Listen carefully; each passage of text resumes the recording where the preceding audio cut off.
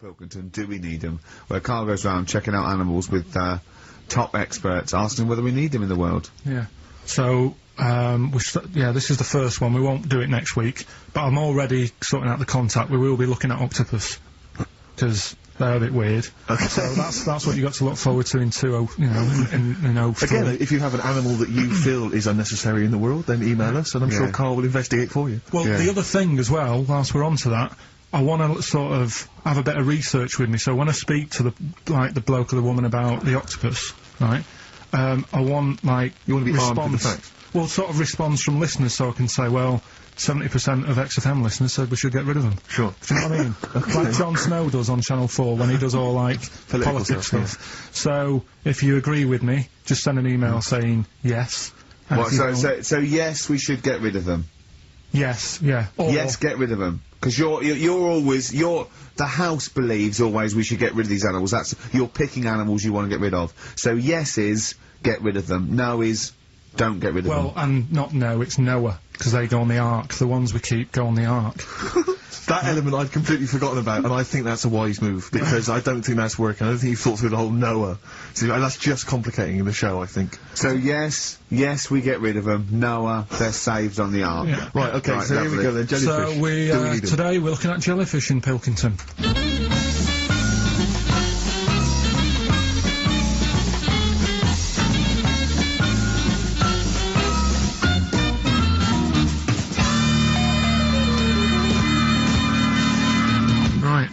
I'm talking to Vicky, who works in an aquarium in Anglesey, isn't it? Yes, it is, yes. Right, brilliant. Today we want to find out if we really need jellyfish. I've got a bit of a problem with them anyway, because I've been stung by one, and I've done a little bit of research into them, so I'll tell you what I know about them. Okay. You might learn some stuff from me. Oh, you never know. And if I'm talking nonsense, just tell me. Absolutely. Yeah. Right, so first of all, they don't have eyes, do they? No, they don't. Right, no. So I'm right with that. No lungs. No lungs. They haven't got a heart. No hearts, heartless. And they're made up of like 97% water. Yes, they are. So they're pretty useless, really. Well, they have got a nervous system. They're actually about 650 million years old, so they've evolved and they've outlived the dinosaurs, and they're even older than the sharks, and they can even outfox us, because NASA scientists have worked with them to try and work out how they operate in weightlessness, and they still don't know how they do that. Took them into space, actually, to figure out how they did that. Seems like a bit of a waste of money, but... Do you know Port Maddock? I used to go there a lot for my holidays, and there used to be a load of them washed up on the beach. People on motorbikes used to go over them and stuff. Yeah. Well, we get the moon jellyfish. That's the ones with they've got pink bits in the middle. Yeah, that's their reproductive bodies. I think that was them. I think they're the ones that went over on the bike, because you could see pink bits. What do they do? If the jellyfish went, would we have a problem on our hands, do you think? Okay. You might have a bit of a knock-on effect, because things like turtles eat jellyfish. Yeah, but do we need turtles? Well, don't forget that when you take out something from the marine system, something normally feeds on. I mean, they're not just there for the fun of it. Something either feeds on it or feeds on what they excrete. What you're saying is they exist to sort of feed others and also to eat some stuff that's in the sea. They control the population of other fish and species that might otherwise be a problem. Okay, well, let's kind of wrap this up, right? The question that I'm asking today is, do we need them? Say if Noah had his ark, right? You've swum and got on the boat, you're alright, you're safe, he's going to keep you to sort of populate the world as well. Right, so it's you and him. He's not a bad-looking fella, so you're happy. Yeah. He says to you, Vicky, do we need them? Absolutely.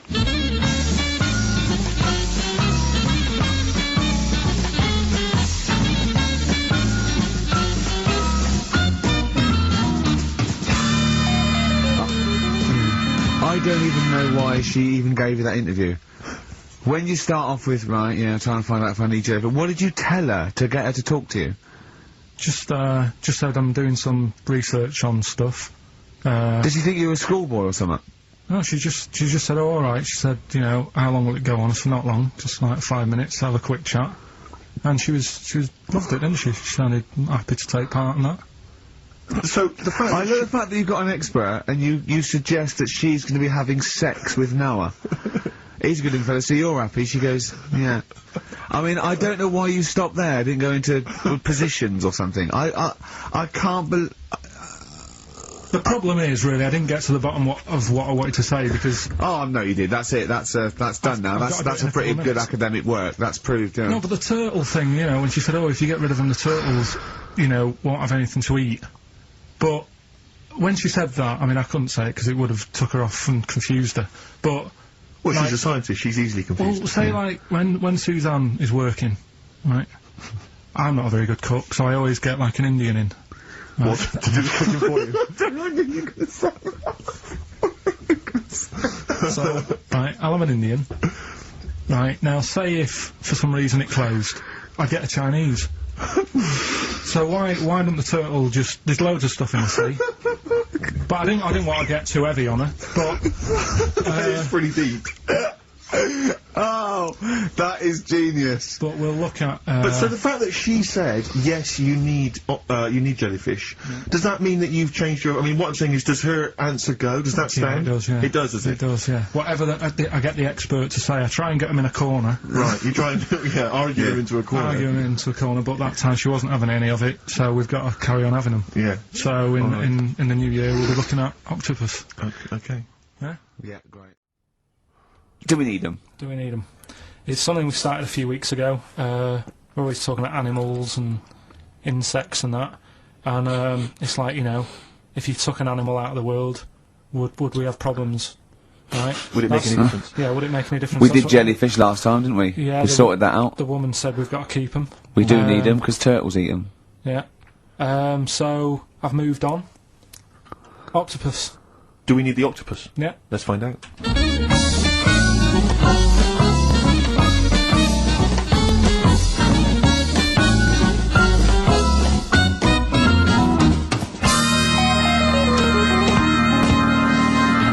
I'm working through a load of animals, right, that I'm finding out whether we need them or not, right?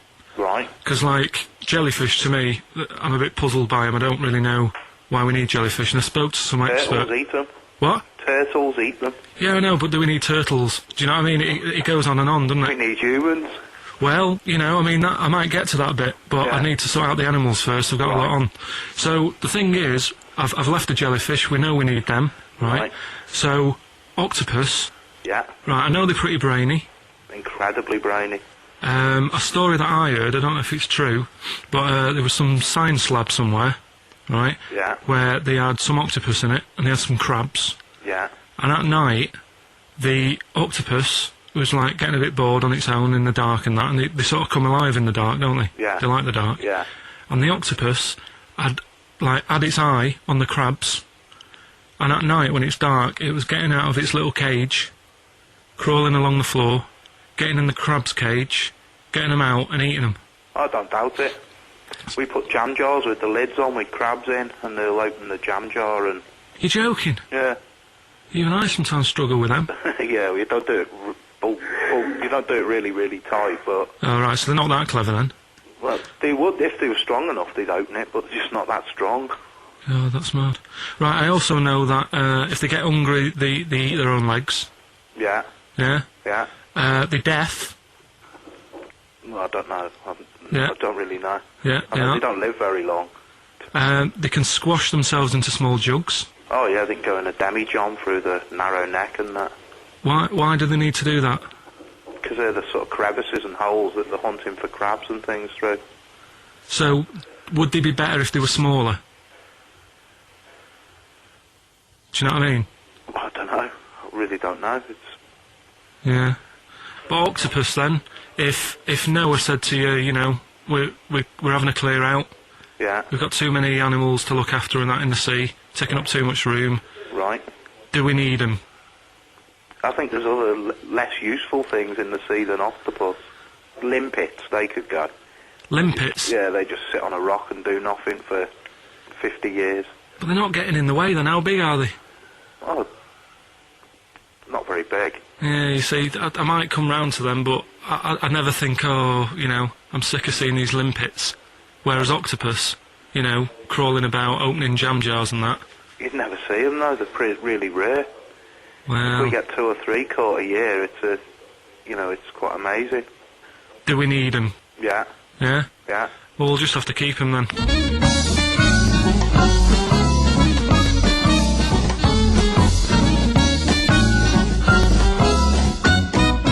I love that Carl can confuse a scientist. Yeah.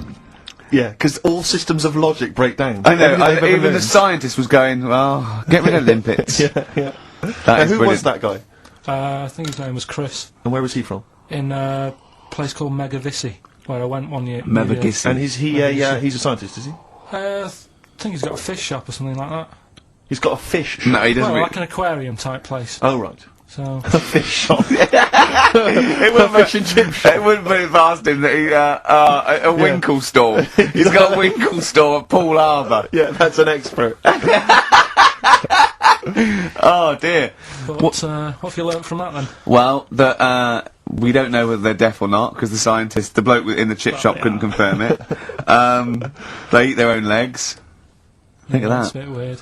Yeah. They eat weird. their own legs? They eat their own legs if they get hungry. Right. And they grow back, don't they? I think so, yeah. If you eat one, they'll grow back. Yeah. And yeah, you can put them in little jars and that. If you wanted to. Yeah. It's just a bit weird, isn't it? It's like no, but do you know, like, you know, people have a go about being cruel to animals and that. But what he was saying there is, right, what they've watched an octopus do. They've got hold of a crab, right? So that'll be being stressed out because it's out of the water. Yep. They've then stressed it out even more by putting it in a jar. Right. Which he didn't like.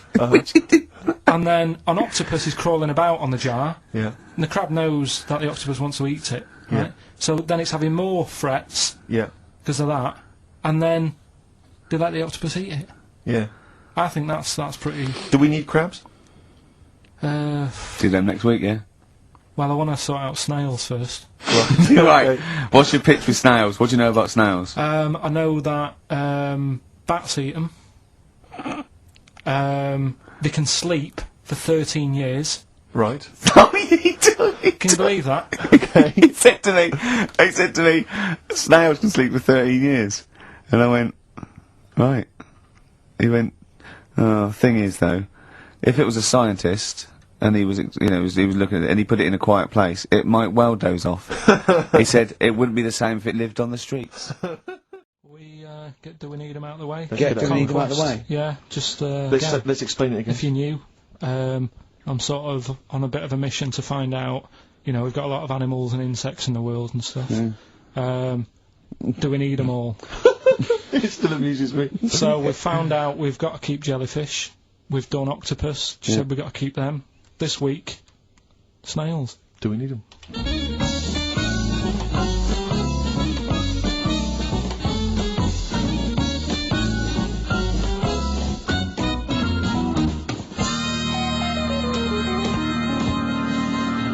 Just doing some research, right? I'm sort of working my way through different creatures and insects and stuff that's on the planet. Yeah. Right? And finding out if we need them or not. Right? Yeah. Do you know much about snails? Sea snails? Well, yeah. Snails in general. Don't know much about snails, land snails. Know a bit about sea snails, like whelks, top shells, that sort of thing. Would you say they're important? What sort of sense do you mean by important? Say if we had to sort of get rid of some animals and insects and that because we're running out of room. Right. Do you know what I mean? Because I'll tell you what I know about some snails. I don't know if this applies to sea snails as well. I mean, I called you today because a lot of other places are shut. Yeah. Right? So, I know they like to eat stamps, apparently. The glue on stamps. They love it. Right?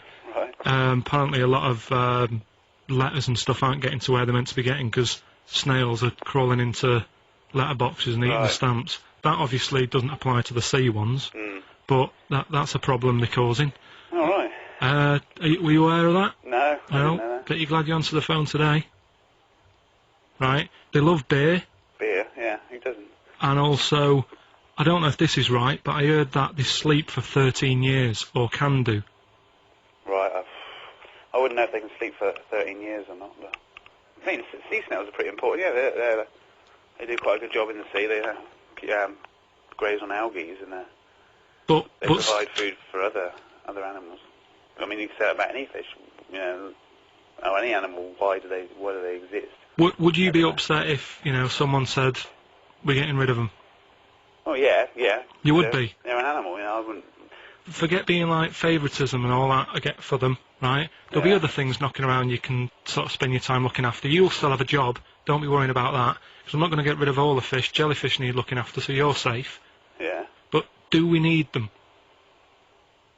Come on, there's loads of people saying, come on, we've got to move on through the animals, and you're holding them up saying, well, I want to keep them. Well, who's saying we need to... That just sounds a bit crazy to me. Just imagine. Do you know what I mean? And they would come to you because you work in an aquarium, so they'd be asking for your advice. Right. And you're slowing it down. Well, they asked for my advice and I'm giving it to them, so, you know, that's what I think, anyway. Yeah, but snails, you know, I mean, like I say, they drink beer and that, you know. What do they do apart from some food for a whelk? They were around, their descendants around a lot longer than we have been. Yeah, they've been around a long time, but what have they done?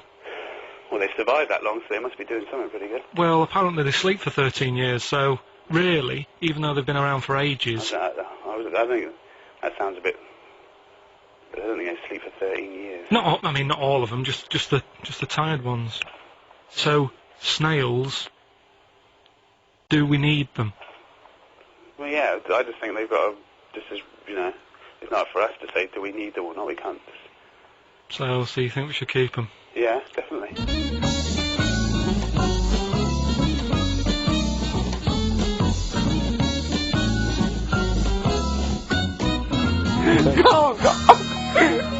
Carl, I'm proud of you. That was getting really quite annoying. I know. What did he think he was doing? What? I don't know what you tell these people. I mean, you don't get their permission to play this out, do you?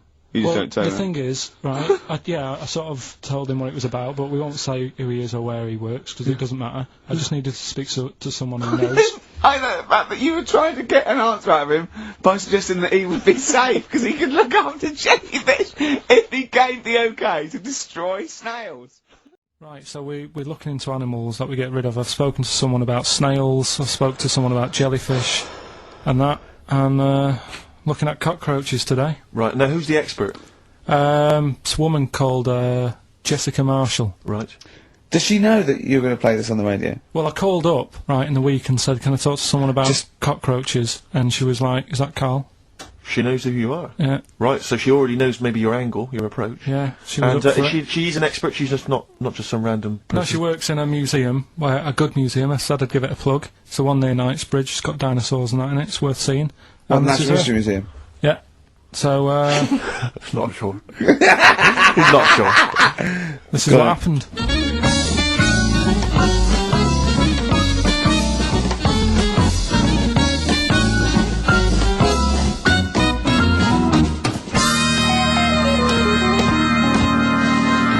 Now, what I'll do, I'll tell you as much as I know, and then you can fill me in if I'm right or wrong.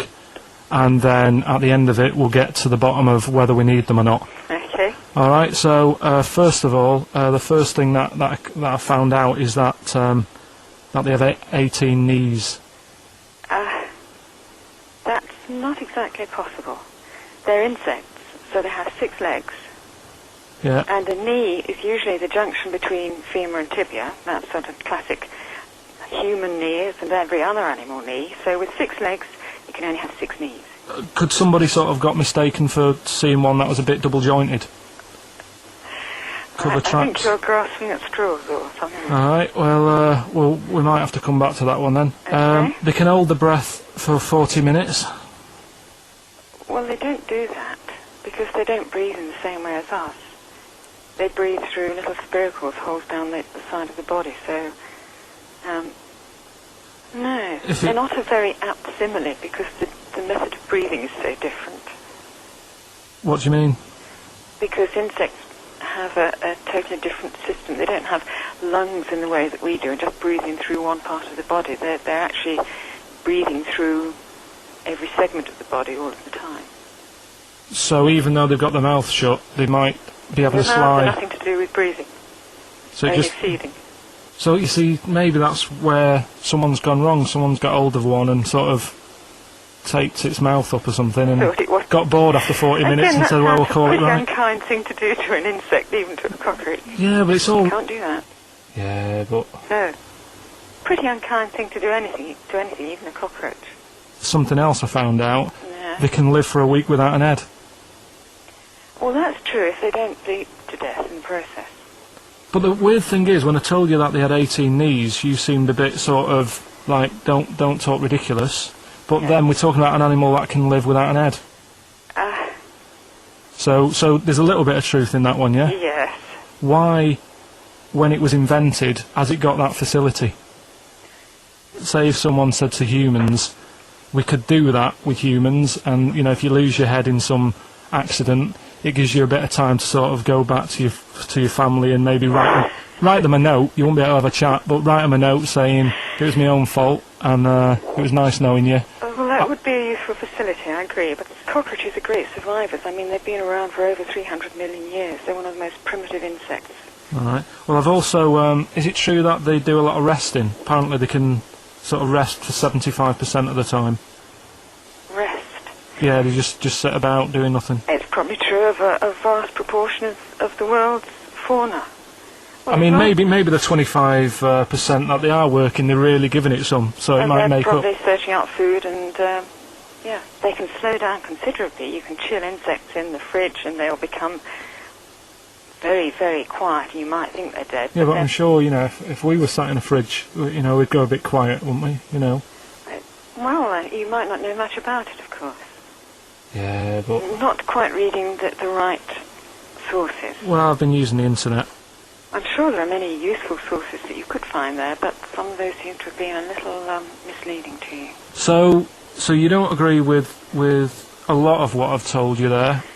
No. So, cockroaches, can we get rid of them? No. So we're keeping them then? I would say so, yeah.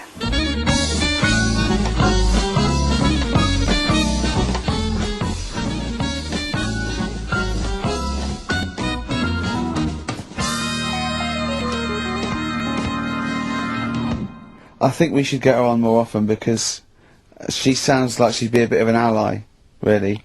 Because she knew immediately that you were talking nonsense. She even said, I think you should be more concerned about your sources, which I've been trying to tell you for a year, right? The fact, I mean 18 knees, where did you get that from? It's on the internet. They can hold their breath for 40 minutes. I mean, I don't know what you read and take on. Mad world, don't it? Listen, right, because I remember when we, you know, I was growing up on this estate. This is going to be good. Go on. No, it's not. It's just an example of how this doesn't work. Go on. So we don't need to worry, sort of thing. Sure. Right? Okay. So I'm growing up on this estate, and there was this woman about 4 houses down. Right, it's a bit rough. All right. Didn't fancy her. Oh God, no. Right, but she had a baby. Well, tell me about her first. I'm interested in this woman. Why was she? It was a very... Was it like a man in a dress? I mean, I didn't grow up in a posh house or anything, and I'm not saying that if you live in a bit of a rough house, you're a bad person. What did she look like? But anyone can clean up. Looked like Tony Green with a fag on. They didn't clean up much, right? Oh. Which, even if you've not got a lot of money, you can still try and make a place look nice. Yeah. Right? But she didn't, and a kid used to take a horse into the house. Sorry. Whoa, Neddy. What do you mean a kid used to take a horse into the house? Where did he get a horse? Must have nicked it from somewhere. Must have done. So you've seen a horse in it? No. What, is that from outside the saloon round the corner? Yeah, was it just tied up with a bit of lettuce? Right? Oh, that's great. Big Jake coming looking for it. I'd been out. Oh. No, sorry, let me get this. This was before the lynching stopped, or after. Where did he get a horse from? What do you mean he must have nicked it? His mum said, where'd you get that from? I bought it. Alright then. But keep it out of the kitchen. I don't want you going cattling rustling. Where did he get a horse from, Carl? And how long did he have it for? Was he leading it or riding it?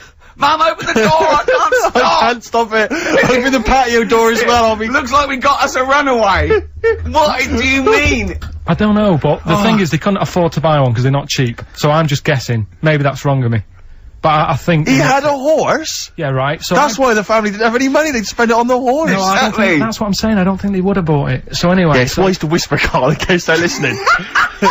Yeah, and they could be in the room next door. It's not buying it, it's keeping it as well. Oh, so I was like in the car with my dad coming into the avenue, and you used to have to drive down it to turn round. And, and you know, sort of go back to our house. You had the traditional method of transport. And the horse was in the lounge, reading a paper. Just like walking around. Oh God! What? And when I was doing, I tried to earn myself some money once by flogging little flowers in plastic cups. What? This is genius. It just keeps coming. What do you mean you're trying to flog little flowers? What do you mean? Wait. Let's play a record. Let's play a record and come back to this. Because the story's going to just unravel and unravel. It's going to go on for hours. Let's play a track, deeper Carl. and deeper. It's like an onion, isn't it? We've created a whole world here where there's a man living with a horse. Just walking around the lounge. I come from the West Country. I've never heard anything like that. I just think of a big sort of like orange carpet and a rediffusion telly and this horse going, I'm fed up in here. Exactly. This is really... I am not taking the rubbish out again. Yeah. Right, play a record. Let's have Velvet Underground. We've got that lined up. Yeah, the classic from the first album. I'm Waiting for the Man. Let's come back to the horse in a second. Well, hang on, I just want to recap slightly. So there was a family, and who had the horse in the family? It was... Because you lived on an estate in Manchester. So the mother was a right pig, apparently. Well, I don't know why that's relevant. You don't need to go that far. But what I'm trying to do is, like, make a picture for you so you understand. What a picture it is. Who did she look like? Bit of a... and no disrespect to her. Bit like Pauline Quirk. Quirky, yeah. Right? Okay. I knew you were going to say that. Yeah. I knew it was going to be Pauline. Did she have any tats? Did she have any tattoos? I've never got that close to her. Okay, alright. So who had the horse? Was this her son or her husband? No, her daughter. Her daughter had stolen a horse? Yeah, from, I don't know where, there was I think there was some stables down the road or something. And they kept the horse in the house with them? They kept it in the house. Did they didn't get have caught? It for long. No. So, and you said you were in the house one day and you saw the horse in there? No, what happened was, I was, they did this thing at school about raising money for charity, right? For some local charity. And they said you can do anything to raise money, and they came out with all these ideas, and I thought, that's good. What was the charity? Well, I don't know, I thought, forget the charity. Yeah, that's just a good money-making idea. So, you're a charity. So, so I asked my mum for some, 'cause she used to have a lot of flowers around the house. Sure. I said, can I just take some snippings off them? And, I'll go and buy some plastic cups. And, got some soil out of the garden, planted the bits of plants in them. Yeah. Got a tray. Yeah. Had about 25 plants on it, selling them for 25 pence each. Excellent. Did you sell any? Yeah, sold loads. Did you just cut, you didn't just cut them and stick them in the soil? Yeah, they want to survive. Oh. But I think people sort of thought, well, good on him for trying.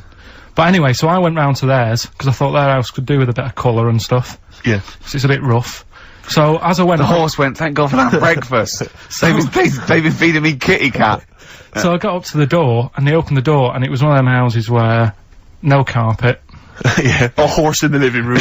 You know. We've all been there. And the horse was walking around the living room. Oh. I looked quite happy and everything, because I always say that about animals. Black Beauty was on. Yeah. Well, think about it, right? If you were a horse, where would you rather be? In a little wooden hut with a load of hay? Or in, like, a house with a... central heating? 3-piece suite and a telly and that. Telly and that? No, but I was saying this the other day. And an Atari. Right? I was walking through London. Commodore 64, rubbish. Exactly. Walking through London with Suzanne, right? Yeah. And you know, like homeless people always have dogs. And she said, oh, I hope she looks after it. I said, that dog is happier than most dogs. Right. Because people always walk past and give it a pat on the head. Yeah. It's with its owner all the time. Yeah. It's out in the open, it's not locked up in a house. Yeah. It doesn't eat, but other than that. No, it does eat though, they're always alright. So that's what I was saying, I think this horse was doing alright for itself. Do you know? Well, not many horses have got their own house. Exactly. For a start, yeah. But anyway, that's by the by. Yeah, so anyway, this family, who's a bit, what we were talking about, it was about cloning... genetically modified kids and all that stuff, Right, now what I'm saying is, you could say, you know, right, Steve, you could have a baby, right? And Ricky could see it and say, God, I want one that looks like that. Yeah. Right? When I was about 13, 14, I once tried to improve the animal kingdom by making the hardest animal ever, the most perfect animal. Now, just to clarify, you didn't, in sort of Frankenstein style, try and bolt various bits of animals together? It was a drawing that I sent to Blue Peter. There was no competition going on. You just thought they would be appreciated? I thought they'd look at that and they'd go, well, he's a genius. Yeah. This is like Da Vinci. Sure. And this is the animal. This is what I thought, the perfect animal. I mean, when I say perfect, I meant the hardest animal. This animal, it could take anything. It was just the strongest, hardest, fastest. Right. Yeah. So, I started with the head of a lion. Of course, that makes sense. Do you know what I mean? Sense. It looks good. Bite you, right? Yeah. Okay. I popped that on the body of a rhinoceros. Okay, so it's got the toughness, the armour, if you like. It's full strength. Head of a lion. Think of that. So you've got this picture. Head of a lion, body of a rhino. Perfect. Okay? Hold on, though. Pop some arms on it. The front arms were the arms of a gorilla. The arms of a gorilla. So it could punch, grip, it could make stuff. The lion, I mean, that's where the lion falls down, because it can't make stuff. Sure. It can't climb, you know. So, okay then, wait a minute. You think that's got enough weaponry? Sounds like it. No. Pop on the tail of a giant scorpion. A giant scorpion? Yeah, yeah. So a scorpion that's the size of a rhinoceros. Exactly, so the tail was as long as that rhino. So now this is a scary animal. Yeah. And this is where the animal fell down. I thought, right, legs. Well, the fastest animal is the cheetah. Cheetah. Popped on 4 cheetah legs. 4 cheetah legs. It would have collapsed. Crushed under it the would have weight of the collapsed rhinoceros. immediately. So, yeah. And you drew this, did you? Drew it, yeah. Did you show it to anyone else? Yeah, my mates went, that's brilliant. Right. They said, that's brilliant. And then just sent straight to Blue Peter. Yeah. Any reply? No reply at all. Really? No reply at all. What do you think of that, Carl? What would you, how would you, though, what would, if you wanted to make the ultimate fighting animal, what would you come up with? If you had the power, like that fella in Arabian Nights, size of a chimpanzee, you could change into anything, but you could change into, you know, like that. I don't think I'd go for strength and that. I'd go for survival. What would you do? Cockroach? No, I'd have like an armadillo's body. Right. Okay. So that's as big as you can be now then. So you can't really pop on a lion's head because it'd just lay there going, I can't fucking move. Alright. I'd have head of an owl. Right. The head of an owl? Yeah, why, come on, why, what does that bring to the table? The head's there to sort of make it look friendly to the human race. So, because if you look half decent to the human race, they'll look after you. Right. That's the way it works, isn't it? With a cat and a dog and all that. So the owl makes it look nice. Right. I'd have, I wouldn't have legs, I'd go for like the slug juice. What do you mean? So now, you're a really slow-moving, legless armadillo with the head of an owl. Slithering along. How is that going to be friendly? They'll see the beautiful face, but then they'll be terrified by the sludge. No, because the head's that nice that they'll forgo the sludge. But hold on though.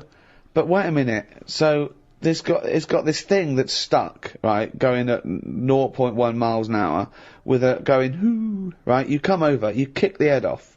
How is this? No, because the head can go into the thing like a tortoise. Can it? Yeah, of course it can. Into the armadillo body. Well, no, an armadillo doesn't do that. It just curls up into a ball. This isn't an armadillo, is it? So it's... why has it got the slug? Why because is that so attractive? what I'm thinking is, an armadillo, they're good when they're on their feet. Flip them, they get stuck. Like a tortoise. Right. Slug stuff keeps it down.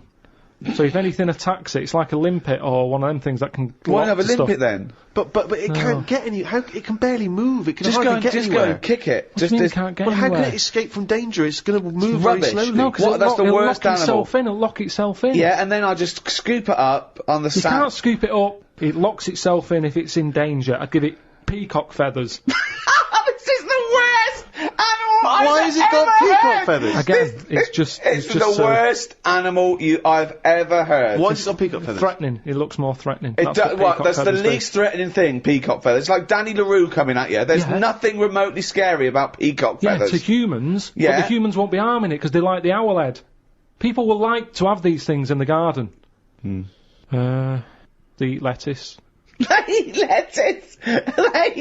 Why has it got a beak? They eat lettuce. He's telling them what it's going to eat now. The owl's going, fuck that, I want a mouse. I love the fact that he's based what it eats on the fact that how it moves a bit like a slug. Yeah. Let it eat lettuce. It moves that, and let it eat lettuce. Like I said, it's not that weird if that existed. If that was normal, like when you went out to empty your bin, there was one of them sliding up the wall. you wouldn't even double take. It'd just be like, oh, there's the owl head peacock feathered thing. I don't know why it's climbing walls in an effort to find lettuce. Yeah, why is it climbing up that wall? Because that's the only way it can see properly. Because its head's coming out like that. So even though you've designed this animal, now you're even extending its limitations. Well, it's mainly made as to be on walls. What else is living on walls? Oh God! Oh fucking hell! What a useless animal that is. Karl, I mean. But nature chucks up odd things, doesn't it? Don't. Why are we starting on this again? No, I'm just saying that is nature. Now and again, you'll get stuff that. Oh, was he looking at you? Yeah. Was he really? Look at his fucking head. Look at his stupid round fucking orangey head and Why aren't you a freak? You've got a little bald head. We're not meant to be bald. Well, I was, I think. That's the thing. That's what nature's done. You see, I didn't do anything with my hair when I had hair. I didn't style it, I didn't do anything with it, and it probably thought, what am I doing here? Whereas people who love their hair, and they comb it and have different styles and look after it, they have hair for ages. Nonsense. No, nonsense, absolute nonsense. Well, you're saying absolute nonsense. Well, it's a little bit weird then, isn't it? And that's what happens with old people, once they lose their, will to live, once they lose the job, they get old. What's my purpose? What am I doing here? And it's like nature goes, you're not needed, and they die. Maybe that's what happened with the dodo. What's it doing? Can't fly, its wings are useless. Eat it, tastes horrible, kill it. No, they did eat it. I think they did eat it. Yeah, but it wasn't very nice, was it? I think they over-farmed it. I think that's why it was extinct. Because they did eat it. No, but they did eat it, but they didn't like it. Everybody, you never saw like a fully eaten carcass of a dodo. You're making this up again. All conjecture. No, but they didn't eat it all. Everybody would probably try it and go, it's not for me, that. But you don't know no this. idea, You don't you're just know making this. it up. What's this based on? That people... And also, why would that kid it out? Because, I'll tell you why. Because if it's not nice, people don't get another one in. And they die out. The reason we've got loads of chickens and loads of cows is because we eat them. If we ate polar bears, we wouldn't be short of them. Because you'd farm it, you'd take more care, but what's a polar bear doing? Sat on a block of ice floating about. It's no use to us, is it? It sounds harsh. Once again, got his information from a Glacier Mint advert. No, but it's no use to us. We know they're there, and it's all very sad when you see them on the news sort of struggling and all that. Yeah. But it's going to make them stronger. I asked Karl in the week, right, what animal would he never trust? Even if he got to know it and it was a pet and everything, what animal would he never trust? What was it? Was this, a wasp? Yeah. Why wouldn't you trust a wasp, Karl? I just think that, they're shifty? All other animals, if you get them at an early age, you can sort of make them like you. You can train them. A wasp. Nothing. Never. Is there anything do you think there's anything you could do that would kind of, win the favour and win the trust of a wasp? What would you have to do you think? What if you had it from a little grub? Yeah. And you fed it, you had its favourite marmalade? It doesn't affect it though, does it? A bee dies, doesn't it, if it does it, so it's not gonna, like, use it willy-nilly. That's easy for you to say. But a wasp, you think they sting arbitrarily? They just sting for the fun of it? They're like sort of like delinquent insects? I think so, because last night, right, I mean, this is part of educating Ricky in a way, but something I learned last night was that tarantulas only bite you if you annoy it. Right. They don't, do you know how people say, oh, if you're in a sleeping bag living in a jungle, a spider will get in there and it'll bite you? Yeah, apparently not, you've got to really annoy it. The thing that it really hates is having its leg sort of twisted. It hates having its leg twisted.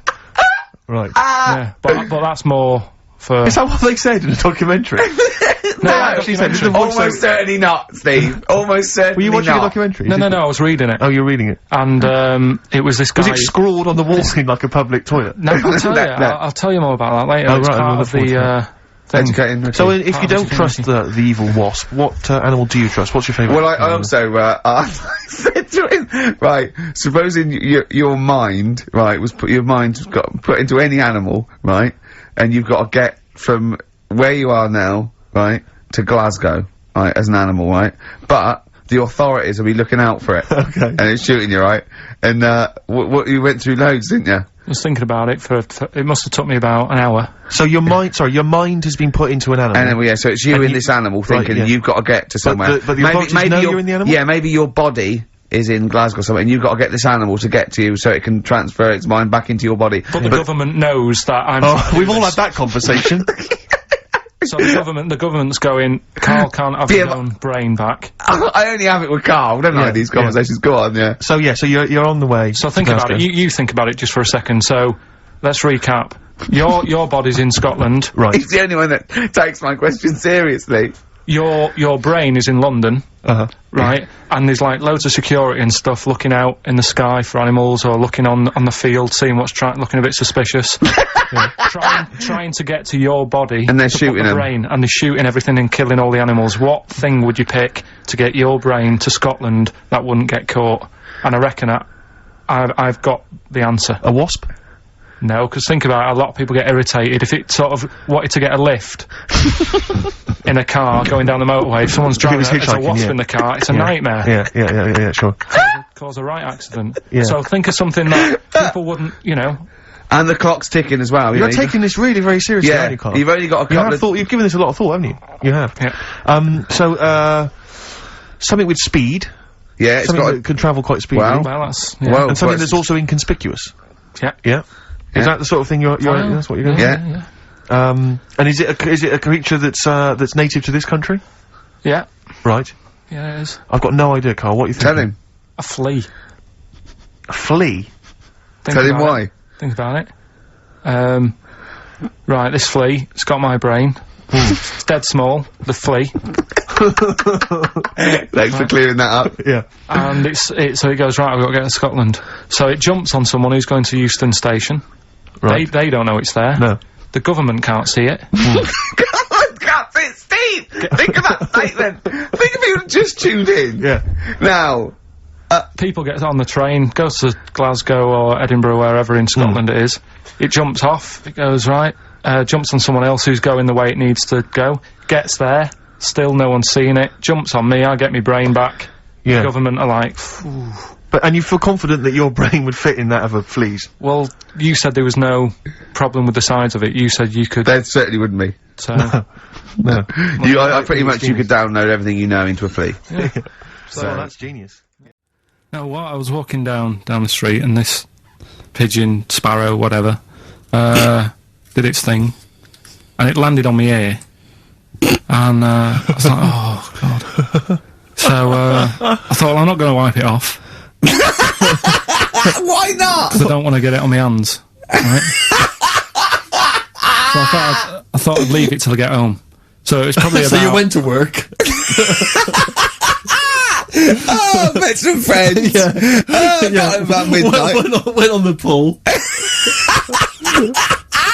So I was best man, so after the speeches, that is brilliant. No, it was on there for, I don't know, half an hour or something like that. Brilliant. Get home and, get Did it not kind of slowly ooze down your neck? No, it's fairly hard. Right. And, sort of corroded my ear. What are you talking about? Why did you leave it there, though? Why not just wipe it off with something? I can walk round with... Pop in a newsagent and buy some tissues. But then I'd look stupid.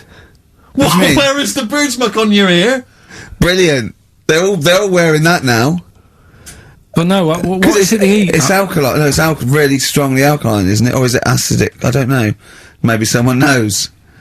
Is bird milk acidic or alkaline? But it's corrosive, yeah. Weird, isn't it? Weird. Right, this is Karl's method. He's not scared of the anaconda, the 30-foot long, biggest, scariest snake. No, you were talking about stuff, weren't you, about in jungles and that, and animals. That's what we do. Yeah. Right.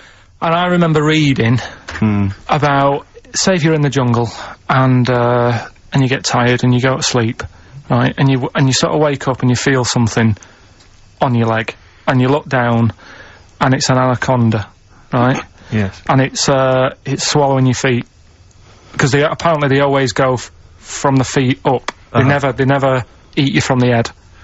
So, Okay. Shall I save these points to the end? Because make a list of the points. Because they always eat head first, because the way the fur goes, where they have to take a capybara or even a rat, they take it from the head first. Make a point. Okay, make some notes. Okay, so that's wrong. We'll come back to Okay, this next, later. go on. So they always eat you from the feet. Go on.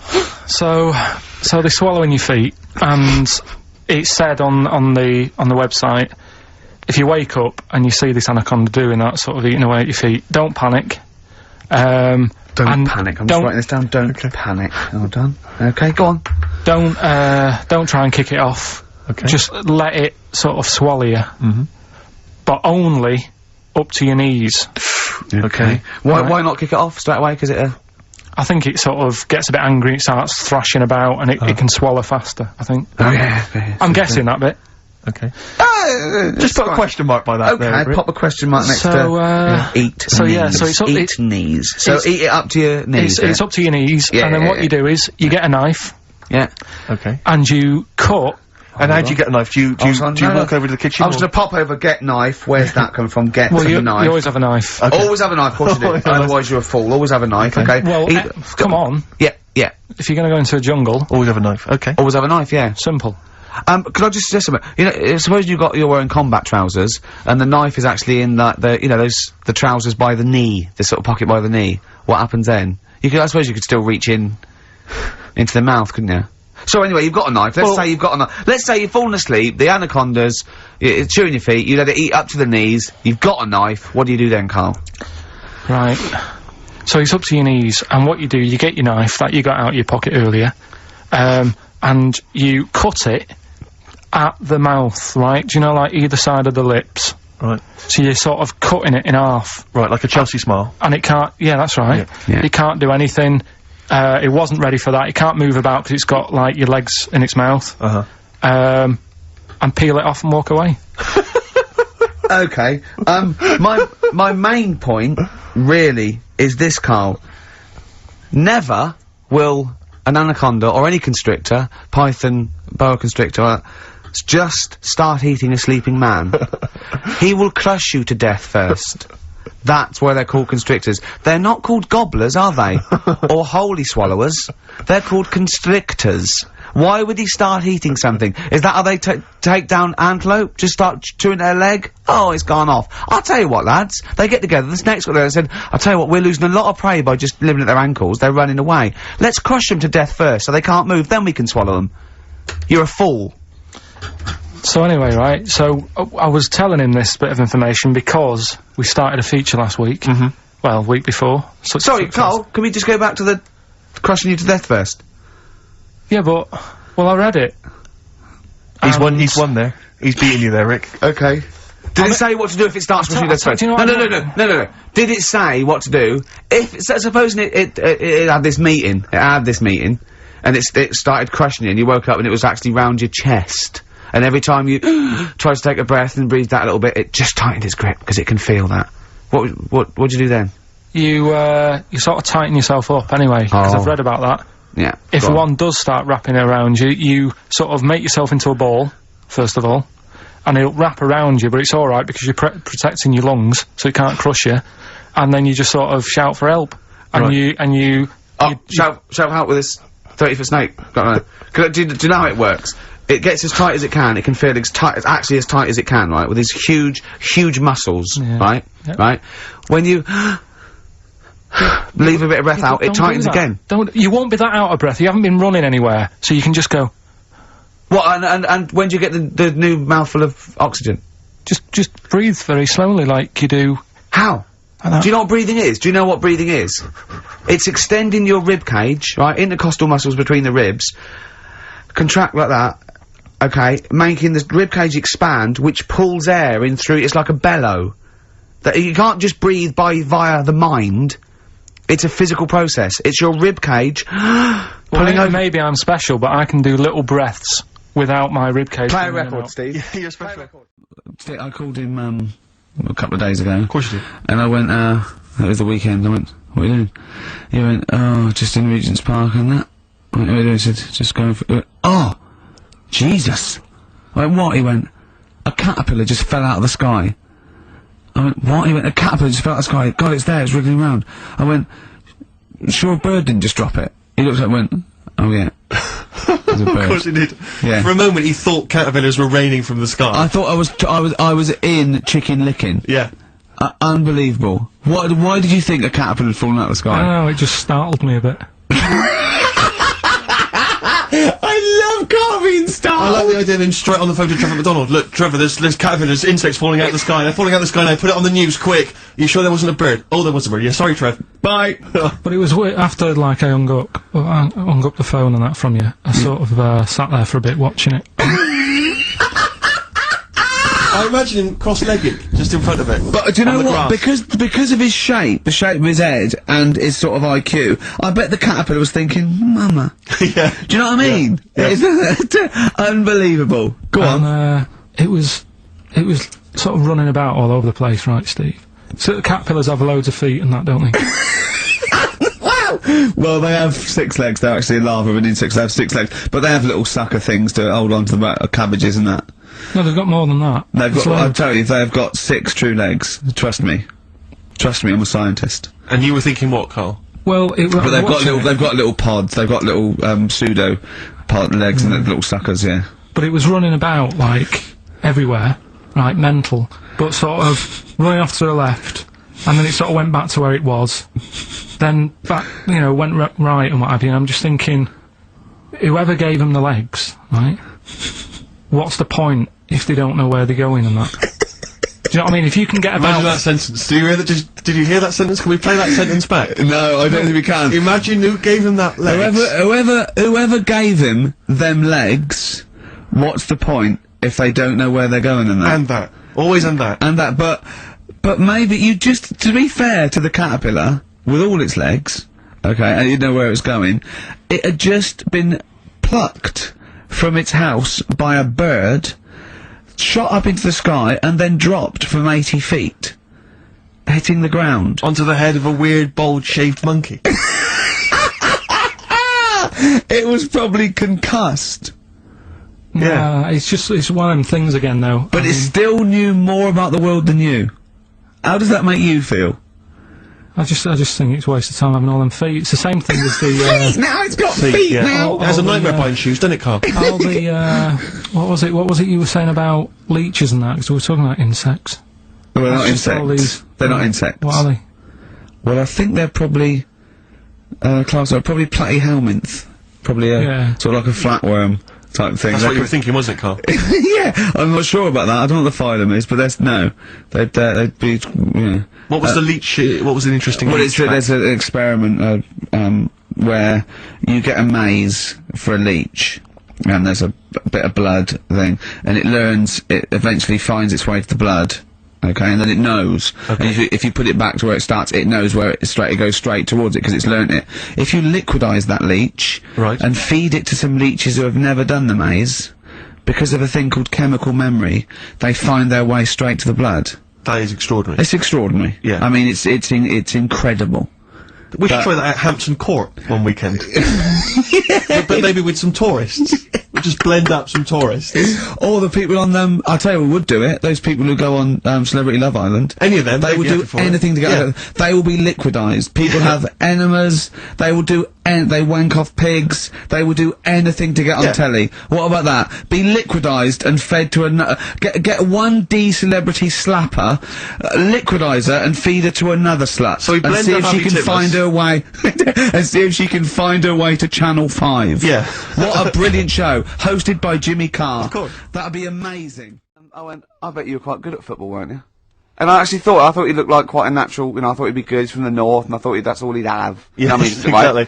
And he went, I said, I suppose you're quite good at football, and he turned, the quickest flash, he went, I've scored once, right? He said, and that's because I was being chased by a bee. And I went, save it! Yeah. He went, no, I said, please save it, because I wanted to tell Steve that. No, you can continue now. Please tell us the rest of the story. You've scored a goal once, Well, because you've been chased by a bee. Yeah, you've done it now, really. I was on the, There must be more to that story, man. I was in the school team. I wasn't that good as a kid at football, to be honest. Mainly down to, I think it's because my dad wasn't into football. Right. And I think that's the way it works, isn't it? If your dad's into it, then you could be a footballer when you're older. Sure. Yeah. Because you're into it. And, so I was in the school team because I got on with the other lads. They let me in the team. Popular guy, yeah. Sure. And, Yeah, I was stood there doing nothing because I didn't really know what to do. I never knew which way I was meant to be shooting. Yeah. Got all that messed up. Yeah, that is a I just stood there, right, and with my hands behind my back, and something landed on me on like this part of my thumb. You can't just point. It's radio. It's this bit here. Right. Yeah. The fleshy bit. The yeah. fleshy bit of the thumb. Yeah. And I thought, oh, what's that? And I looked down, and It it was was a a bee. thumb. Oh, it was a bee, yeah. It was a bee on me. So I start running, try to get away from it, and bees, actually something interesting about bees, more chance of getting stung by a bee in windy weather than any other sort of weather. That's incredible. Anyway, so I'm running away. And he said there was no more. Extraordinary. I've already learned many things. You're being chased by the bees. So Windy. I'm running. It's on your thumb. Is it still on your thumb now? It's sort of gripping onto me like a stag beetle. Clever. I love it. Oh, Or a bee. yeah. So I'm running, and I'm running towards like the goal. Yeah. Oh God! And the ball comes to me. Yes. Wallop, get it in. Brilliant. What happened to the bee? Though? Did it sting you? They die, don't they? I mean, ultimately it died, sure, but at that particular moment, I did mean, it sting you? this was probably about 20 years ago, so I imagine. No. Once a bee stings So you, did that's it sting Yeah, you? but didn't it sting you? Yeah. Right, that was the question. When did it sting you? When I was playing football. Carl, do you mind me asking, you say you're on the school football team. Was there just 11 boys at your school? Was that how you got in the squad? Listen, Carl. Oh, what I mean is, at what point in this story did the bee sting you? Straight away? After half time. Play a record. Went into the aquarium. Mental the amount of fish that are knocking about.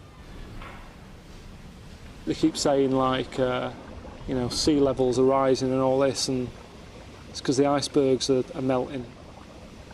It's not to do with the icebergs melting. It's because there's too many fish in it. Do you know what I mean? Get rid of some of the fish, the water will drop. Simple, basic science. The weirdest thing that I saw in there is it's got to be this. Right, look at that little sloth. It's called a sloth, right? Which suggests that it's lazy, and yet we're saving them. Look at it.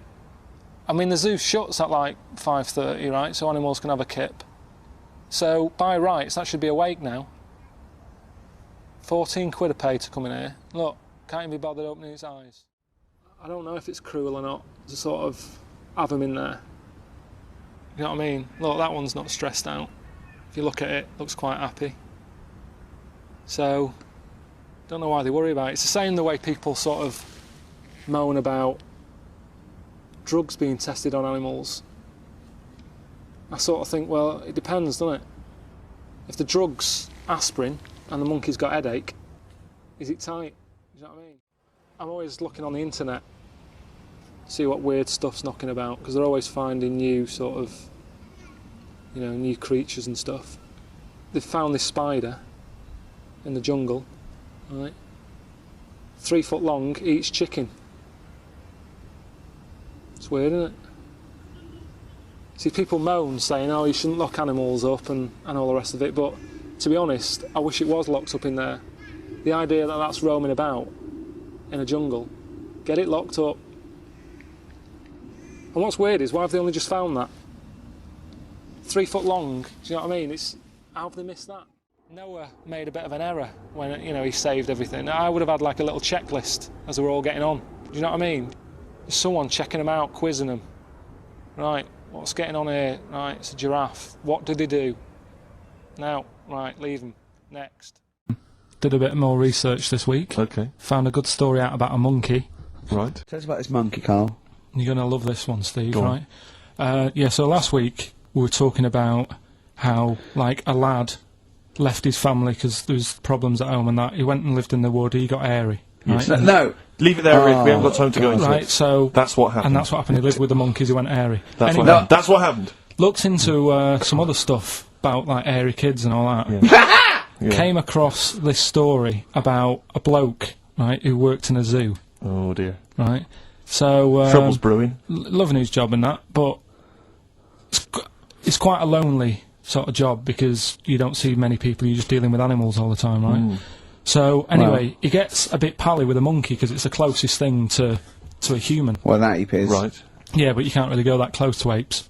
Is he dangerous? What do you mean? What type was it? What, do you Just mean let him tell the story. Was it a chimpanzee? I reckon it was a chimp, yeah. Yeah, Oh, you don't even know, so it was it's a an chimp. ape. It was a Okay. chimp. Yeah, but it doesn't matter, does it? So he It's the gets story. pally with him. Right, so he gets pally with What, him. do they go on and holiday together? well, no, I mean, it starts On the off, pool together. just checking each other out and, you know, probably sharing lunch and that together. Yeah. Right? Anyway, this goes on for a while, you know, they're getting on well and that.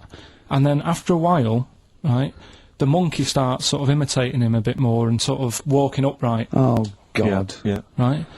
So he thinks, oh, that's a bit weird. Anyway, they get on really better and what have you, so he thinks he could live at home with me, this, Yeah. because we're getting on the storm, Yeah. right? So he takes him home, and before Is this you know the it, beginning of Beneath the Planet of the Apes? I think it is. I think you've seen this on video. I'm worried, because he's already imitating him and they're moving in together. I'm thinking it's maybe a bit like Single White Female.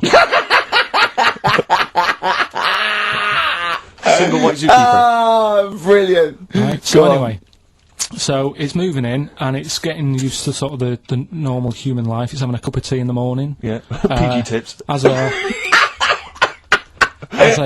finishes the day off with Oh, dear. Finish the day off with what? He with does, a he little doesn't have to brandy. move a piano at one point, does he? Finishes the day off with a little brandy. Yeah. What, he pours himself. Is he wearing a smoking jacket? You, I'll tell you what, Carl, you're Listen, a maniac, listen, mate. no, this is why it attracted me. It's amazing, right? So he's having his brandy and that, loving his life. Next thing you know, he sort of, I don't know if he loses it or he gets shaved, but the top half of his body is hairless, right? Apart from his head, right? So he's got a nice. So it's the opposite of the kid. Well, Yeah, this is what well, I'm saying. that would happen. Right? Well, hang on, but so you don't know if You he don't was even shaved know. or if How did it say? Then the hairless. What? I'll bring it in for you, the story, and then you All can right, well, see if okay, I've gone keep wrong. going. So anyway, so Wow. so this is going on, and he's having a great life. Then the zookeeper starts getting a bit annoyed because he's having a better life than the zookeeper. The zookeeper's in the zoo. This is such So the rubbish. zookeeper's still got to do a day's work. The monkey's at home, he's partying. well, he's it gets got to his a other point when he chipmates says round. there's no point you coming in to the zoo because the whole reason of you being there was because you're being kept there. Right. And he didn't want to bring the memories back, so he said, you stay at home. So You are you're talking such. Just let him finish. God, I don't know if I can sit here and listen to this drivel. Let me. I'm fascinated. it's It nearly sounds over anyway, amazing. right? It sounds extraordinary. Carl. So he's walking up right, he's having a tea in the morning, finishing the day off with brandy. Gets a bit out of hand, only tries it on with the zookeeper's wife.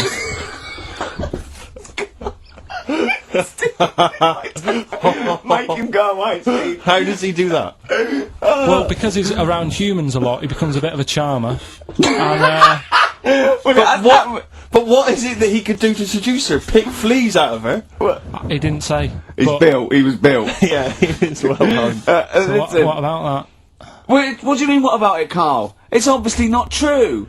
It's obviously not true. This wasn't on the internet, this was in a book, so it's not a quick joke and just, put it on a website. This is in a book. I don't understand how the I monkey- love that he becomes a charmer. He's got better taste in brandy. Exactly. And he, that What is- was it that he was doing that seduced her?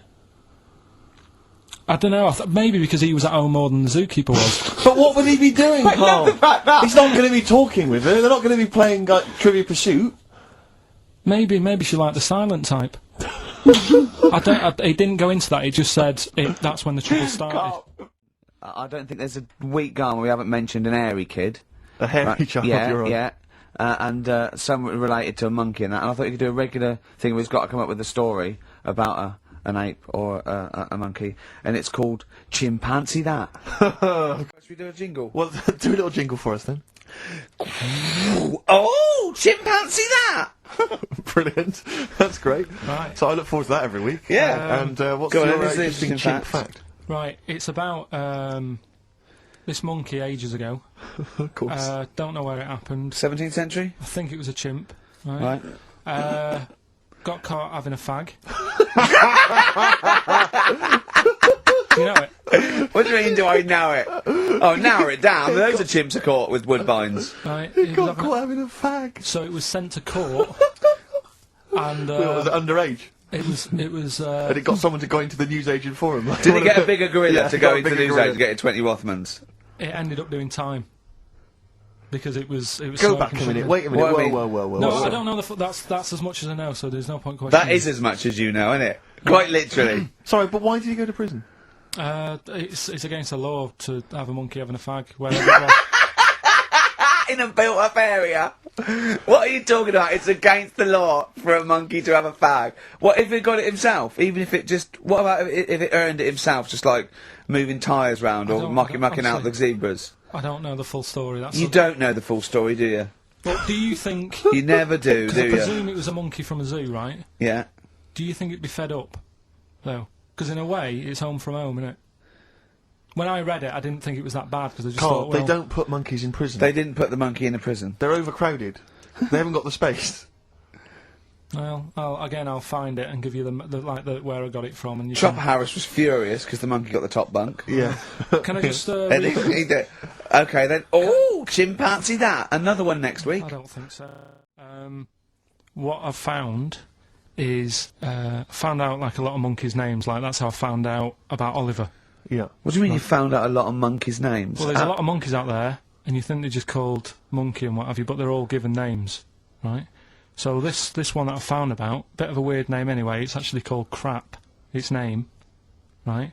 And... So, they're not born with those names, it's not like their parents give them those names, you know, they're just chimps. Yeah. Well, this one, right? And, it's called Crap? Yeah, I know. Right, but do you know what it's famous for? What, Crap? Yeah. No. Go on. Is it involved with this show? It's, the first monkey to have its name tattooed on its head.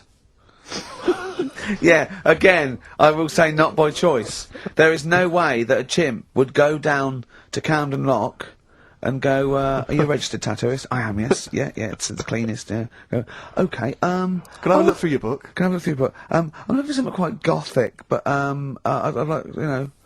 What's your name? Crap. Ooh, I'm not sure I can do that because you're not drunk, are you? I have another drink. I have another drink. I've had some umbongo, and that's all.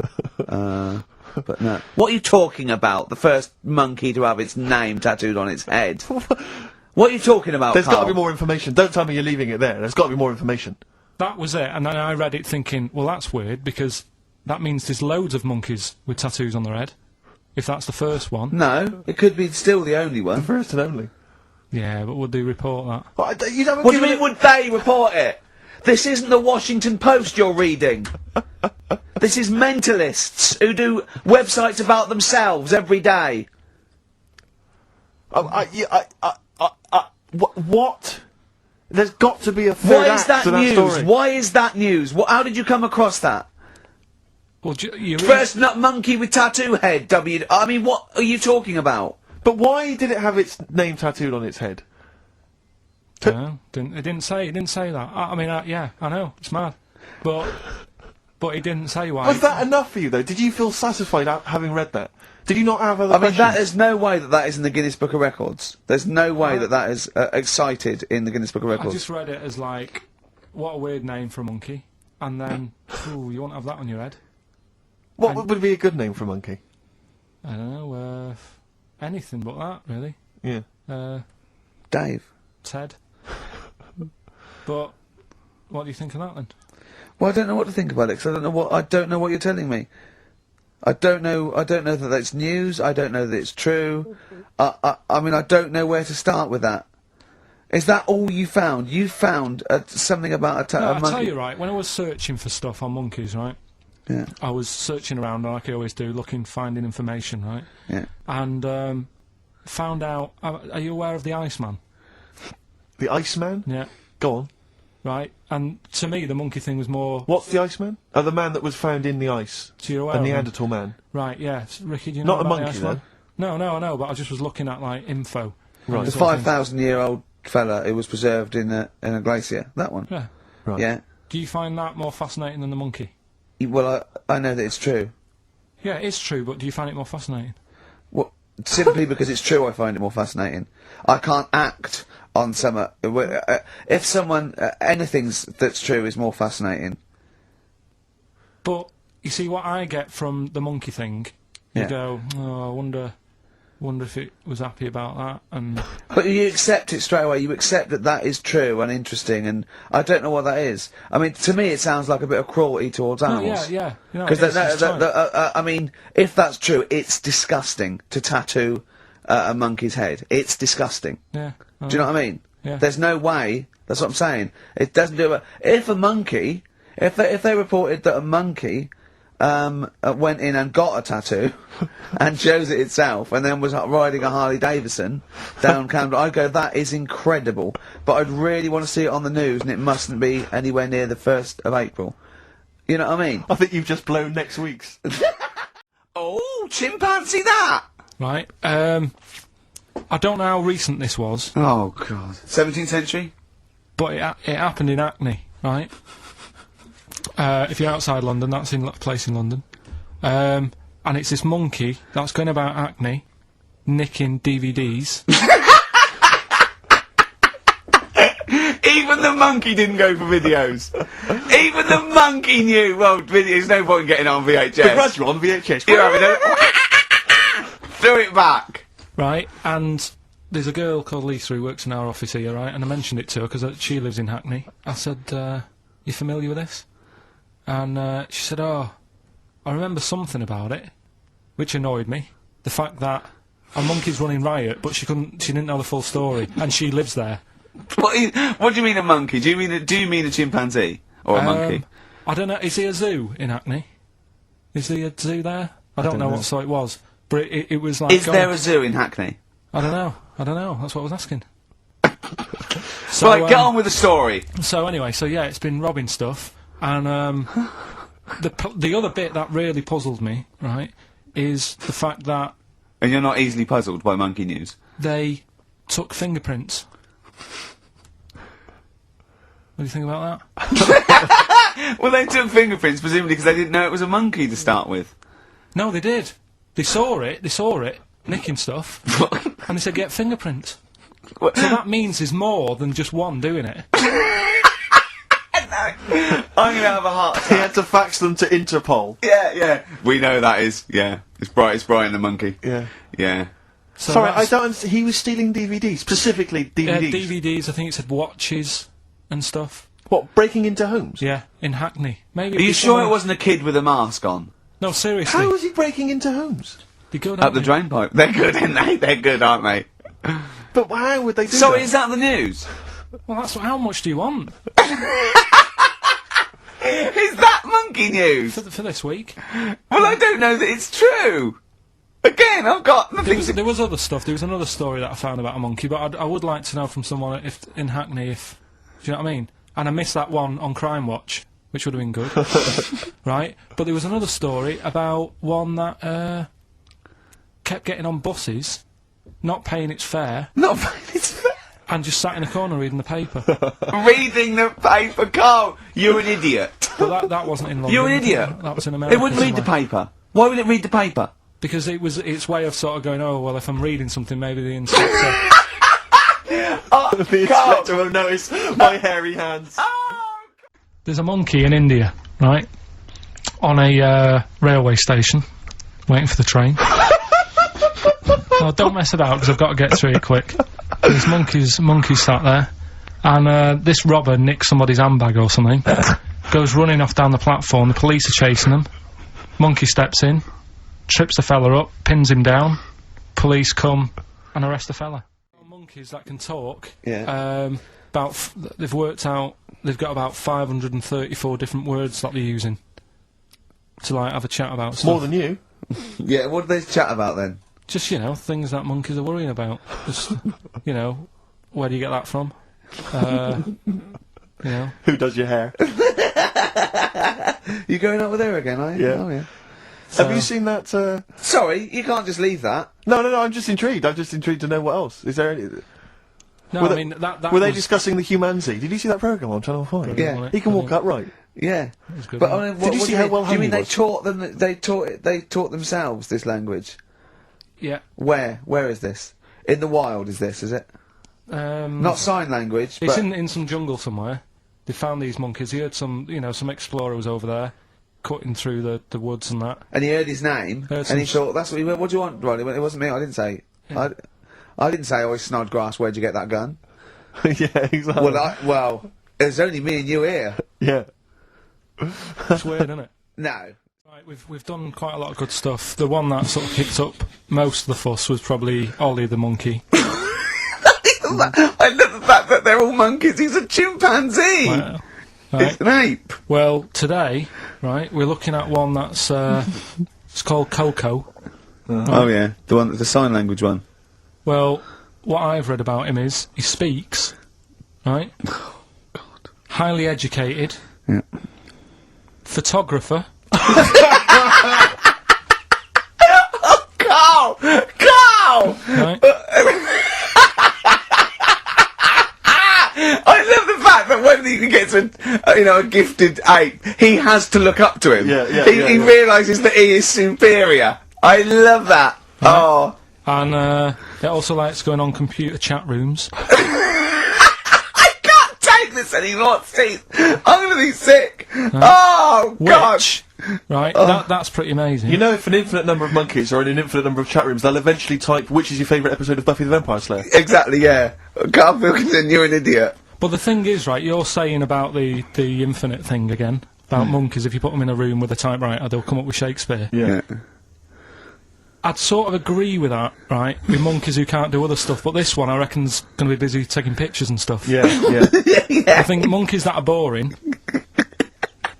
Is there a boring monkey?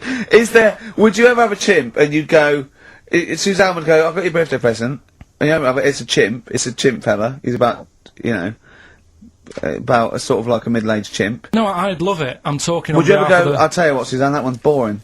No, but I bet the monkey would get bored, I mean. Do you know what I mean? The monkey would be bored. I'd be loving it. I'd love to have a little monkey. Right? But what I'm saying is... You really would, wouldn't you? Yeah. If you buy him a camera, he'd be happy again, wouldn't he? Well... Yeah, but that's just it. You wouldn't get him it's like... If you can do other stuff, you don't want to do the boring stuff. Forget the typing, forget the monkey's typing. Talk about this monkey that's a photographer. No, but we are in a way. I'm just saying that would be happier... Monkeys that have got nothing else to do, if they can't take pictures and that, and they can't go on chat rooms... They're happy to sit in a room typing away for infinity, yeah. Do you know what I mean? But he's got maybe a little exhibition to put on. Do you think... Do you know that most chimps and apes and monkeys still actually just live in trees? These are in laboratories and zoos and things. You know that's not the norm. These monkeys walking around sort of chatting and riding bikes. Yeah. You know, that's not natural. Exactly. No, I know, but it's... If you left a bike in the jungle and then came back a few years later, there wouldn't be monkeys riding around on it. And a book. If you left a bike with a book in the basket, right, and you went away for 10 years and you came back, there wouldn't be a whole new transport system and schools. No. They'd eat it. They'd throw it round and eat it. Alright then, so what you're saying is you can't... You see, what I think is, right, and don't take this the wrong way in that, right, Stephen Hawking. Yes. Right? Now, he had a bad illness. Now, I wonder if he'd be... I wonder if he'd be as bright as he is if he didn't have that. Right. Because he's had time to sit down, he's like, well, what can I do? Yeah. We've gone and give him a book. And he read it. I like that. Give us another one. Yes. He's got a lot of time on his hands. Yes. Now, what I'm saying is, monkeys... Yeah, Right. This one here, Coco, which I think was a gorilla... Right. Right? That wouldn't have been happy on a little keyboard, just doing that all day, because it'd be going, well, I could be out taking pictures. Sure. Ooh, chimpanzee, that monkey news. There's been quite a lot of stuff going on. There was a few bits in that Guinness Book of Records book that cost me 20 quid. Yeah, well, that's not news, is it? They printed that probably last September. No, so there's one in there. New music. New monkey news from last September. You're a lord. Come on. Waster. Please, Ricky, monkey news. Right, there was this monkey in a zoo in Brazil. Right. Right. And this little man monkey, little woman monkey. And you're a scientist, aren't you? Go on. And they said the people in charge were like, oh, wouldn't it be good if they had kids? Brilliant. Right.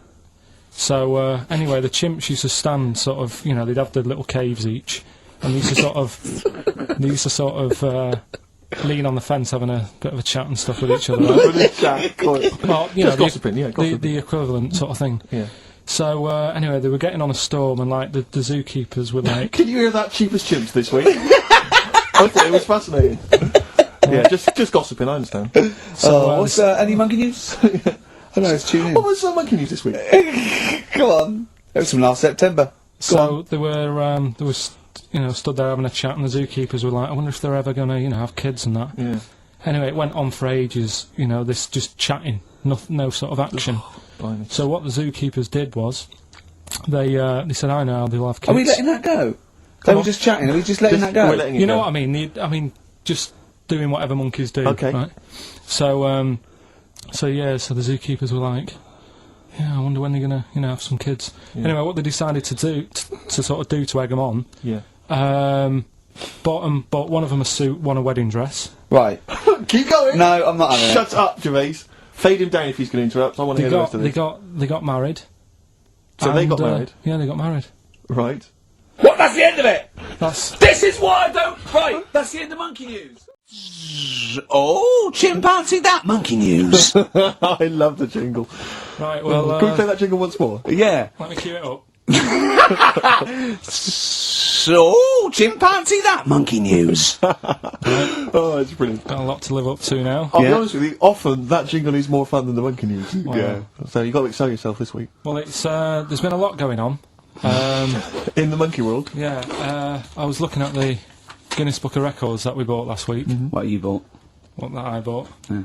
Is it still wet? I was cleaning the tea off it. I was having a little read through, and there was some monkey stuff in there. There was this isn't the actual story. I'm just telling you what it's like looking up monkey news all week. It's like behind the scenes. It's like the making of monkey news, which is actually available on DVD. Exactly. It's 12 minutes unseen footage, just the making of monkey news, which is my favourite bit in a way. If you enjoy monkey news, see how it happens. See, from conception to. It's all put together. Yeah, go on. Yeah. What's a typical monkey news day? Well, there was some stuff about a monkey in the Guinness Book of Records. I think it had the record for asking for a cup of coffee in 23 different ways. I don't know what to say. I don't know what Now, what it is this monkey, right? Yeah. Don't know where it was. But there's a bit before the monkey anyway, right? Jeez. No, listen. Shoot me. Right? It's a bank. There's this bank, right? Busy bank. Normal day, everything's going normal, right? Busy bank, people going in, doing what they do, seeing about mortgages and stuff. Yeah. Everything's normal, everyone's happy, right? Yeah. So anyway, it's quite busy one day. Fella comes in with a gun and a balaclava on. Oof, up to no good. Right, I'll tell you now, Carl. If this fella turns out to be any ape or monkey-related species, you're never doing this again. You're never... so just, if you want to finish it, it's at your own risk. But if this fella who robbed the bank turns out to be a chimpanzee, that's the end of monkey news. Alright. Okay, let's hear the end. It's a lovely day in a lovely bank. Everyone's happy. Everything's normal. A man comes in the balaclava. Man comes in. Is it a man? Starts waving a gun around. Shut up, Rick. Let him finish the story. Starts waving a gun around. Yeah. Right? Up to no good. So everyone's thinking, oh God, wish I didn't come in here. It's not going to be a good day. How tall is the man? Shut up. Let's hear it. Everything, oh God, and he's telling everyone to get down on the floor. Yep. In what? Thinking, In English? In English? Yeah. In Think English? so? Yeah. So everyone's panicking, everyone's getting on the floor thinking this is it, it's all over. Yeah. Just when you think, it's all bad news. Yeah. It's all bad news. Doors swing open. Little monkey wanders in. God, it's worse. Shut up, Rick. Little monkey wanders in, right? The robber's like, what's going on here? He's telling it to get down on the floor. I don't think it was taking any notice. No, right? it was just busy asking for coffee. It runs in. I don't know if it was going to withdraw or deposit or whatever. It wanders in, right? Goes up to the robber. Where did it come from? Shut up. Will you let him finish the story and then ask questions? That's only fair. Okay. Wanders in. Runs up to the fella with the gun. Takes the gun and the bag of money off him. Everyone's like, yay, we've been saved. Then the monkey starts backing out with the gun and the money. Shut up! Sit down and I'm not having this. And Here's the end of the story. It does a runner with the money and the gun. No one's seen it since. You are an idiot.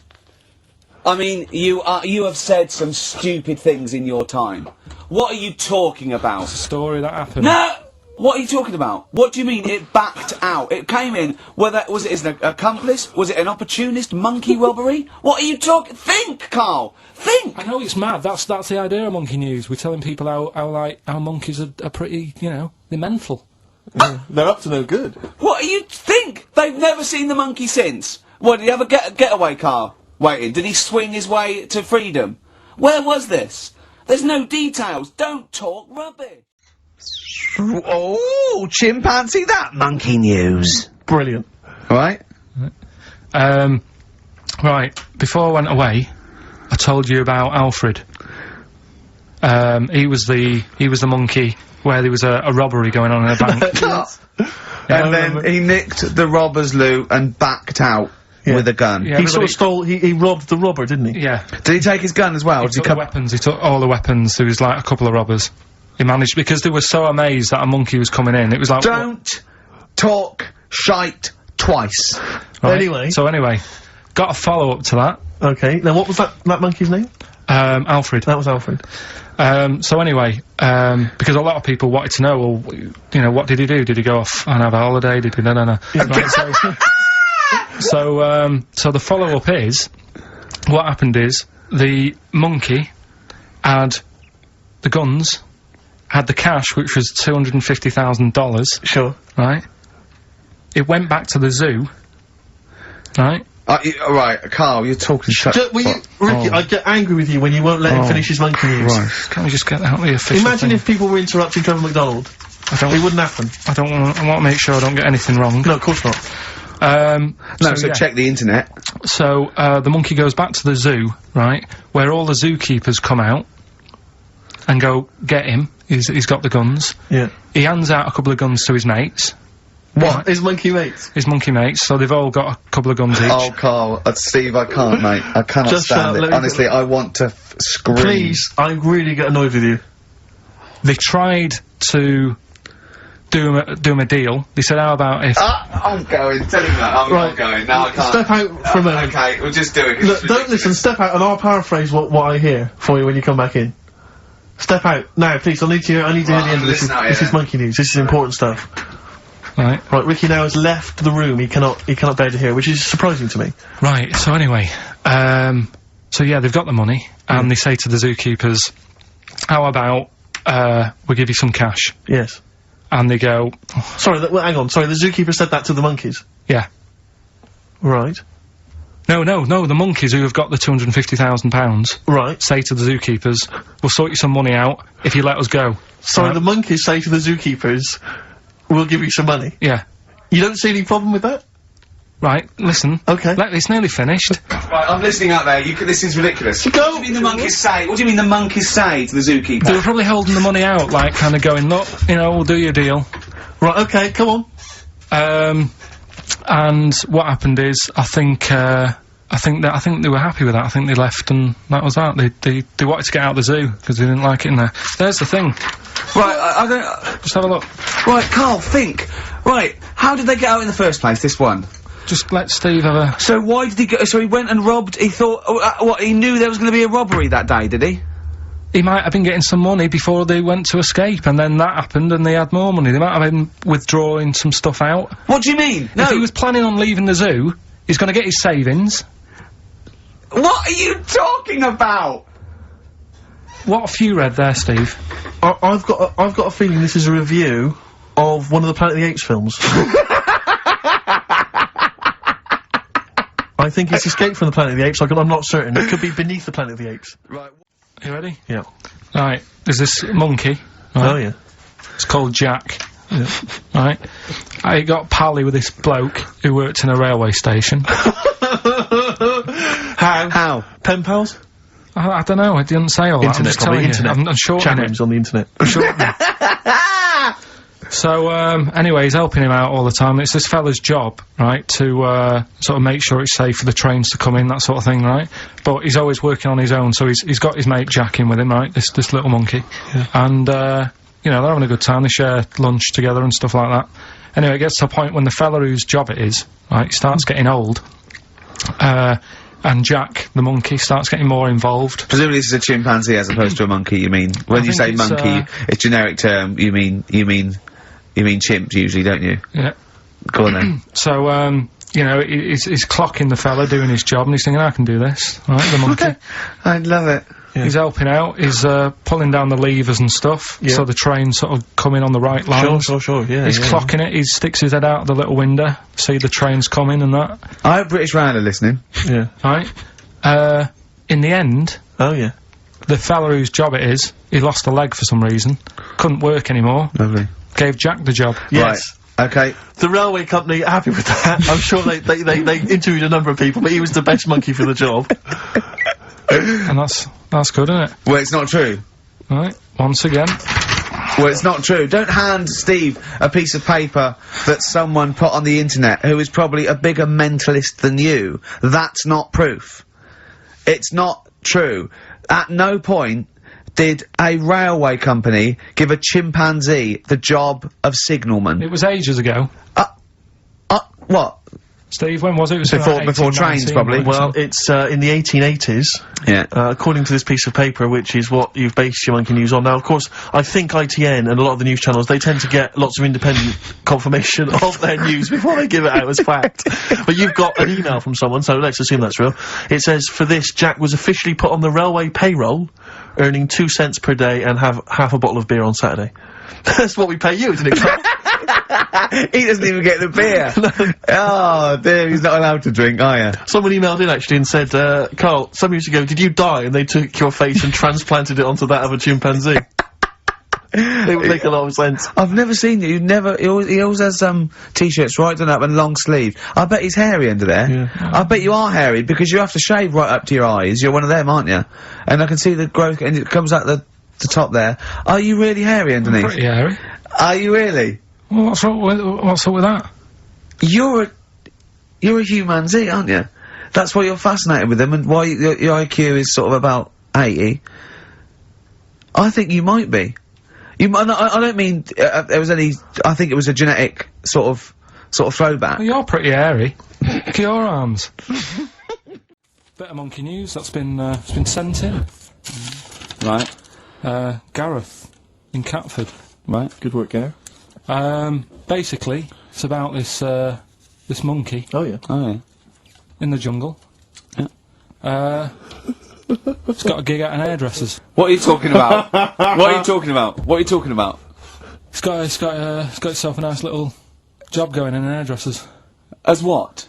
It gets people sitting down, and what it does before the people have their hair cut, that it sort of sits there, and it goes through people's hair, makes sure it's clean, and people are loving it. Right, backtrack. So it's a pet monkey. It's nothing to do with it getting a gig in an hairdresser's. It's a pet monkey. It's not working at Monkey and Guy. Yeah. No, seriously, it's in there. I think it might have started off as a job, and then. So what does it say? It says junior £15, stylist £35, monkey £63. So I didn't quite follow. It's in the jungle. It was wandering about. Right. Maybe it did. But it looks good. Its hair looks good. Someone thought, hang on. Yeah, but never ever. You see, people make that mistake with hairdressers anyway. I always say, well, if the hairdresser's got a good haircut, go to where he's going. Right. Right. Because that's what I thought when I read it about having a good haircut. How often do you go to the hairdressers? Well, not that much anymore. But I used to always think that. Yeah. You used to go to a bloke who told me had his shack on a railway bridge that used to shake when a train went over. Yeah. Because it was £2. Yeah, but before that, I've never had that much luck with hairdressers. Before that was another place, and it was run by sort of, you know, these sort of wannabe gangster type people. Oh yeah. But they'd, you know, you'd go in What for do you mean by haircut. wannabe gangsters? Well, sort of just petty crime stuff. You'd go in for a haircut and then you'd walk out with a video recorder. Do you know what I mean? You don't have to take it. No, but they'd sort of spend ages flogging you that whilst cutting your hair. It was their thing. It's like, right, sit down, you alright? Yeah. Oh, you So know. for the weekend, what do you think of? Maybe a Sony. Yeah. So that's when I stopped going there, because it was like, just what a haircut. I don't want to be hassled. by Which some- one said that you had the hair of a Chinaman? It's the fella who works in a railway station haircut. Well, he should know. I mean, he's been around a bit, clearly, if he runs a shack next to a railway station. So, Can we just go back to monkey news for a second? so anyway, that's all, yeah. I didn't quite follow why his salon is in the jungle, Or where is it? No, he was doing what he does in the jungle, right? Right. He's walking about. He wanders into the hairdressers. Yeah. Maybe they didn't have him on, like, as a job straight away. He was just there. He was People training, said, this is nice. He's sat there picking the knits and Carl, I don't know where to start. Then it's just it's the embellishment. You don't walk in. He walked from a jungle to an hairdresser's. I mean, you're an idiot. You really are an idiot. I'd love to see you try and get a job in an hairdresser. If there was another monkey up for it, you'd never get a job. So he was good at that. People said this is relaxing. Apparently, he had really nice hands, soothing, right on people's heads. They said, let's put him on the payroll. So let's put him on the payroll. What do you mean? No, I'll give you that. Okay, this is the news item, is it? Customers are queuing up to have their hair done at a salon in the jungle by a monkey. Judy, a pig-tailed macaque, has a reputation as the best exterminator of head lice in Kane. She is so good, some customers fall asleep under her gentle touch. Regular Amporon Chekema said, Judy's hands are so soft and gentle, I really feel I can relax. But you know that is doing what it does naturally. It's looking for, like, salt and stuff in the hair. Yeah. And nits. It's not on the payroll. It doesn't complain about when it gets deducted at national insurance. It's not part of the union. Yeah. Right, we've got to be quick. Go on. But this is something that was sent in to me ages ago, and I don't know why I haven't done it yet, because it's brilliant. We were talking about monkeys typing, the Shakespeare theory and all that. Well, this is about a little monkey called Marty, right? Basically, it's in some science lab, right? It's in there. It was wandering about out of its cage, right? The lab fella was busy on the phone or something, right? And typical. It's wandering about. It goes up to a PC that's in the corner, a little computer. Types down, "My name is Marty." Right. So the fella got off the phone, saw this on the screen with the monkey sat there. Says to his mate, "Have you done this?" Right. Hold on, Carl. Let him finish. Before you question, always let him finish. I don't know what to do. Time's against us, come on. He said, have you done this? He says, done what? He said, this on the screen here, saying, "My name's Marty." Right? He goes, "What are you talking about?" As he's having an argument with his mate, saying, "You're lying, you did it."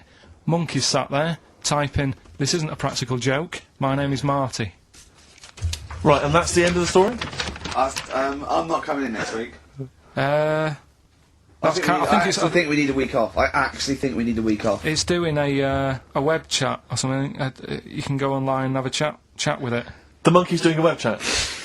I don't know. Has he got his own website yet? His favourite Buffy the Vampire Slayer episode? Have a look at that. Right. Do you believe that, Carl? It's all there. No, but do you believe it? Do you believe that monkey could type that and then say this is not a practical joke when he's still arguing? Weird, isn't it? So, is that this little monkey? Oh, yeah. Who lives in Morocco. Right, I'll just warn you now, you're on thin ice from last time, okay? So, make sure, is this real? It's been Don't say anything stupid, think about it. As you're saying it, think to yourself, oh, is that true? Do monkeys do that? Do they think like that? So, go on then. So anyway, yeah, so there's this magician in Morocco, right? He's got a little monkey working with him, right? The way it used to work, magician used to do his thing on stage, do a little bit of magic, people loved it. Then the monkey came out, had a little cap, walked around the crowd and stuff, got the money, had a good little team thing going on, right? Yeah. So anyway, the monkey's name was 86. Right. Because back then there was so many monkeys, it was like, oh, what names, do you know what I mean, what names do you use, what do you do, so they just named them, right? So this little monkey... What, he had 86 other monkeys? What? No, it's just that because a lot of monkeys were sort of working back then, helping magicians out, you know, doing bits and pieces, busking, what have you. Well, Rick, you know how there's so many... why would there be a confusion with that? If he only had one monkey, where's the confusion? People would go, oh, I'm not going to go and see that, I want to see 86, he's the better monkey. Do you know what I mean? What does it matter? I don't know what you mean. Well, why do they need... where was the confusion? With people going to the circus and going, what monkey are you going to go see tonight? I don't know. It wasn't a billing, was it, with a monkey? But Rick, it's just the same with humans. You know, there's so many humans now that we can't give them names anymore. Yeah, they all have to have numbers. Exactly, yeah, there's so many humans, you know, with 5 billion people, we can't give them names, it's impossible. But, you know, with a few monkeys anyway, number working... 122, go on. So, anyway, there he is. 86. 86. With his hat. With his hat, walking around, getting the money. Yeah. Anyway, the magician sort of, you know, thinking about moving on. Because in Morocco, he'd sort of done all the tourist traps. Sure. So he had a word with the monkey, said, how about we, See? No, let him continue. Think. Let him continue. He didn't have a word with the monkey. Let him continue. So what do you think about going over to Spain? Yes. Sure. So, the monkey was in agreement? So he said, alright, go on then. Right, so they get in the car, and, like, the magician knew he'd have a bit of a problem on his hands, because you're not meant to take monkeys out of the country. Yeah. Right? So he thought, right, what I'll do, I'll get a car, right? Right. Stick the monkey in a boot, right? Get on the boat, and hopefully sort of, you know, stick it in some luggage and what have you. Yeah. We'll be over there, we'll be earning big money, everything's gonna be great. So the monkey was like, brilliant. So, they get in the car, they're on the way to the boat, and pull over at a petrol station. And just before filling it up, he opens up the boot and he goes, "You all right in there?" And it's like, "Yeah, it's sound." So he leaves the boot open so it can breathe and get a bit of fresh air whilst it's filling up. Goes in to pay the money. Yep. Pays the money. Goes, "I'm just paying for the." Right, this monkey is not going to drive away in that car, or we're never doing this feature again. Carl, what happens? What's number 86 up to? So 86. So that's the ending, isn't it? That's the story. Come on, let Carl finish the story. It better not be. Brilliant. You're gonna love it. Right, so he's in the petrol station, and he's going, right, I'll pay for pump 4. And the fella says, what are you talking about, pump 4? Isn't that a monkey? No. Sometimes I use numbers for monkeys, sometimes I use... No, I mean pump 4. Sure. Yeah, so he says, what are you talking about? There's no car at pump 4. Right. Keep going. Sticks his head out of the door. Yeah. The monkey's giving it some. Went over to Spain on its own. Please, I don't know what to do. Well, hang on, let's just get a couple of the facts right here. Well, what do you mean, couple of the facts, right? There are no facts. So, number 86. Number 86 he drove to Spain. You are, honestly, Carl, you must know. It was an automatic. Right. How did he... You must know that is shit. There is no way a monkey... That's the thing with this feature, He gets stopped at customs. It's mental. How would he get through customs, Carl? Has he got a passport? No, he was sneaking about because he didn't have a passport. So he parked and then snuck through. Do you want the facts? Let me see it. A little monkey... I think it lives in Asia. Right. There's loads of them live in Asia. Might just be travelling, but yeah. And, something they found out, I don't know if they've got it right, and that's why I want to bring it up. Apparently, it's the mammal, right, that's got sort of the pointiest eyes. Eyes that pop out of their head. Steve.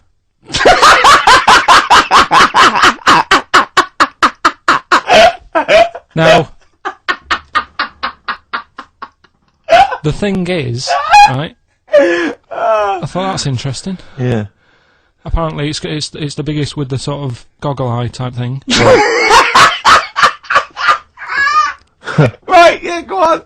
Apparently they come out of their head 1.6 centimetres. 1.6 centimetres? What, you mean they protrude? Yeah. They protrude from the head at 1.6. Okay. What? How long? Have you got a ruler, Rick? 1.6. He's having a go. I'd say I'd be a little bit annoyed if the monkeys beat me. Well, I don't think it has. That's what I'm hoping. Is there anything we can... I mean, what's 1.6? Oh, can you... It's about... Drop your trousers. It's, about 3/4 of an inch. What do you think? I don't know. Have they got it right, or what? Maybe I should come down to Monkey World with you next week. So anyway, so that's not the monkey news, that's just something that cropped up, and... Sure. I do know once, when we were playing pool in the office, I think Lucy was your partner. Yeah. It was me and Ash versus you and Lucy, and you were having trouble because his glasses kept slipping down. So Lucy pushed his glasses up his nose, but the glasses touched his eye. Do you remember that? Yeah. He started it. Well, you're the one who joined in. No, I know, and I feel bad now. Yeah. He makes me nervous when he goes, yeah. It's like, play a record. No, I'm just trying to think about which part of your fat, middle-aged physique I can pick on. The tits would be a good Yeah, start. yeah. Oh, the belly. Sure. Oh, what do you think of that? Oh, that's... What is that? Play a record. Was that monkey news for this week? Have we not got any other monkey news? Well, it's just, it hasn't been that good. I mean, the one that I found out here, because we've covered so much in the monkey world, right? The fact that we've done a monkey that was a sort of half man, we've done a monkey that got a decent job in a train station. Can you think of any of the other? Well, that's just some of the great monkey news from the past. That's what I mean. So that's what you got to compete with. So even though this is quite amazing, just tell us. Another monkey's got married. Oh, not another monkey getting married. What do you mean? It's got another one. You know, it was knocking about with some woman monkey for a bit. A woman monkey. They decided to, you know, get married. Yeah. They did. What do you mean they decided to get married? Was it pressure from her parents? They had a good do, and a good do. I love the spread. I love that peanut vol-au-vents. Yeah. Celebrated in a pub, and then they both went off to the cage at night. That's what I mean. Even though that is quite impressive, because it's not true, or it's a joke. It's nothing. It's not. On an Nova website, official sort of news website. 2 monkeys have married in Romania. After a whirlwind romance. Well, that's... After a whirlwind romance? God, yeah. Yeah, a quick one hanging onto the rope. Yeah. She was in the tyre. Yeah. He saw it. Yeah. He went, I'll have a go at that. They go, we got to marry her now. Yeah. Her parents came and said, did you just shove my He was in a zoo knocking one off. She went, I can do that for you. Yeah. Yeah. Guests say the monkey bridegroom was scared by the number of people attending the wedding and refused to get out of his cage. Oh. His bride Not bloody Hello Magazine again. No, it wasn't. No, I think it was like last minute nerves. Right, like, you know, legit, I'm single now. It's like, you know, it's the big step. Yeah. But his bride enjoyed every minute of it. She was loving it. Yeah, she sure, looked lovely, by sure. the way. She looked lovely. Yeah. Did she look good?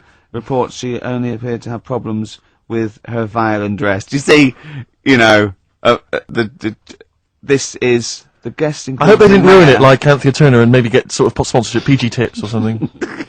Totally, with strong plum brandy, so they got them drunk as well. So they carried on the celebrations at the pub, and the bride was taken to her new husband's cage at night. I really. Yeah. So today's isn't that happy really. It's about some monkey. I think it was a chimp. Who's an ape? Go on. It tried to. I mean, the story sets off at a sort of a weird thing. Yeah. It's something about he went to Russia to do some business. What are you talking about, Carl? It jumped past that bit though. It didn't start there. What? Do you know what I mean? It didn't tell you what he was doing. It just said, "There's this monkey. He went to Russia to do some business, do some stuff. I don't know. Bit of monkey business." And anyway, didn't work out. So, they were furious. We wanted a surgeon. You send us a monkey. Anyway, ended up being homeless. Oh no, joking. So it's taking a turn for the worst. What? Couldn't even get into like a tree hostel or anything like that. That's the problem. And God. ended up homeless. Got in with some tramps. I don't know where to start.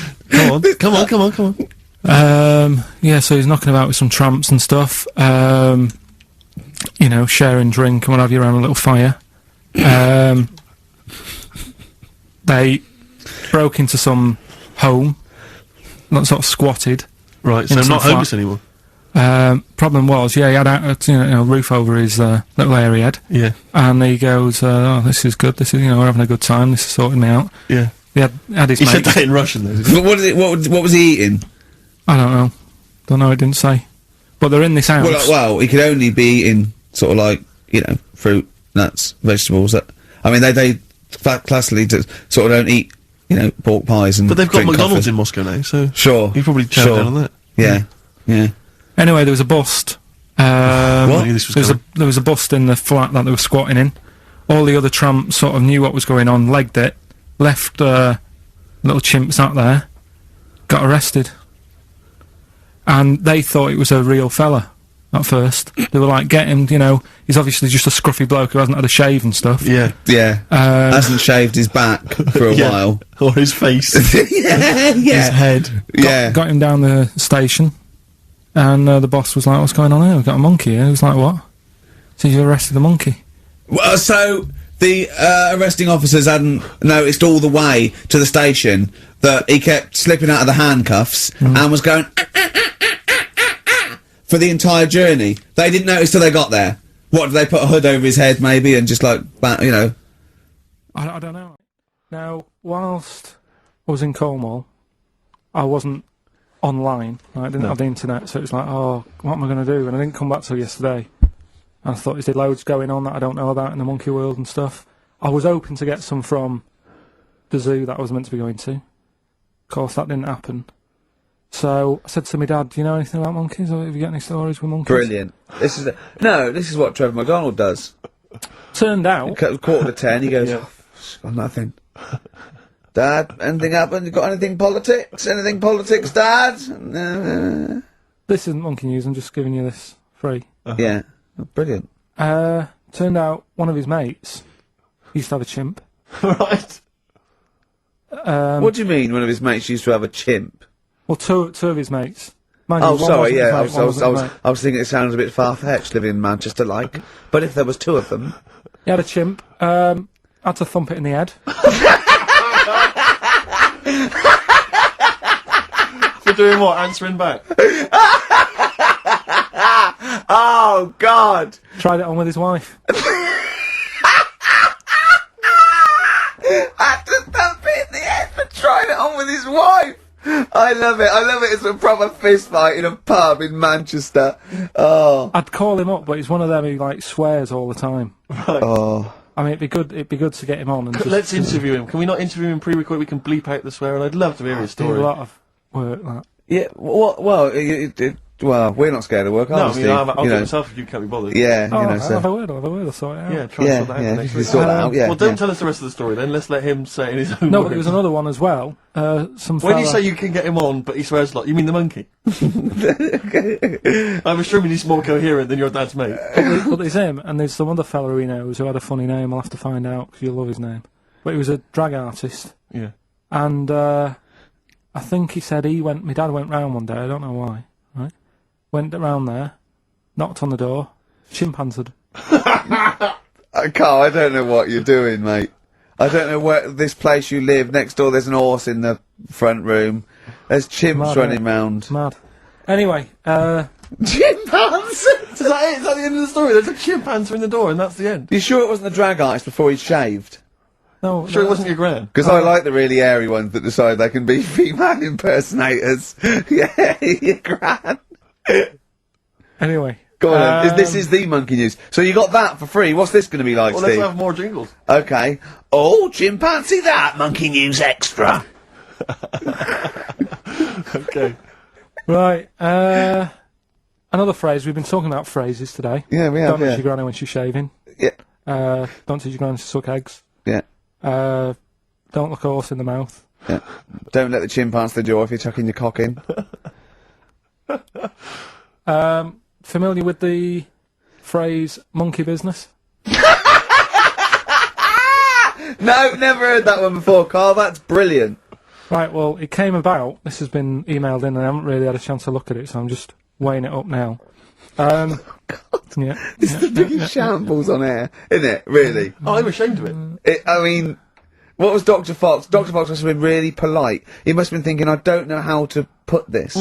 He must have wanted to scream and go, you shouldn't be in the radio authority. My parents listen online. I can't look them in the eye. Right, I think I've weighed it up. Long time ago, right? Yeah. In the, olden days, yeah. in Go the Amazon jungle, Yeah. right? Yeah. Little family of monkeys in there, right? Having a good life, right? Didn't have any predators in there, right? So, they were loving it. Yeah. They had a load of food around them, they had loads of banana trees. Yeah. Right? No, I don't think so. No, they did. Sorry, yeah. Everything's going great, so they're happy in that. They go to bed. Okay. Wake up in the morning, load of bananas gone. Ooh, hang on, interesting. Hold on, wait a minute. So... Either your dad's been around, or... This isn't the great Amazon banana robbery, is it? So anyway, turns out it was another load of monkeys from another part of the island, from the rough bit. From the rough bit! I love it! They went into a middle class area. Oh, they're the ones with the earrings and the leather jackets. Oh, that is brilliant! From a rough part of the island. So the monkeys thought, well, there's no point getting into a fight with them because they're harder than we are. Yeah, yeah, of course, and they carry chains. So... I love all this conjecture! They got flip knives and tattoos. Yeah, go on. So basically, they said, let's do some business with the bananas. Let's do some business with the bananas. This is such shit! This is such... What are you talking about? Oh, for Christ's sake! Right, calm down, we haven't got much time left. Oh, God! What do you mean they said it? Forget it. No! Don't forget it! Calm. Okay, monkey news this week. We've covered a lot of stuff. We have indeed. Now, do you know, like, there's places where you can go for, like, weekend rests and stuff, Sure. and you relax, you sit in a little spa, you might have a swim and Yep. stuff. Well, they've got a place done for monkeys. Of course they have. Right, they can go there, they relax, forget about all the stuff they've got going on in their head. They can have a manicure, Right. got nice meals, It's not called a manicure, though. It's called a chimpacure. beauty treatments. Yeah. Right, they look good and stuff. Yeah, well, look good, feel good, yeah. Now, you might think, well, that's pretty normal. Well. The bit I haven't told you about is it's actually run by a couple of chimps.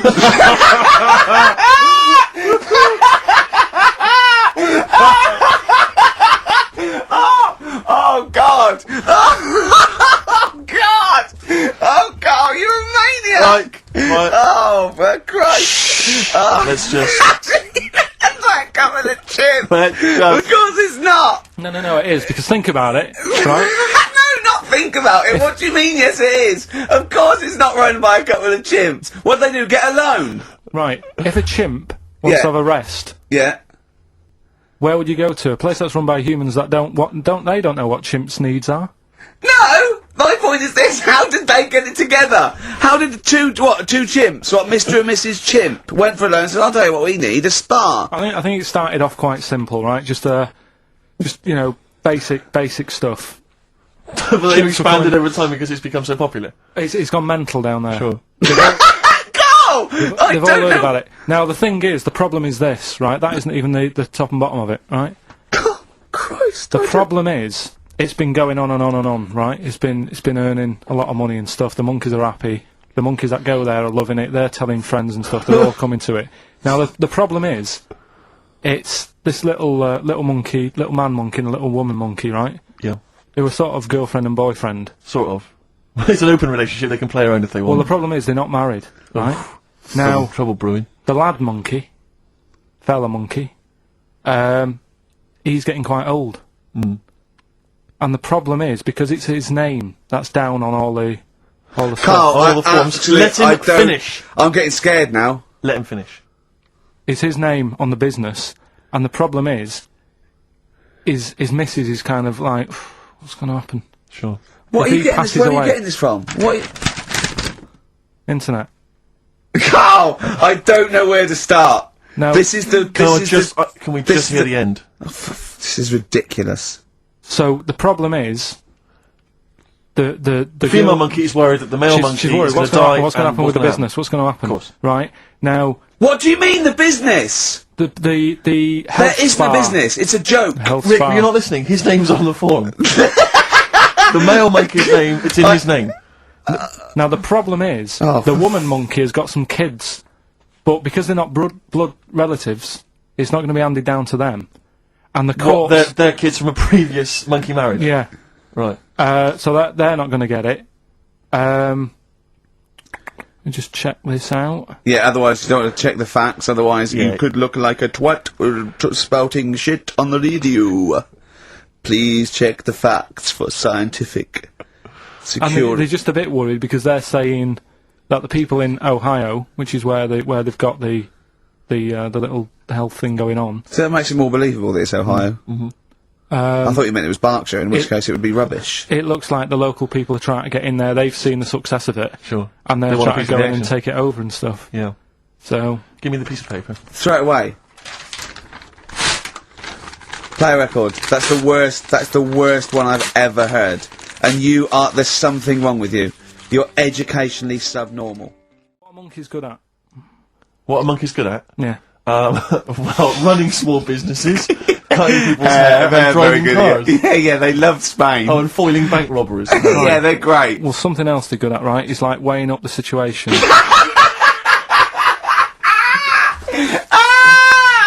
Oh, God! If you stick them in like a field with loads of like obstacles on it, right, they're good at sort of, I can get over that, and I climb over that, I'll swing from there to there, that sort of thing, right? Okay. So the people in charge of somewhere, I've thought... I've thought we can use that skill, right? And what they've done is they've got a load of little monkeys, right? They've given them an IQ test. Yeah. And the ones that score above 80, right? Get to produce this show next week. Join the army.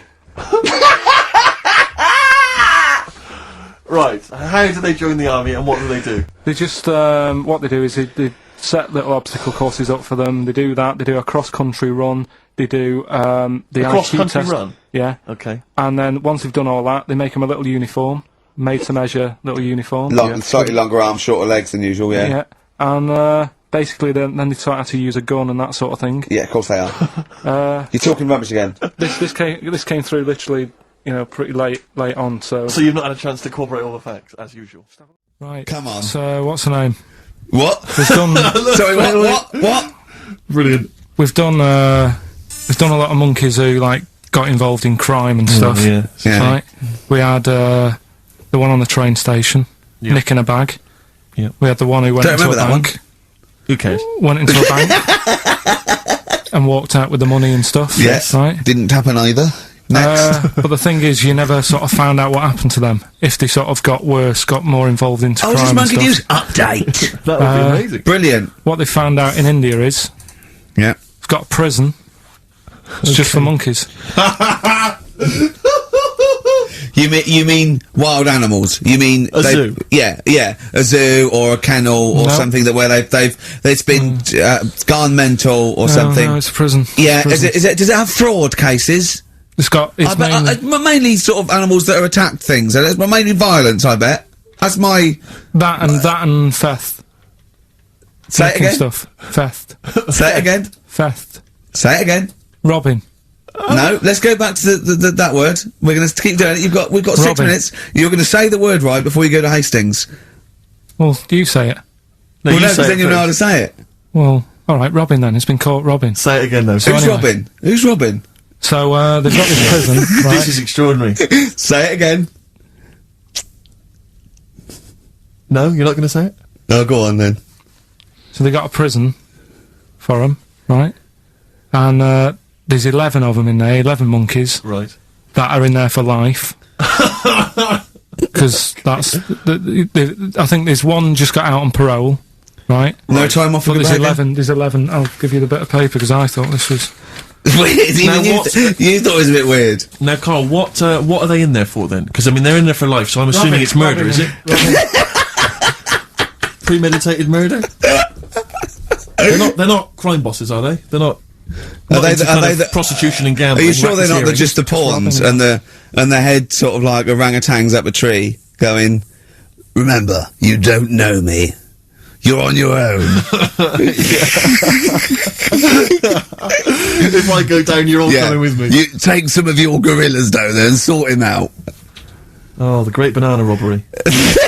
It's not. I wonder if they get them.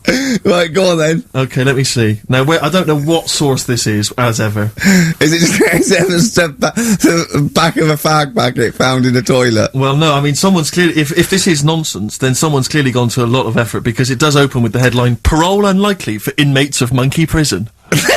Yeah! Officials say 11 inmates at India's only monkey jail. Officials? Now, what kind of people work at a monkey jail? Where do you work? It says officials say 11 inmates at India's only monkey jail are unlikely to ever be released. The prison in Patilia houses monkeys apprehended by game wardens in Punjab state for thieving and attacking people. The Daily Telegraph reports how the monkeys at the prison in Montevideo snarl and glare at visitors from their heavily barred cages. 2 monkeys were released a year ago after exhibiting good behaviour for 18 months in the jail. They have remained out of trouble. Prison can work, that's good. So all 11 monkeys. They were aggressive wild animals that were taken away from the public for their own good. And robbing and that. Wildlife officials believe part of the problem has been caused by thieves training monkeys to help them.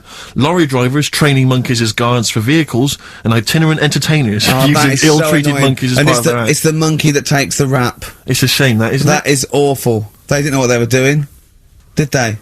Oh, so there you go. What do you think of that, though, Carl? What would if you could visit them, like Lord Longford or something? What would you say to them? You go there and you get a visit a week or something. You know. So can you get us a video? Right. Do they get conjugal rights? Do you reckon? You wouldn't be interested in that, though, would you? They get what? Would you be happy to give them their conjugal rights? Yeah, would you? Oh, chimpanzee, that monkey news. Right, this one's about it's been emailed in to me. Right. I haven't really had time to check it out this week. No, you're joking. Been busy. Ooh, I hope it's not stupid. Goes back to 1908, and the person's saying it's a good story and that, and they're surprised they haven't picked up on it yet. Right. The Olympics, right? In 1908 in London. Apparently it was meant to happen in Italy, but it was cancelled. Don't know why. Right, and it happened in London. Anyway, 400 metres. Right, it was meant to. There was a fella who was going to do the run, right, and the favourite to win it was this Bulgarian guy, right? It was like a newcomer. Okay, there's a few things it cannot be. 1, he injures himself, so a monkey steps in and wins.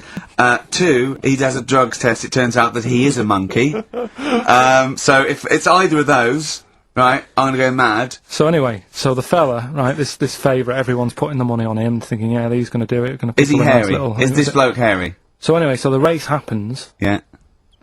And everybody's lined up, ready to run. And, everyone's saying, yeah, he's going to win, And suddenly, a bit of murmuring going on, people going, oh, what's going on here? Right. He's eating a bananas. And there's a fella in the lane next to him. Yeah. Right, he's going up.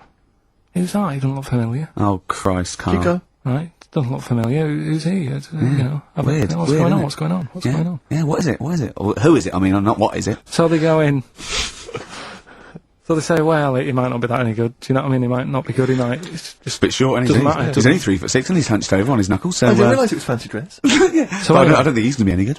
No. So the race starts. Oh, he's put his finger up his arse. That's weird for a runner to do that before a race. It's weird, isn't it? Yeah. Race starts. Yeah.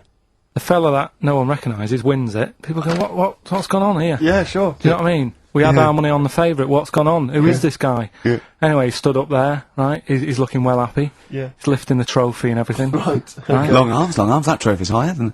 So anyway... He's only 3 foot, but the trophy's 9 foot in the air with those long arms. I'm suspicious. Go on. They had the picture in the paper the next day. Sure. And everyone's going, yeah, he was fast and everything, but... quite hairy for a runner. Oh, I'll tell you Come what, on. Quite It's hairy for a runner, because ridiculous. normally they shave themselves, don't they, to make them faster. And No. they're going, how did he manage it? It's really hairy and that. So anyway, he wins the stuff, he walks away with a cup.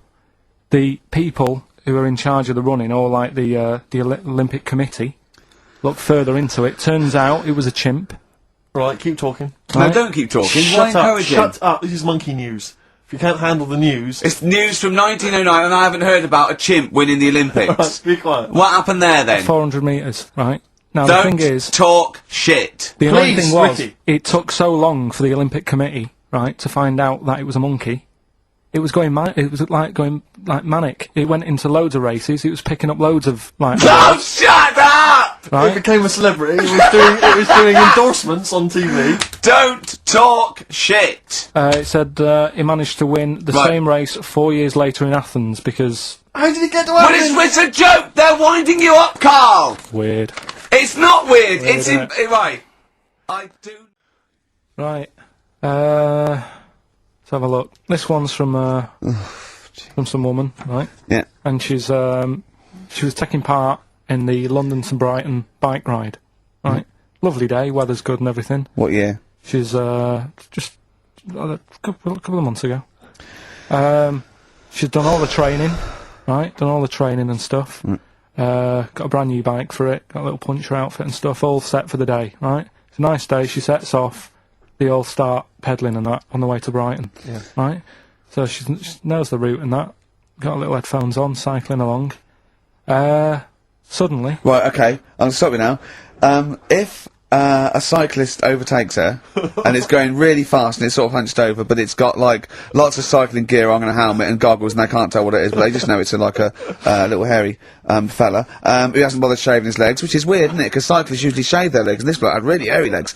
But, and it won. They gave it the medal. It won 3 years running. They gave it the key to the city. It had its own game show. And then someone said, hold on, though, this fella's sort of hunched over, and he's only 3'5", and his arms are longer than his body. It's a chimp! If it goes anywhere near that, we're never doing it again. More monkey news next week. She's cycling So along. anyway, she's cycling along, right? And this tricycle... I couldn't predict that! There's always one element you can never anticipate. Yeah! Got a kiddie's tricycle with a little kid on it. Little hairy kid with a helmet. Okay, just go on then. Well, the tricycle comes... Whizzing past, yeah. thing. Strong legs, don't they, chimps? So she's thinking that's... But didn't get a chance to see the face. Oh, yeah, couldn't quite see the cyclist! Oh, God! You bald mank git. Go on. Yeah, research scientist Karl Pilkington. So anyway, she gets to the end line, right? Yeah. And they got talking, it was a nice day, nice race and all that. So did you see... a little thing on a tricycle. Thing? Well, a person, surely, just a human. Did you see that? No. Did you see that bloke on the tricycle? So anyway, turns out... Yeah! Well, what did you say thing? Well, no, there's no suspicious. I mean, what did you say? Did you see that fellow on a tricycle? Anyway, so it turns out... Go on. It was a chimp. You're joking! Right. Well, Christ almighty, there you go. Unbelievable, and it was a chimp all along. So anyway, right, so the woman's like...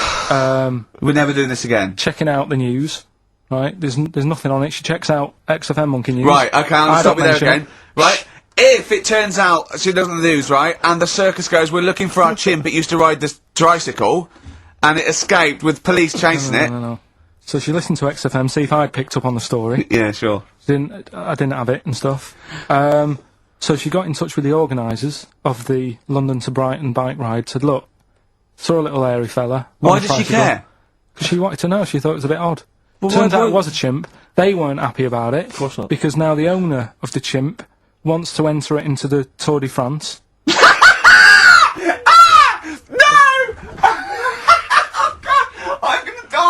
Oh, God! In 2005. Now, a couple of questions. I trust you'll be able to answer these. Oh, God! Steve, help me out. How did it get hold of the tricycle? I don't know. Okay. Okay, no, that's fine. That's not an important point. Look, that's important. What's the matter with you, Steve? He doesn't know that. How did it know to... well, firstly, how did it know which way to cycle? But more importantly, how did it know there was a major bike ride? Just following the crowd, No, Steve. no. What's the matter with you? The owner of it had trained it and stuff. No, he hadn't! It had already done the run beforehand, before the big day. No, it hadn't. Like I say, it wants to do the Tour de France in 2005. No, it doesn't. But there's something about animal rights. If they don't let it enter, they can kick up a bit of a fuss. The animal rights is that it's cruel to make a chimp ride a bicycle. Not if it that wants it's to. prejudice that it'll go, is it because I is hairy? You idiot! Right? So... Wow, that is the worst one yet. Absolute twaddle. Absolute rubbish, Carl. Have you got a tricycle? Steve? Oh, chimpanzee that monkey news! Okay, monkey-related news from Karl Pilkington. Right, do you know the monkey that went into space? Yeah. Yep. It happened in 1958. Right. Now you know that. Yeah. Yes. What did he do next? What did he did the do monkey do next? Yeah. One appearance on Celebrity Squares and it was, like, forgotten. Right. Yeah, cut a novelty record. Yeah, just like Rick Waller. I'll tell you what happened. He got back and all that. He got back. Heroes welcome. NASA sort of said, you know, you did a good job. And that's where a lot of people think, you know, it all ended. Sure. Yeah. But NASA were like, well, hang on a minute. We spent a lot of time, we've trained him up and stuff. So he's like, you know, he's saying, sure, you know, I've learnt a lot, I've still got it all, I've kept it all, I know what to do. So they said, right, we'll use you.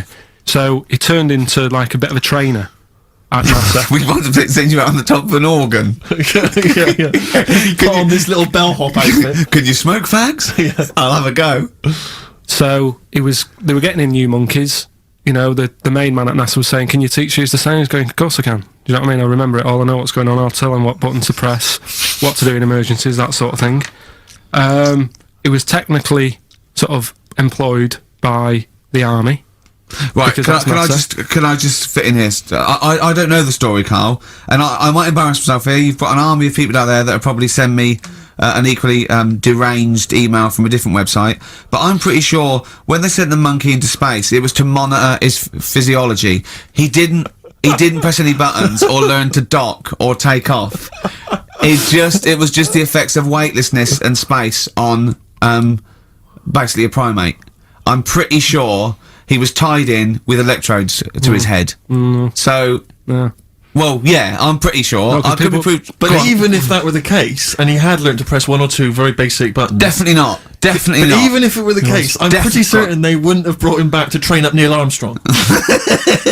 Right, definitely. Go on Him then. going, Neil, what are you going to say when you come out there? Yeah. I was thinking of just saying, hello, I'm on the moon. Hello, it's made of cheese. Don't say that. Don't What say about... I've noticed that you got little legs, Yeah. right? But mankind stepped forward. Well, how could I put that? I was just going to say, hello, I'm on the moon, it's great to be here, I wish you were here. I've got to think so Hi, better than that. Mum. Yeah, go on. Anyway, basically he got back, they sorted him out with a nice pension, he was happy. Because of, like, the rank that he got, he was like, you know, he had loads of medals and stuff. He said, right, we'll make him a colonel. He got that. Like I say, he got a pension. How does it end? He died in 1969. He was buried with his wife. He passed away. His wife. Oh, chimpanzee that monkey news. Right. Right, they were filming a documentary, right, this telly company. Yeah. Doing a documentary. Who? Which one? Which one? Don't know. No, right, what was the documentary about? About monkeys. Yeah. Where was it? Where was it? Africa. Right, when was this? I haven't got a date. Okay. Recently, though, since the advent of television, obviously. Yeah. Actually, a bit of extra monkey news if you want it. Okay, always. Do you know the, Monkey news extra. Go on. do you know the Halfords ads? Halford's ads? I don't think so, no. What happens? Halfords, they've you know, they sell nuts and bolts and stuff. Right. They were using monkeys in the ads. Okay. Yeah. And what happened? Don't they sell bikes, Halfords? Well, mainly. Bicycles and motorbike stuff and that. Okay, so, yeah, so they're using monkeys in the advert. What happened? I can't handle it. What? I can't do this. Look at What? him. Look at him. I don't care what he's doing. Well, basically, right, they've, there was a load of hassle because they were using these monkeys in this Halfords advert. Yes. Right. And what happened? Get to the point. It turned out there wasn't a problem because they were mechanics in the first place. Well, they were monkey mechanics? Yeah. What are you talking about? Mental. What are you talking about? That's not a story! Well, anyway, listen, let's get back on They to were mechanics in the first place. Right, listen. Right, so they're making this documentary. Right? And stumble across a little gang of, Come on, just... Get on with it, please. Little gang of monkeys. That's Yes. the first time I've ever laughed, I'll hear that. I know. Well, brilliant. What do you want, a cake? Come on. Can we play a song? Oh, I don't understand what is wrong with you, you freak. It's making me laugh. Just tell us the story. Alright then, alright. So anyway, right, so there's this documentary being made. They found a little gang of monkeys. Right, play a song. I don't know what's going on here. I apologise. Got to hide your love away.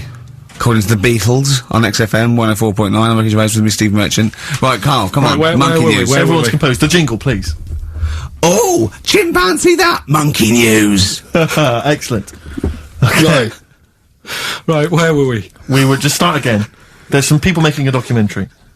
For what? Okay. Making a documentary in the jungle and that. Right. Stumble across a little gang. Okay, come on. Alright. A little gang of monkeys. Yeah. Oh, come on. So the camera crew are there filming it. Yes. Everything's going normal. It's all fine, nothing odd about it. Okay. They're not running a restaurant, they've not got any barber shops, nothing. No. Just regular monkeys going about their business, yeah. So anyway, what normally happens is the monkeys stick with the partner. They already do what? They don't sort of sleep around and that. Once they find the girlfriend or the boyfriend or whatever, yeah. they stick with them, right? Okay. But anyway, they were watching this one, right? And it's going around a bit, sleeping around. Oily. And it was getting fatter. They thought, this is a bit odd. Yeah. Right? So, followed it round. And, see it having it away. Turns out, little prostitute.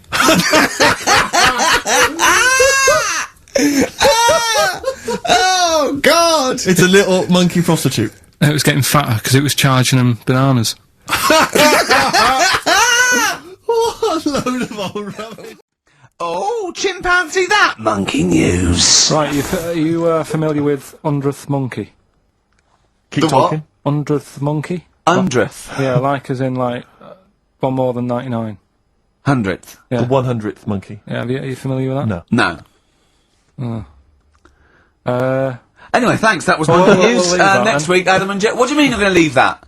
Well, I thought it was a popular phrase or something. What, 100th monkey? Yeah. What do you mean a popular phrase? What, why? What? Because you're going to do songs of phrase with it next week. We've said it once before, 100th monkey. No, it's just, it says the expression 100th monkey. Well, do it anyway, what's the story? Well, it's from the 1950s, right? And the way that they got it because, they were following some monkeys about, right? And they started... Who was? Journalists. Oh, yeah, why? Oh, yeah.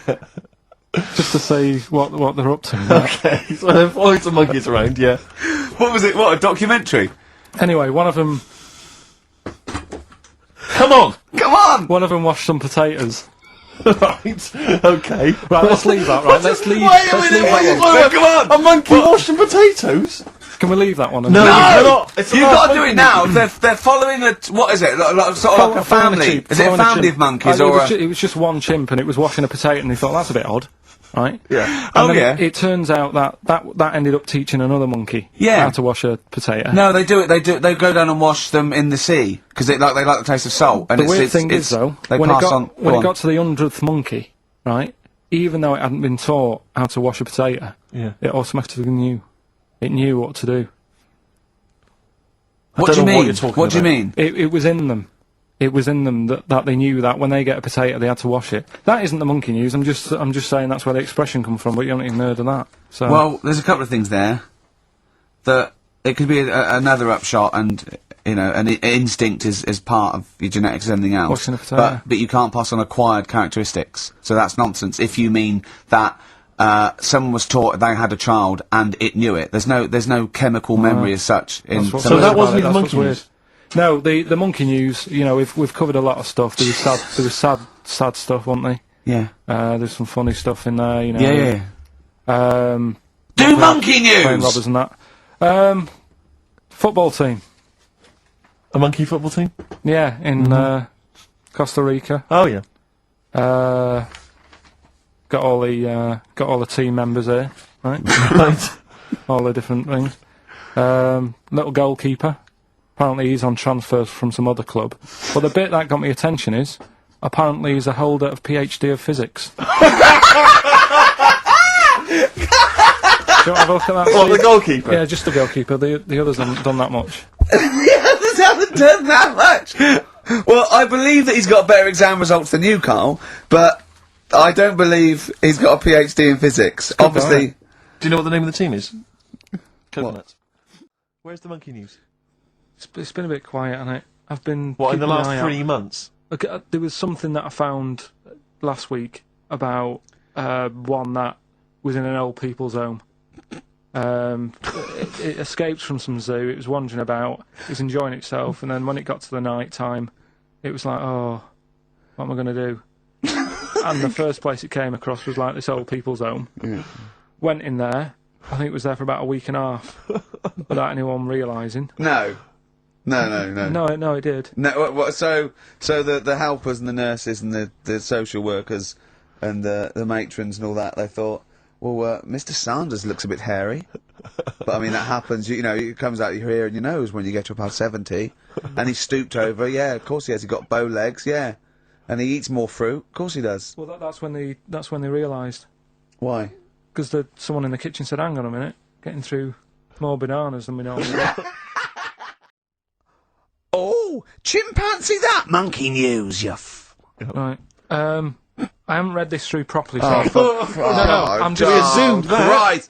What do you mean you haven't read it through basically, properly? right, it's about problems with chat rooms and that, right? A lot of people, it's like the new way of meeting people and that, in it now, chat rooms. You get on there, you can have a chat. If you say someone was having a meeting with someone, they wanted to meet. Right, okay. Please don't preempt it. Right, there is not an animal in the world that Right, can it doesn't operate matter. and Do you understand. want to know the story? You said that did they get married? It was 3 months later. She realised, oh, there's a lot of bananas gone from my fridge. See, what annoys I me want is, a divorce. This is what annoys Bobo. me. You say that monkeys can do Shakespeare if they're given the time. No, that's not it. Let's not get into the It's whole a Shakespeare and philosophical monkeys. conundrum. Please, let's not get into that debate again. We'll It's about Yeah. Right, so this one then. Oh. So this chat room, right? And the thing is, with chat rooms, you have like a big boss who's looking over it and making sure nothing dodgy's going on. Right. Right, so certain keywords come up and Who's that, Dr. sort of Zayas? Right. So anyway, they were looking over it, trying to look for dodgy stuff, but they kept coming over like really strange things. Like instead of saying, "Do you want to meet in a restaurant or bar?" Right, it'd be like, "Do you want to meet in a tree?" What tree do you want to meet? Right. Okay. Are you shooting That's off? the end. Yeah. I'll see you later. Seriously, Mate. 'cause that's gone. I'm just gonna listen to the end of it anyway. You're an idiot. You're an idiot if you believe that shit. Honestly. No, I'm just telling you what's online. Let's hear the rest of it. How you're nearly you're ill. You're nearly. Okay, well, I don't know the PC term for this, so I really apologise. You're nearly retarded in some aspects. Instead of sort of saying wear something sexy, they'd say make sure you bring plenty of bananas. Right, you're like talking absolute. Okay. Are you making up the monkey news now because you can't find it anymore? And instead of saying should we get married, they're saying how swollen and red is your arse? You stupid fool. No, that was me. Tell you what is annoying. What? Steve's told me about a film that is about a monkey going off with a woman. The Charlotte Rampling thing where she. It's a film called Max Mon Amour. Yeah, she has an affair with a monkey. Go on. Yeah. Oh, what happened? You wouldn't like it. We can't go into You it. wouldn't like it. You wouldn't like it. It's not like it's weird and you wouldn't, Carl, it's not like a nature programme where he wears a bowler hat and can talk. Okay? The nature programmes that you seem to see. Yes, I'm trying to think, I haven't seen that one. No! Yeah. Come on, do monkey news. Well, monkey news this week. Play the jingle. Oh, chimpanzee that monkey news, Right, it's about this monkey that was knocking about in the 1950s. Right. It was known in the sort of LA area, right? And apparently, again, I haven't really checked all this out, I've just picked up bits that look interesting. Yeah. Wore a golden mask, and like a cape and a leopard skin belt and stuff, right? So people didn't know he was a monkey. Of course they didn't know, yeah. They thought it was this bloke who's going around and he was helping out crime situations and stuff. Right, you're an idiot. So this disguise, that you see a 3'6" bloke with arms the length of his body. No, but that's the funny thing, right? They sort of thought, it's a bit odd, you know, he's stocky, yet extremely flexible. Yeah, and hairy, because he only wore a mask and a belt. And a distinctive jawline and stuff. And then, right. apparently, like, he used to sort of get to his... Nothing we say gets through, does it? You've decided you can picture this monkey going around solving crimes, and it's... telling you. Let him finish the story. Time's running out. So it sort of get to its crime by, like, swinging from the trees and stuff. Of course it would, right? yeah. Well, people just thought it's a normal fella. Of course. Then what happened was, This is the bit that's going to annoy me, isn't it? he helped some fellas out, like, you know, and for a reward, they were like, do you want some money? You know, you've helped save our lives during a crime and stuff. Do you want some money and that? And he just went straight for the shopping bags, got a couple of bananas and apples, right? And as he was bent down, looking into the bag, getting the bananas and apples, they pulled his mask off, little monkey. So he wasn't allowed to work for the police anymore? It ended there. Sure. Weird, isn't it? Well, my mum sent me some. Right. I got a little letter from her doing the usual sort of stuff, telling me what she's been up to and that. It was a little thing about somewhere in Lincolnshire or something. Right, good. Do a bit of monkey throwing. God, what do you mean? Because some fella got attacked by one once, and sort of to remember him, on this certain day they go, oh, it was today, wasn't it? And that fella got attacked by a little monkey and that. And the something about chucking monkeys about. That's horrible. I don't know if they're real, I think it's just like to remember. Alright. But that's the only sort of stuff that's knocking about out there. But it's not that's not I've got my monkey mum and news. dad on it, looking all the time for stuff. Yeah, there must be more monkey news than that. There isn't nothing I mean, there's bits and pieces. There was a bit about Donna Eyre, how when she has a kid, she's going to let a gorilla look after it for a week or something. But apart from that, it's dead out there. Well, I don't know what that means. She's, well, that's it. Well, Apparently it's not true. She's not going to let a gorilla look after a child. No, it is. Apparently a fella works with them or something.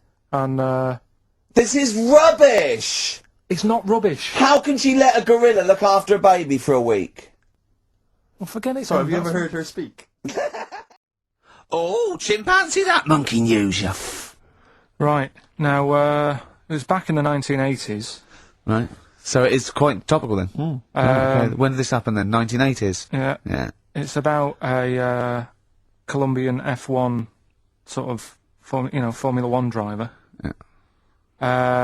Apparently these races were going on, right? And someone kept winning them. Right, okay, forget it. Forget it. No, don't do it. It's 'cause it's rubbish. 'Cause it's rubbish. Right, so someone kept winning the races. So this human that kept winning the race. So this human being that kept winning the races, Carl, what was his name? His name it's Jimmy something. Yeah. How tall's he? Just out of interest. No, let's hear the story. Let's hear the story. Was he about 4 foot 8? You might find out if I tell you the story. Yeah. Right? Go on. So anyway, he kept winning and everyone was like, oh, he's brilliant, this guy, who is he, and all that. Yeah. But his gimmick, right? Was never showing his body or face? That's right. Never took his helmet off. You're an idiot. Never took his helmet off, right? You know the short trousers he used to wear? You know his trousers were about a foot long, but his shirts, the sleeves were really long. Anyway, right, so because he wouldn't take his helmet off... You're an idiot. He was taking part in, like, the F3, which is like the lower ranks of Formula 1 and that. Just get to it. Everyone thought it was like a famous driver who was taking part in that. Get to being a monkey. Anyway, what happened was, there was a crash one day. Yeah. And the car tipped over, everyone's like, oh... He ran up a tree? So... They were suspecting when he ran away with the ambulance people up a tree and started eating a banana? So the marshals ran over and the ambulance people were there and they were about to take his helmet off and the marshal was like, don't take his helmet off. Give away the secret that he's a monkey. Give away the secret and that. Yeah, chimp. Yeah. Took his helmet off. Jimmy Chimpus. Little monkey under there. No, definitely not. Okay, let's play Ryan Adams. Did he survive? Let me just a couple of questions. Did he survive? Yeah, he did, yeah. He was allowed to keep all the awards that he won. Sure. But he wasn't allowed to take part in any other races. Yeah, didn't happen. Little monkey. What happened is, it's this plane, right? Aeroflot, I think it is. Russian airline. Having a good flight, everything's going normal and that. This is gonna be libelous. The pilot. Sorry, I mustn't interrupt myself. How tall was the pilot on this flight? Okay, listen, we've had a few complaints. People saying don't interrupt monkey news. Okay. Don't interrupt monkey news. I won't then. It's like the weather girl complaining whilst Trevor McDonald's doing. Okay, all right. Go on then. All right. So the flight's going well. Food's been served and all the rest of it. Anyway, someone gets upset about not having many nuts. Right, they've not got enough nuts. They hand the nuts out and that. One of the sort of passengers is going mental. What's he saying? He's just what language is he talking? Is he Russian or English? So anyway, there's a bit of a fight going on. Fight starts happening. People are going, "What's up with that little fella?" Right? The little hairy bloke. So, they sort of drag him... What's wrong with Bob Hoskins? And why is he screaming? Why isn't he talking in his usual Cockney accent? Why is Bob Hoskins screaming and grabbing at nuts? So, you've ruined it. Come on. Forget it. What have I ruined? Right, Rick, turn his microphone off. So we can't interrupt you. Right. So anyway, there's a fight going on. Nuts are going everywhere, right? So, anyway, they manage to tie him down. They get him on the floor, tie his legs up and that, right? His little legs. Get him to the... Come on. See you later. Have a good Christmas. No! Carl, how dare you? Finish the story. All that happened is they got back. It turned out that he shouldn't have been on the plane anyway. Why? His passport wasn't valid. Right. And you can't cause problems on planes and that. So he got put in a cell for a bit. Turned out it was a little monkey. Alright? Quick question, how did he complain about the shortage of nuts? Yeah. He just was going mental. Right, he didn't actually call over a stewardess, he just... Well, how did he get on the plane in the first place? What ticket did he have? Have a good Christmas and that. But you know it's rubbish. You must know that's rubbish. All You the must best. know that's rubbish. All the best. You must know that's rubbish. It's about this woman monkey who was born in 1834. Right? Half monkey, half woman. No. Not true. It happened, apparently. Impossible. It was in the Daily Mail. Right? Okay. The Victorian ape woman was her name. Yeah, I christen this thing Victorian Ape Woman. Well, we thought Sandra. No, I'm calling it Victorian Ape Woman. She was about 4 foot. No, didn't happen. She had lovely thick black hair on her head and on the back of her legs and on her arms. Yeah. Alright. So stockings. Let's have a look. And she didn't need a bustle because of a huge ape-like arse sticking out the back of her dress. She was good at reading and sewing. Well, good, because they didn't have opposable thumbs, so, she could speak 3 languages. Yes. She was Human, monkey, and monkey-human. 20 offers of marriage. Does that annoy you, Steve? Oh, chimpanzee, that monkey news. Right, there's this monkey, right? Oh, yeah. I think his name was number 6 or number 7 or something, right? In this lab, right? And, anyway, it's in there with, like, you know, the rabbits and little mice and stuff like that. And, The rabbit smoking. The nurse, right? The nurse, not the nurse, the woman who works in the lab, what would you call her? Is that a nurse? Depends what turns out her job was. If she was a lab assistant, you call her a lab assistant. Right. I mean, they probably call her by a name. Alright, lab assistant, right? Kirsty. So she's... I think it's probably Kirsty. Right, Kirsty Morris. Well, she's in there, right? Yeah. And she don't work with many people and that. She's mainly on her own with, you know, just putting lipstick on rabbits and stuff like that, right? Chimpanzee. So, Chimpanzee. He's putting on lipstick. Chimpanzee. She's got hairy legs. He gets pally, right, with this woman because, you know, it gets to a point when she sees him every day.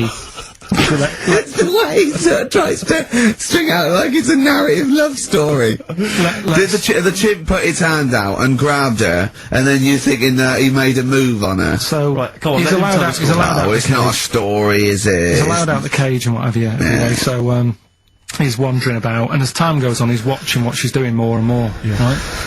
So he notices like the code on the door. Right. Whatever, 247 or whatever. Yeah. He goes, right, I've clocked that, I've got that, I'll remember that, right?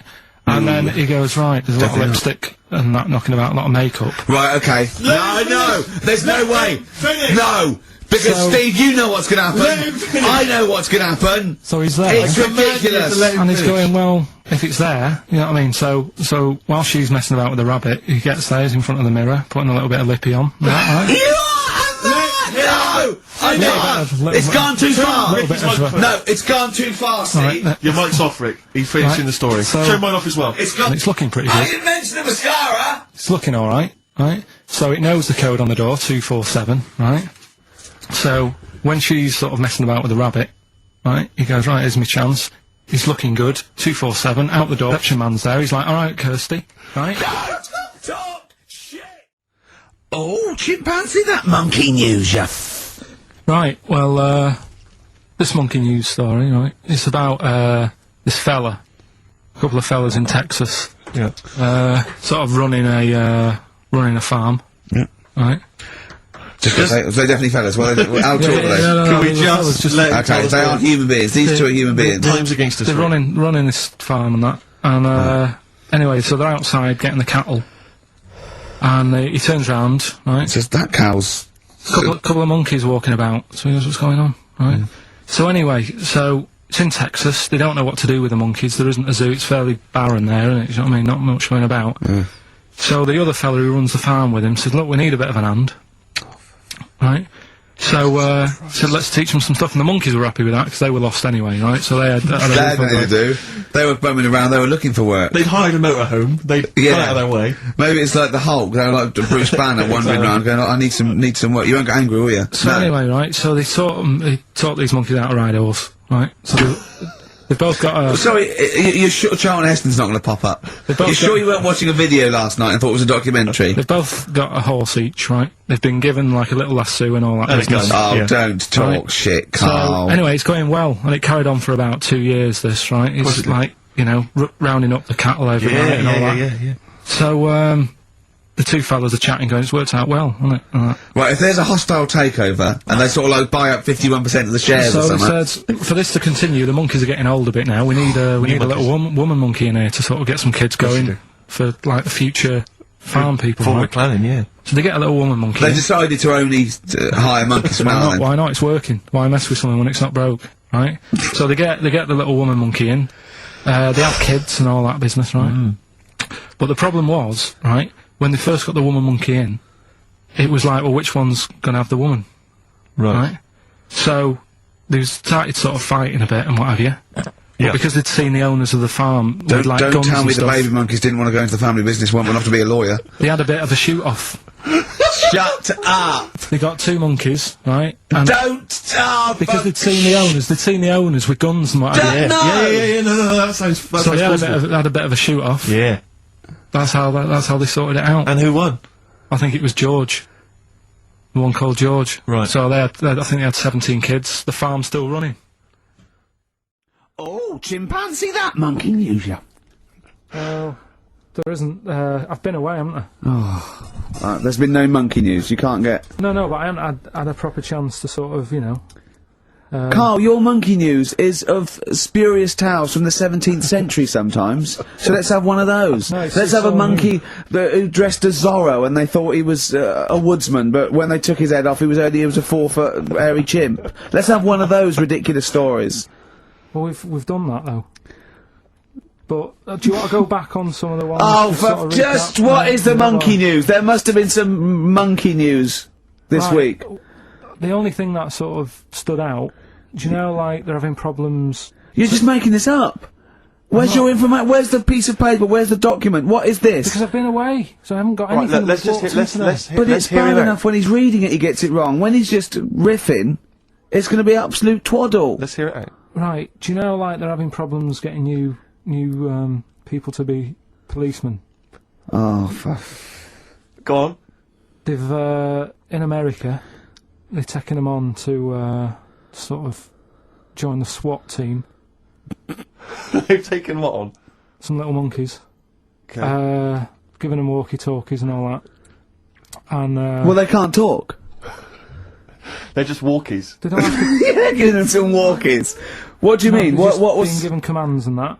And, so it's one way, they tell them, they've got the little thing strapped to them. They're good at, like, getting into small, sort of, you know, small places and that, and sort of, you know, cracking stuff and all that. Like I say, it's just half a story I just picked up on. That's not a story! Well, what do you want? Monkey news! Okay, we've got to sort this out. We didn't meet again this week, and this is a shoddy show. I thought we had a sort of framework for it, but, do you know what I mean? No, I thought, you know, Carl could sort of tell him what was going on. He doesn't know anything except watching telly. Late night telly on strange channels, like he gets all his information about the news on Anaconda, and I mean, I even tried to help him because monkey news last week was awful. It wasn't monkey news. It wasn't monkey news. It was I can't remember it. I've been away on holiday. Brilliant. Yeah, and the monkey news stops. I phoned him up. There was a front cover. Of the, I think it was the Telegraph one day this week, and it was an ironic story. It was a fluff piece, but it was a funny story. It was about a monkey in a zoo that had a ruck with its father because it's adolescent. It was like the equivalent of like 16 to 18, and it had a fight with its father, and it escaped. It ran away, and it was like, you know, an interesting story. Yeah. I phoned Carl up and said, "There's some monkey news. A monkey has escaped from its cage after an argument with its father." And he said, "What was the argument about?" I mean, he thinks like Homer Simpson. Yeah. What was the argument about? Like, the zookeepers are going, oh, look, oh no, he's brought up his untidy room again. The father, oh look, he's caught him smoking again. I mean, what do you mean, what was the argument about? They have fights. They have fights and then it ran away. His dad wanted him to go to college, but he just wants to quit and get a job. Yeah, and he fancied a monkey in the other cage, and the father was saying, she's not good enough for you. Oh. So what we've got was some it monkey about? news today? Yeah, I got a little bit of monkey news. You got a little bit of monkey news, right? You've redeemed yourself then this week. We've got some stuff there and that. Josh Rags, it's the night time on XFM 104.9, Steve Merchant, Ricky Gervais, Karl Pilkington, and is it time? I think so. Yeah? Oh, chimpanzee that monkey news. Right then, so, there's this monkey, right? Right. In Canada. It's in a zoo in, Toronto, I think it is. His name's Pascal. Right, and what happened was all the people in the zoo sort of said, you know, what can we do? Sort of spice the day up a bit. Right? Yeah. So they left. Embellishing. No way this is a news story. Let him do the news, let him do the news. Okay. So they left. Any dates? Just let him read the news, alright? You wouldn't interrupt Moira Stewart. It was about 2 weeks ago. No, because she always says today, so you know it's news. She doesn't say, right, there was a monkey, right? Well, in Canada, on, right? Just finish it. It'll be all night. A couple of weeks ago, in this zoo in Canada. Right. Jesus. They got a camcorder. Right. And they said, let's leave it for the monkey to have a play with, right? So, anyway, they passed it around. Won a BAFTA. And a couple of chimps and that were rubbish at it. They were like filming the floor and all that, and the fingers were always in shot and stuff like that, right? But anyway, there was this one chimp called Pascal, right? Who, Annoys me that he calls them monkeys, though. They're not monkeys, they're apes. He was a dab hand at it, right? He was like, filming stuff, really good shots, you know, sort of nice nude and that. He used the lighting properly and all the rest of it. No, he didn't! This is the news. What are you talking about? This is the news. God, so Steve, anyway, it's so annoying. You know it annoys me so much. Things like that. He was a dab hand. He was doing really good shots. It really annoys me. Let's hear the news. Anyway, right, so he started, at night, like, when the zookeepers went home, he started filming, like, other monkeys on the go, like, whilst they were at it, right? And he was filming them and what have you. The Ron Jeremy of the zoo. You know it's going to end up on the web. So anyway, the zookeepers came in the next day and it's like, let's see what shots he's got. Anyway, he's got all this, like, you know, all these monkeys at it and what have you. So, oh yeah, this is, honestly, you don't know what this is doing to me, Steve. Can I stop him now? So they thought, like, actually there's a few monkeys who aren't at it enough. Do you know what I mean? They have problems and what have you, so let's give them the videos. That is so untrue! This is so untrue! It's so untrue that it was filmed by a monkey! So it's so untrue! Rick, I don't know who to believe.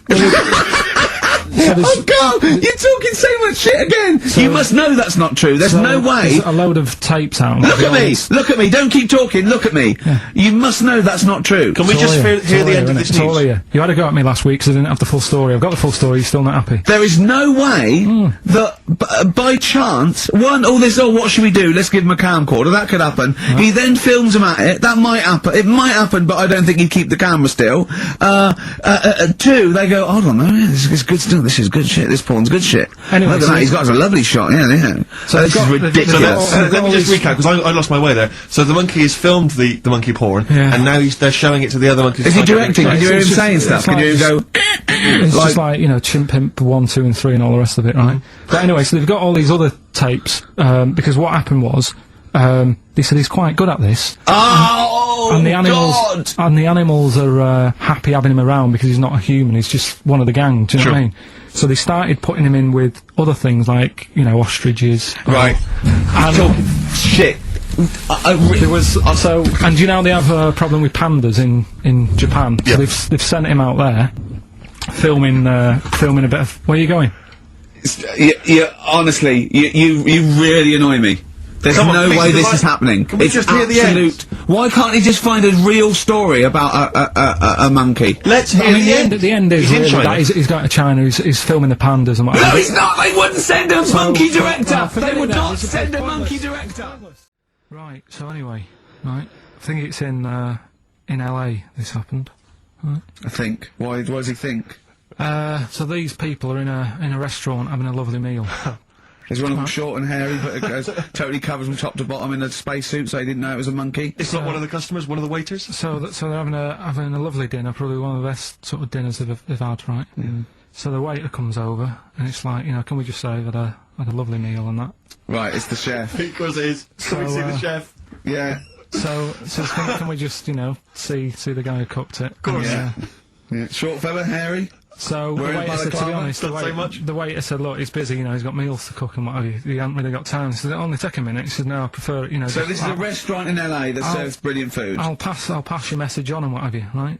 So he sends for Monkey Pierre White. So it's a bit odd. Anyway. So they go out, right? They go out to the car and they notice the kitchen door's open. Yeah, right? yeah, of course they do, because they're going to discover something that I don't know. So they're going to discover. Just out of interest, where did this chef train before we see him or reveal, you know, what he might look like or like to eat? So anyway, so they pop their head in and think we'll just nip in and go, you know, love fruit salad or whatever. Yeah. So they stick their head in. We better see the human chef. You never guess what? Go on. Monkey stood on a chair, right, cooking veg.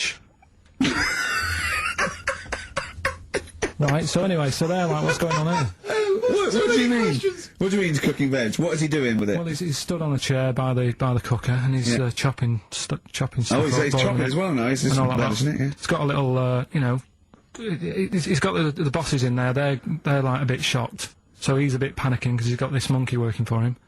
So they say to him, "What's going on here? We didn't know this is what's going on. You know, why have you got a monkey cooking stuff?"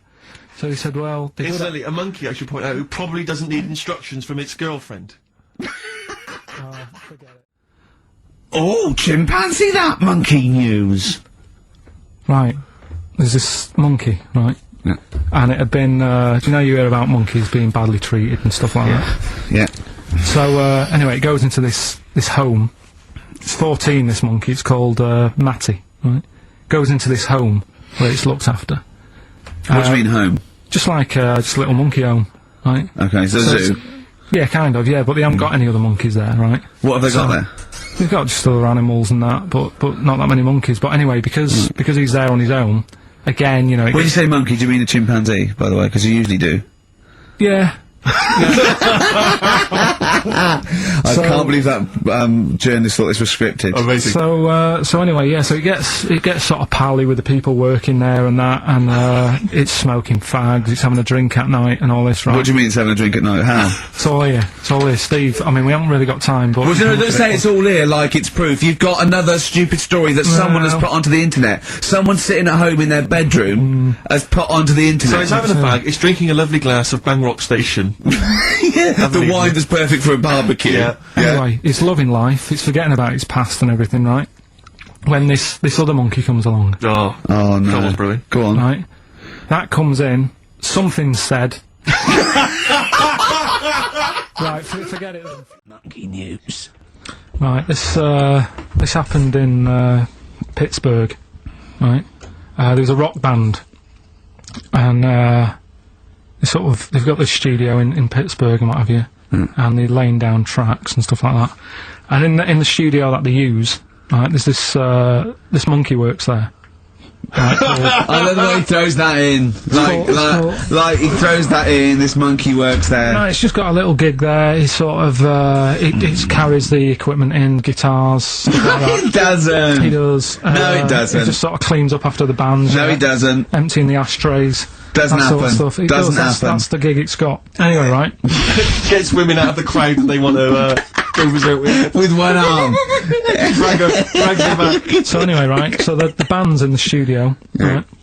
And one of the band members brings some A&R fella to the studio to have a listen to the latest track. Right? Yeah. So they hit play, and they're all there going, "Yeah, brilliant. This is good." Oh no. Anyway. So the fella says, "Yeah, I like the track. I especially like the bass on it." Right? Right, this is bullshit. So this is rubbish. So and they hadn't laid down a bass track. So this is. Have you heard it? So Carl, please don't do this to me. So the A&R fella goes, and it's like the band members are stood about, and they're going, "That's good that he liked it." And I'm saying, yeah, but what's he on about with the bass? So they played it back. This is rubbish. This is absolute rubbish. Where did you get this from? Please, because we never get to the end. This is absolute nonsense. So they played it back. Yeah, right? and it's the chimp playing bass. Definitely not. So they were like, that's weird, we haven't got a bassist. Anyway, so they go, well, whatever, right? So we haven't got a bassist! So they go, whatever, let's go home. Oh, forget it. Okay, right. Oh, chimpanzee that! Monkey news! Right, there's this, card game going on, right? in the big hotel in Vegas. Right. The Luxor Hotel in Vegas. Yeah. There's a major card game, all the big players and that. Sure. were involved, right? They're all invited. Anyway, so they all meet up in this dark room at the back of the... Oh, there we go, dark room. But hairy fella. So, it was brilliant at poker. Like I say, it's a big game and that everyone's been waiting for it, so it's played in the back room, not in the main entrance bit, right? So anyway, like I say, it's dark in there and what have you, and the players went in, there was already someone sat in there, right? Right. But they couldn't quite see Was he a short hairy bloke with slightly longer arms than legs? Couldn't see him. Where are his arms slightly longer than his legs, strangely enough? Was he holding his hand of cards with his feet? Anyway. So the cards were dealt, right? Cards were dealt, game's going on. His cards with his feet! Game went on for hours, right? No one's listening. The terrible thing is that not even we're listening to Karl now. I know. Literally no one is listening to Karl. Insulting. There was a lot of smoking going on. It's going on. A lot of eating and nuts going on. That was a bit weird because they don't normally get through as many, but for this night. So, come on, let's just play Bruce. Oh, chimpanzee that! Monkey news. Right, well, I thought we'd go for sort of a Christmas feel, right? So, this one, it happened in Stockholm, right, a couple of years ago, around the Christmas time. There's this little grotto, right? Everything he says is funny, isn't it? A little grotto was set up and stuff, right, and, it was getting busier and busier, right, this little grotto. There was only one in Stockholm, right? Queue was massive and stuff. Well, that's not true. And this, that's not true, there's no but fine, just listen. But that's not true. A couple of years ago, if you'd have said 1,000 years ago. Yeah, it was busy in that. And there was this bloke who had a kid, and the kid was saying, Dad, you know, can I go and see, you know, Father Christmas in the grotto? Yeah. And he was like, I don't want to join that queue, it's too big, right? And loads of the Father Christmases who was in the booth, they kept jacking it in because the queue was that big. What do you mean loads of Father Christmas in the booth? What because booth? They got through loads in the grotto, the Father Christmas and that, right? They couldn't act the pressure of the queues. The queues were massive for this grotto. This is rubbish! Right, so they kept getting through like loads of Father Christmases. They just kept walking on. People, they kept saying, I can't handle this, you'll have to get a new one in, right? Right, okay. Anyway, so this fella, right, the kid kept asking every day, can we go in there? He said, no, look, the queue's big. Anyway, one day, the queue was suddenly a lot shorter. Right, because they got a new little Father Christmas fella. In the grotto. Karl, if this Father Christmas turns out to be about 3'6" and hairy. So anyway, right, so he's going, come on then, we'll join the queue, right, so he joins the queue, and he's you know, the queue's going down really fast, people are going in and out really quick, and he's going, how's he managing to do this, right? And he sort of looks through the curtain, he can just see a little slight thing, and he can see the bloke who's, like, dressed up as Father Christmas, he's handing him out with his hands and his feet and that, right? So they're going, no, look, if you don't... I'm going to die! Anyway, so... Please don't interrupt the news, Rick. I want to hear the news. So he's queuing up, right, and he's going, oh, he's good on him, you know, he's got a new method of handing out the presents and that. Whilst he's queuing there, there's a little fella selling, chestnuts. So he thinks, oh, I'll buy some of them, and, you know, something to munch on whilst I'm in the queue and stuff. Yeah. And, so anyway, he's queuing up, he's eating the chestnuts, comes to his turn, right? It's absolute rubbish. What are you on about? It's absolute rubbish. So cut long story short, you reckon that they hired a chimp to hand out presents for Christmas? And so he brought the chestnuts in, and the monkey attacked him. Well, he went off, right? And he's going, why is it all going mad? And you're talking rubbish. There's a little fella that sat there with like a little beard on and that. Yeah, you're talking rubbish. You're talking rubbish. Well, it's not worth me carrying on then. No, it's not worth me carrying on because again. Yeah. Oh, chimpanzee that! Monkey news! Right, this is something that I do know about, alright? If monkeys have been up to anything in the world, this is what I'm on. Do you know what I mean? This is what I'm on top of this. This one, it's pretty recent. Monkey was knocking about New York. Oh, yeah. He got locked up for, like, nicking stuff and all the rest of it, right?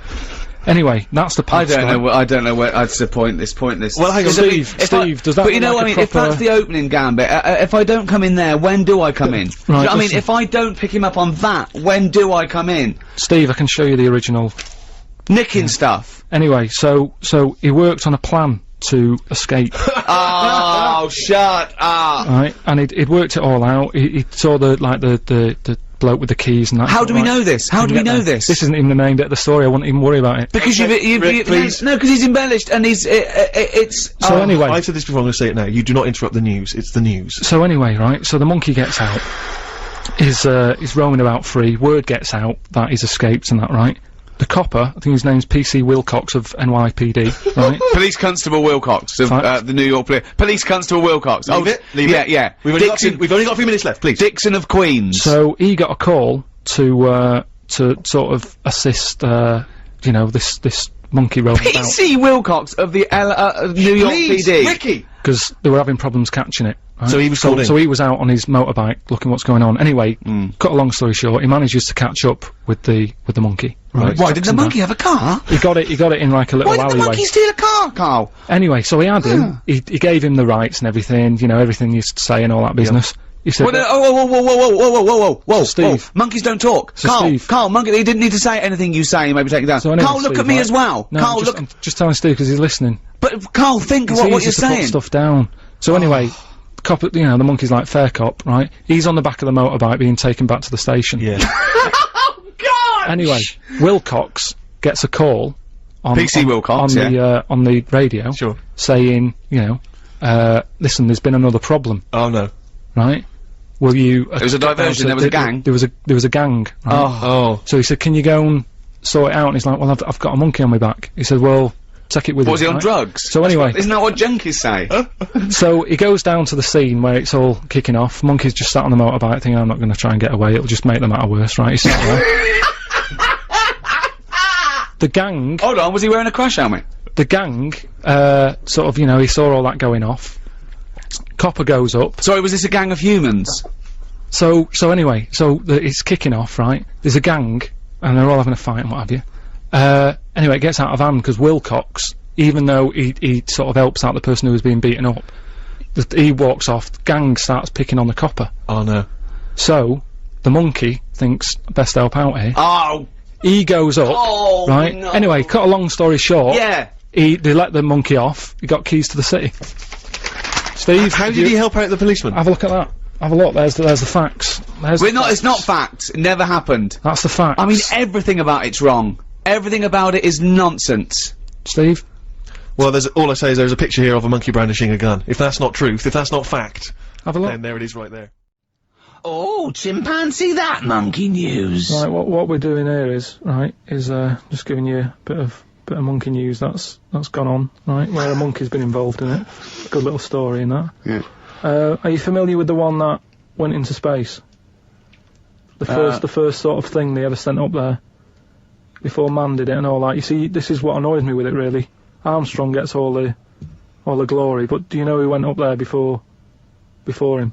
A monkey. Yeah. Yeah. Dog went up first. But what was the monkey called?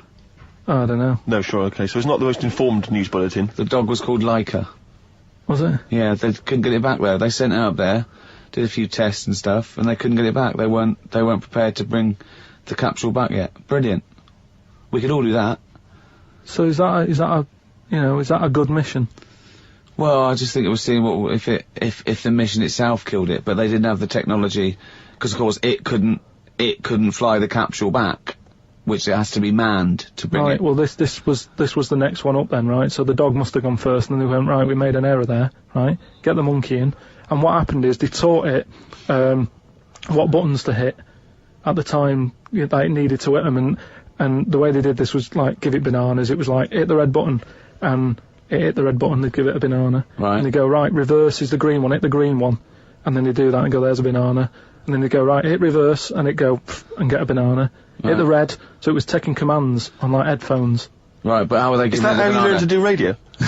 How were they giving it the banana? What do you mean?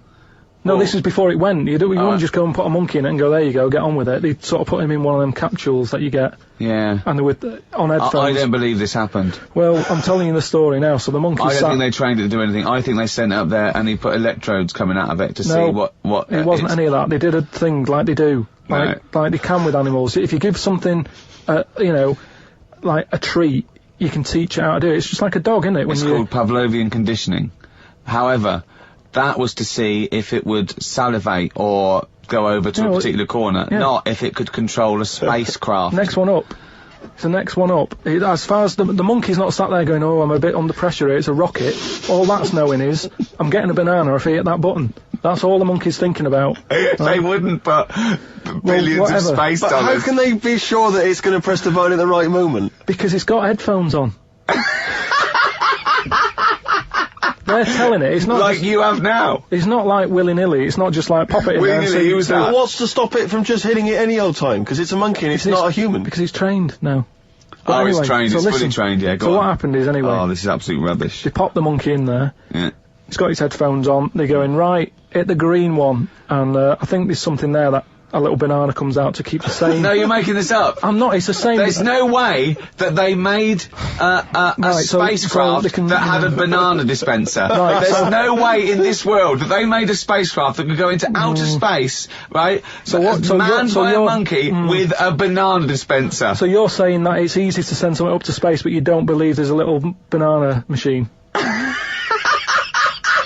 Right, okay, so in your world, there's a monkey and it's been conditioned and there's a little monkey dispenser, monkey dispenser, a banana dispenser, right? So it comes to the launch day, monkeys sat in there, everyone's ready, bananas are stocked up and all the rest of it. They go, right, hit the green button.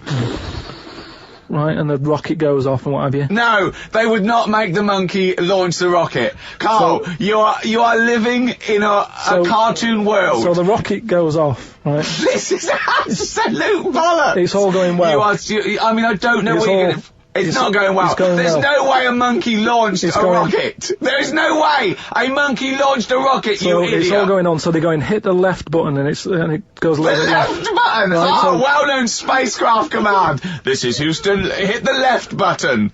Oh, brilliant. This is what happened in Apollo 13. Hit the left button. So it goes left. Yeah, it goes left. So it goes left, and it's going well. It goes left! Yeah. No, the moon! You're going right! It goes for the moon, everything's going well. Right. They get up there, but it does whatever it does. It reverse, it comes back. Right? So then... honestly, you are brain dead. So you are one of the most stupid people, that I would rather have the monkey drive me home than you. So the thing is, so it lands back, it does a good job and everything, it gets out, and this is bananas. This is where it turns a bit sad, because after it's done that mission, right, because it happened and it was all safe and everything, the next one would have been to send man. Right. So the monkey enjoyed it and it was like, well, I want to do it again, right? But they were like... So how did they know that? How did they know what to do? Just the way it looked and what have you, it was like... Fuck off! Just the way it looked! You are a maniac. So the thing is though, right, so after it had done that, it was on such a high, right, it could never get that high again. There was nothing that it could do. Went on tour, did it? It sort of ended up killing itself. Because it could never get that buzz that it got. Right, that was absolute bollocks. Oh, chimpanzee that monkey news. Right. Well, this week, what we're covering is, do you know, like they say, monkeys are pretty close to humans? Well, when you say monkeys, you mean apes, I assume, and when you say apes, you mean chimpanzees. Monkeys and that. Well, no, because they're different species. They're all primates. They've done a lot of tests and that. Like I said, we've talked about the one that went into space. That was rubbish. We've had ones that have worked in train stations. No. So Barbers, was there a barber one? There was a barber one. He started off sweeping, didn't he? But he didn't immediately go in. Straight into, he worked his way up, yeah. They do apprenticeship. They do a lot of stuff. I've seen the salon. He was probably the top student. But the thing is, I mean, in a way, this is linked to the one in the salon. He could cut hair, but he'd never be allowed to work on the till, right? But these tests that they've been doing now... Why? Are they not trustworthy? Well, they've had problems understanding money, right? But they've got one recently that they've been teaching about the value of money. And showing it that, you know, to get this money you've got to work hard, you've got to save your money, and when it's saved That's all bollocks. you can do what you want with that money. Yeah, it wouldn't But happen. at the end of the day, these monkeys aren't on that much money. Yeah, So- and they wouldn't. You could never teach a monkey the value of money. So the thing is, they've said to these monkeys, look, you know, there's your money. They haven't said anything You're to the only getting monkeys. so They much have, Rick. money, Please listen to the news. but It's the news. it's important that, you know, they know how to spend that money, right? It's basic rules, really. It's what you teach a human about money, innit? It's what you teach kids. The So value of invest money. wisely. Invest and all that. Sorry, who's they teaching got these past, monkeys? Well, Carl, stop. Just some people and that. But who? Where are these The monkeys? monkey people. But where are these monkeys? Where are these I monkeys think being? it's in San Francisco. Where are these monkeys though? What are they in a shop? What are they doing? Are they in homes? What are they doing? Just in like, the zoo? Well, probably just in like some sort of science place where science people are checking out monkeys' brains and that and seeing how they work. But they're happy. They're not. This is them different to the news at 10. So listen. Well, yeah, but you can't interrupt the newscasters for one thing, Rick. Please. Sorry, go on. So there's these monkeys, right, and they've given them some money, probably about £5, and they said, right, off you go, go shopping, see who comes back with the best. Sort of, how much can you get? You know, like in Ready, Steady, Cook. where they say, there's a £5, go and get some food. Anyway, some came back and they were like, you know, they hardly had anything. Right? This is absolute shit. No, listen. Yeah, This is bollocks. Listen. But one of them, right, he was away longer, to be fair. Yeah. Right, I think he came back last.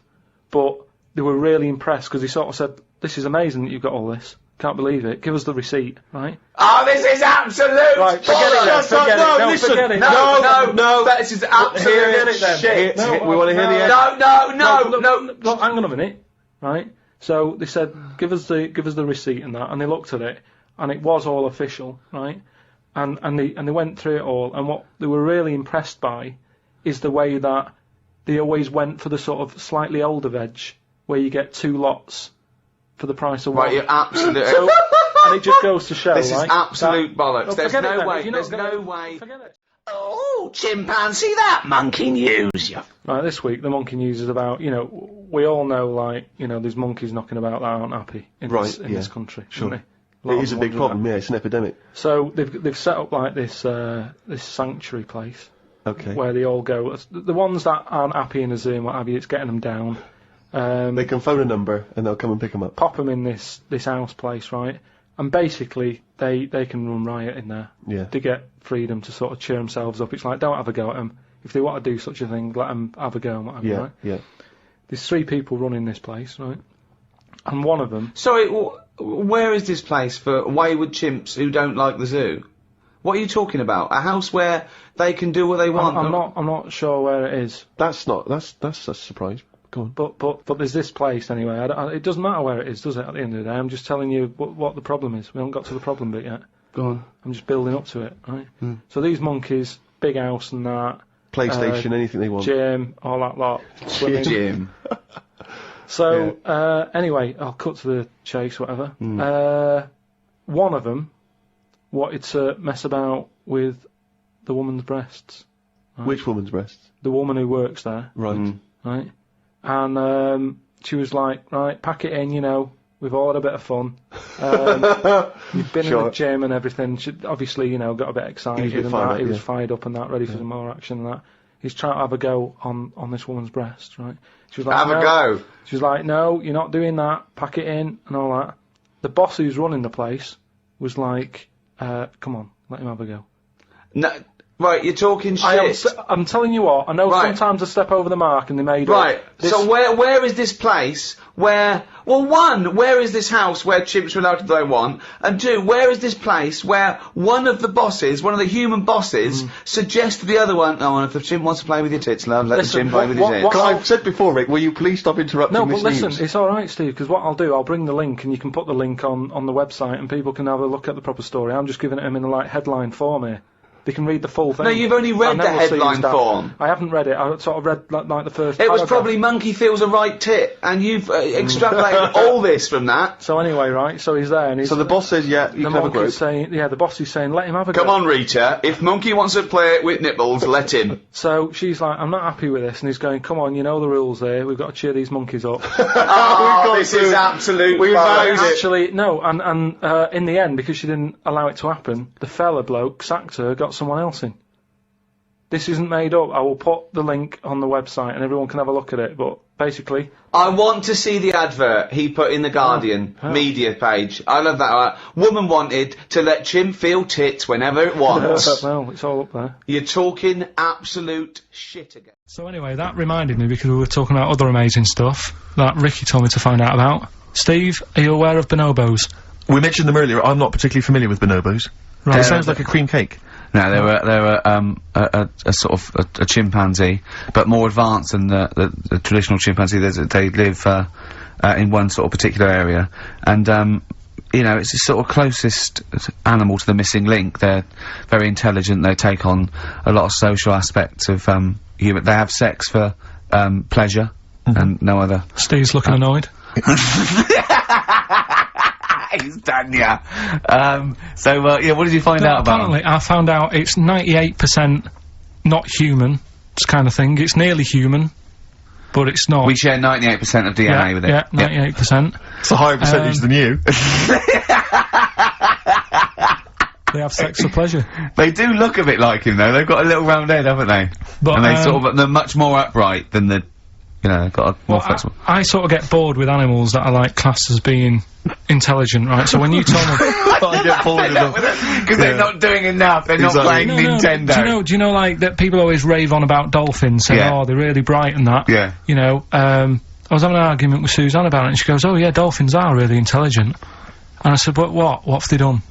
So she said, well, they use them in wars, they strap bombs to the back to go out to boats, to then blow up the boats. Yeah, they're trained, Well, that isn't that bright. If it was really bright, it'd go, I'm not doing that. Well, no, they leave them. They don't blow themselves up. They... anyway, but... Right, well... So anyway, so bonobos, really bright and that. Now, I was looking at them, and they are, you know, they're saying... you know, they're just like humans, basically, right? Well, what I was thinking is... I didn't have a chance to ask you. If you got a mentalist... Right. And put the bonobo in an exam... okay, right, okay. What do you mean a mentalist? What do you mean? Well, you know, someone who's, you know, a little bit... just a little bit slower than me. And put them in an exam. What would happen? Right, okay, you've got to be clearer here, Carl. What are you saying? Are you saying pit the wits of a bonobo against... someone who's educationally subnormal? Yeah. What do you reckon? Again, I don't know where to start. No, but if they're that good, why aren't they being used in labour and stuff? Do you know what I mean? What in what do you mean in the government? Like, you know, like some jobs that they could do. Why hasn't someone caught onto it and thought, well, hang on a minute. Sorry, I'm not familiar with the bonobo. Seriously, could it do a job of work? How advanced are these creatures? Lots of animals do job of work. I think Carl wants this bonobo to start going to work with an umbrella and a bowler hat and have sort of like rudimentary language skills like morning, morning. So so I couldn't employ the bonobo to be my PA. It's not. I mean, how advanced are they? Could I teach you to go in the shops and collect something and bring it home? But you can teach a dog to do that. Yeah. It depends what you mean by intelligence, social interaction, also dexterity capability, you know. Could it produce this show?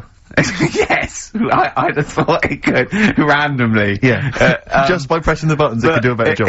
It depends what you're asking, Carl. What you mean is, could a chimp be a thick human at an intelligence test? Yeah, that's what I'm saying. But it depends on what the problem with the human is, doesn't it? Right. Well, first of all, mental illness has nothing to do with intelligence. Let's get that straight. That's one thing. Mental people aren't necessarily less or intelligent than people. Now, is that the clinical term? Well, exactly. A mentalist. A mentalist. Sometimes I don't know what to do. I don't know whether to start with where he's going wrong with the question, to answer it, to find out what he really means, because... It's just that if that did happen, right? What could happen? You want the Planet of the Apes, don't you? Here we go. Go on. Right? I go to school, I go to a new school. Yeah. I go in the class, there's 3 bonobos sat on the back row. Yeah. Right? I think it would make They're everybody... bad kids, are they? Everybody would work harder, because you go, well, I don't want a monkey beating me. Whereas when I went to school... So you think they'd be an incentive? Yeah. Well, I think... Okay, they go, oh, go on, what do you mean? No, I would have loved it, because, I mean, one of the reasons I didn't like school is it's like, oh, I'm not bothered. You know, I'm not bothering going in today. I'd love it if I went in and someone said, right, you're going to start coming again. Why is that? We've got 3 bonobos in your class. What if they didn't hang out together, like the 2 little, kids with the webbed hands and the big heads? What if they started bullying you? Stealing your pocket money? Well, maybe I wouldn't go in, I'd stop maybe going. copying you, maybe making you do their homework. Yeah. They did find out you... To be honest, it would probably be the other way round. And he'd score better. Yeah. God, have you been copying? Have you been copying the bonobos Have again? you been copying Boo Boo again? That'd be good though, wouldn't it? But we've got a new feature, haven't we? Which one's this? Are we doing, within the monkey news, the new feature? Oh, Steve. I'm excited. You know Monkey News is my favourite feature, so what have you added to it? Explain it. Right, well, there's been loads of stuff going on in the past few weeks, right? But for the times when I struggle, when sort of monkeys have had a quiet week, and there isn't that much news going on, right? Come up with this thing.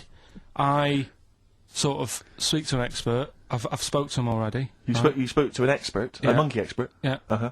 And I ask him a question. Wow. Right? The feature, it's got a good name. You know, that's the way I work. Yep. Cheapest chimps. Right? Okay. And what I do, I ask them a question about, you know, how much does it cost to, you know, keep one? How much does it cost to, you know, feed one for a week? Yeah. All this sort of stuff. So I give out like a monkey story, and if that isn't enough for people, they'll also learn something else at the end of it. Right. Yeah. So like... It sounds fascinating, can I say right now? Right. It's about, a chimp, right? Surprising. I spoke to an expert about him. Who was the expert? Someone at London Zoo. Okay. How many bananas do you think the little chimp that they've got at London Zoo eats a day? Right. How many bananas is a little chimp at London Zoo? Can I call in for this? No, I'd leave it. I'm just testing it out on Steve, because we've already got an email thing going on here. So how many bananas do they eat a day? One chimp per day, how many bananas? Yeah. How many bananas does a chimp eat a day? And does this mean that... Because sometimes I've seen them on the telly, they peel one, they'll just eat a bit of it, then they'll throw it away. We're talking a whole banana? How many bananas does it eat a day? How many bananas do you eat a day? Getting angry. Come on. Well, I'll try and have 2 if I've got time, but I'm pretty busy. Well, I'll go... swinging on your tyre. How many do you reckon? I think a little monkey, a tiny little monkey, per day, over the course of a day, I reckon he probably eats 15 bananas. Right, Ricky, what are you going for? Little chimp at London Zoo. But hold on, but presumably they don't only feed it bananas. So Okay. so the question is... It's how many bananas does it eat? Come on, Yeah, Rick. but how many does it get given? It would eat 15 if it was given 15, but it might be given one slice of banana, 15 oranges, 200 potatoes and some lettuce. How many bananas does it eat? Come on. Have a guess. 5? Yeah. Right. It's only 1. Yeah, because it only gets given one. Cheap as chimps. What? So, it's pretty cheap to have a chimp. Right. I'm on your side now, Steve. I don't understand what happened then. What, so at the end of it, you always shout cheap as chimps. Is that what? That's the quiz, is it? All right. Right, we've done that. Monkey news. Right, straight. Let's hit them dead. Let's go straight with cheap as chimps, Carl. Right. Well, this will probably finish today, to be honest. Oh, okay. Right. Because what if we looked at it, cheap as chimps, we found out that... They eat one banana. Next, go on, do this one. One banana a day and that. Yeah, that's right, it, brilliant. So what... It was a long-running feature, go on. Sorry, can I just ask again, what are the rules with cheapest chimps? It's just, you know, if you wanted a chimp, how much would it sort of cost you? Brilliant. Title come first? So, yeah. Yeah. As always, that's the way they do it. Right? Cheapest chimps. I thought I'll go online and see, you know, if I could buy one. How much do you reckon? £6,000. To buy a chimp? Yeah. Oh no, a ridiculous amount. Where can you buy them from? What sources? You shouldn't be able to buy them. eBay. What do you mean, buy a chimp? From who? There was this website that was selling stuff. What, you could actually What are you talking about? Right, here we go then, right? I looked at it. Here's some of the other animals that were on there. No, wait a minute. Are these poachers? I don't know. What, zoos that got bored with them? Where can you buy a chimp? I don't want to give it a plug. Right, Some go on website, then. right? So what are the other animals available? Right, well, that'll give you some prices with the other animals, then you can try and work out if it's cheap as chimps, right? So, right, a camel. What do you reckon? £25,000. Right, $8,000 for a camel, right? Sloth? 40 quid. $3,000. Right. Last one. Bengal tiger. Oh, that's got to be pricey. $12,000. $1,800. What? Yeah. Carl, this is an awful website. That can't be true, mate. Right, That's so, awful. a chimp. Well, $5,000. I'm going to go with, $1,000. $55,000. What? Yeah. That doesn't make sense. It's mad, isn't it? Yeah. So. But I don't know what to say, because this is rubbish anyway. What website can you buy? Okay, get me a tiger. Here's £1,000. Get me a tiger. Well, I don't know. You're an idiot. Postage and packages and. Sorry, so where does the cheapest chimps element come in? Well, that's sort Aren't of you supposed to rounds it up. shout, it's cheap as chimps at the end? Well, it isn't. That's why I want to finish the feature. Right then. Well, got an email from John. You know, if you've got any monkey news going on in your area. Let us know, podcast@rivets.com. Oh God, amazing! Just bung it on email. And, this one's sent in from John. Don't know where he is. But, do you know, like, they're running out of TV ideas and that? They're running out of TV ideas. Well, you know, they've done a lot of stuff. I mean, Yeah. if you had to come up with a TV idea now, you struggle, don't you? Because every idea you come up with, it's kind of been done on it. Sure. Okay. Right? It's like inventions and that. Right? They're not getting monkeys to come up with TV ideas, are they? Well, no, right? But there's a TV channel in Moscow, right? And I think they had a bit of bad luck or something, a lot of redundancies and that, right? And whoever was in charge of it got a bit mental and got rid of loads of people, right? Yeah. And they come in the next day and they were like, right, are we ready to go live and that? And someone comes running in with a clipboard saying, we haven't got any people left, right, to present. That's such nonsense. Right, but I tell you what. Right, okay, carry on. So he goes, what? If just one employee turns out to be Simeon and is doing a good job, I'm never doing this radio show again. So this TV channel, you know, he's having a lot of problems and that. They've got to go live, right? He's like, what am I going to do? Anyway, for some reason, right, there was a chimp knocking about.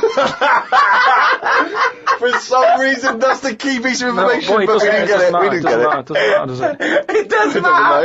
It doesn't matter. Imagine if that was in a film. And they're going, well, I can't see where this plot's going. Well, he's just there. He's just there. So anyway, so he sort of says, get it in a suit, right? Why? So, because they're running out of ideas, the clock's ticking, they've got to go live with something. What do you mean? What he's Is it a presenting? news programme? He's presenting. Listen, it's a chat show.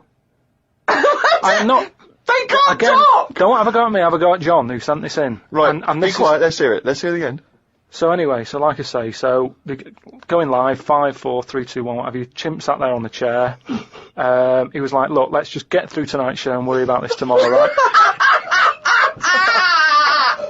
What are you talking about? Look. So they put a chimp in a suit. What was that handmade, or were the sleeves a bit short on him? You idiot, think! So anyway, it's sat there, right? And they're going, right, here we go. Good luck, everyone, right? Yeah.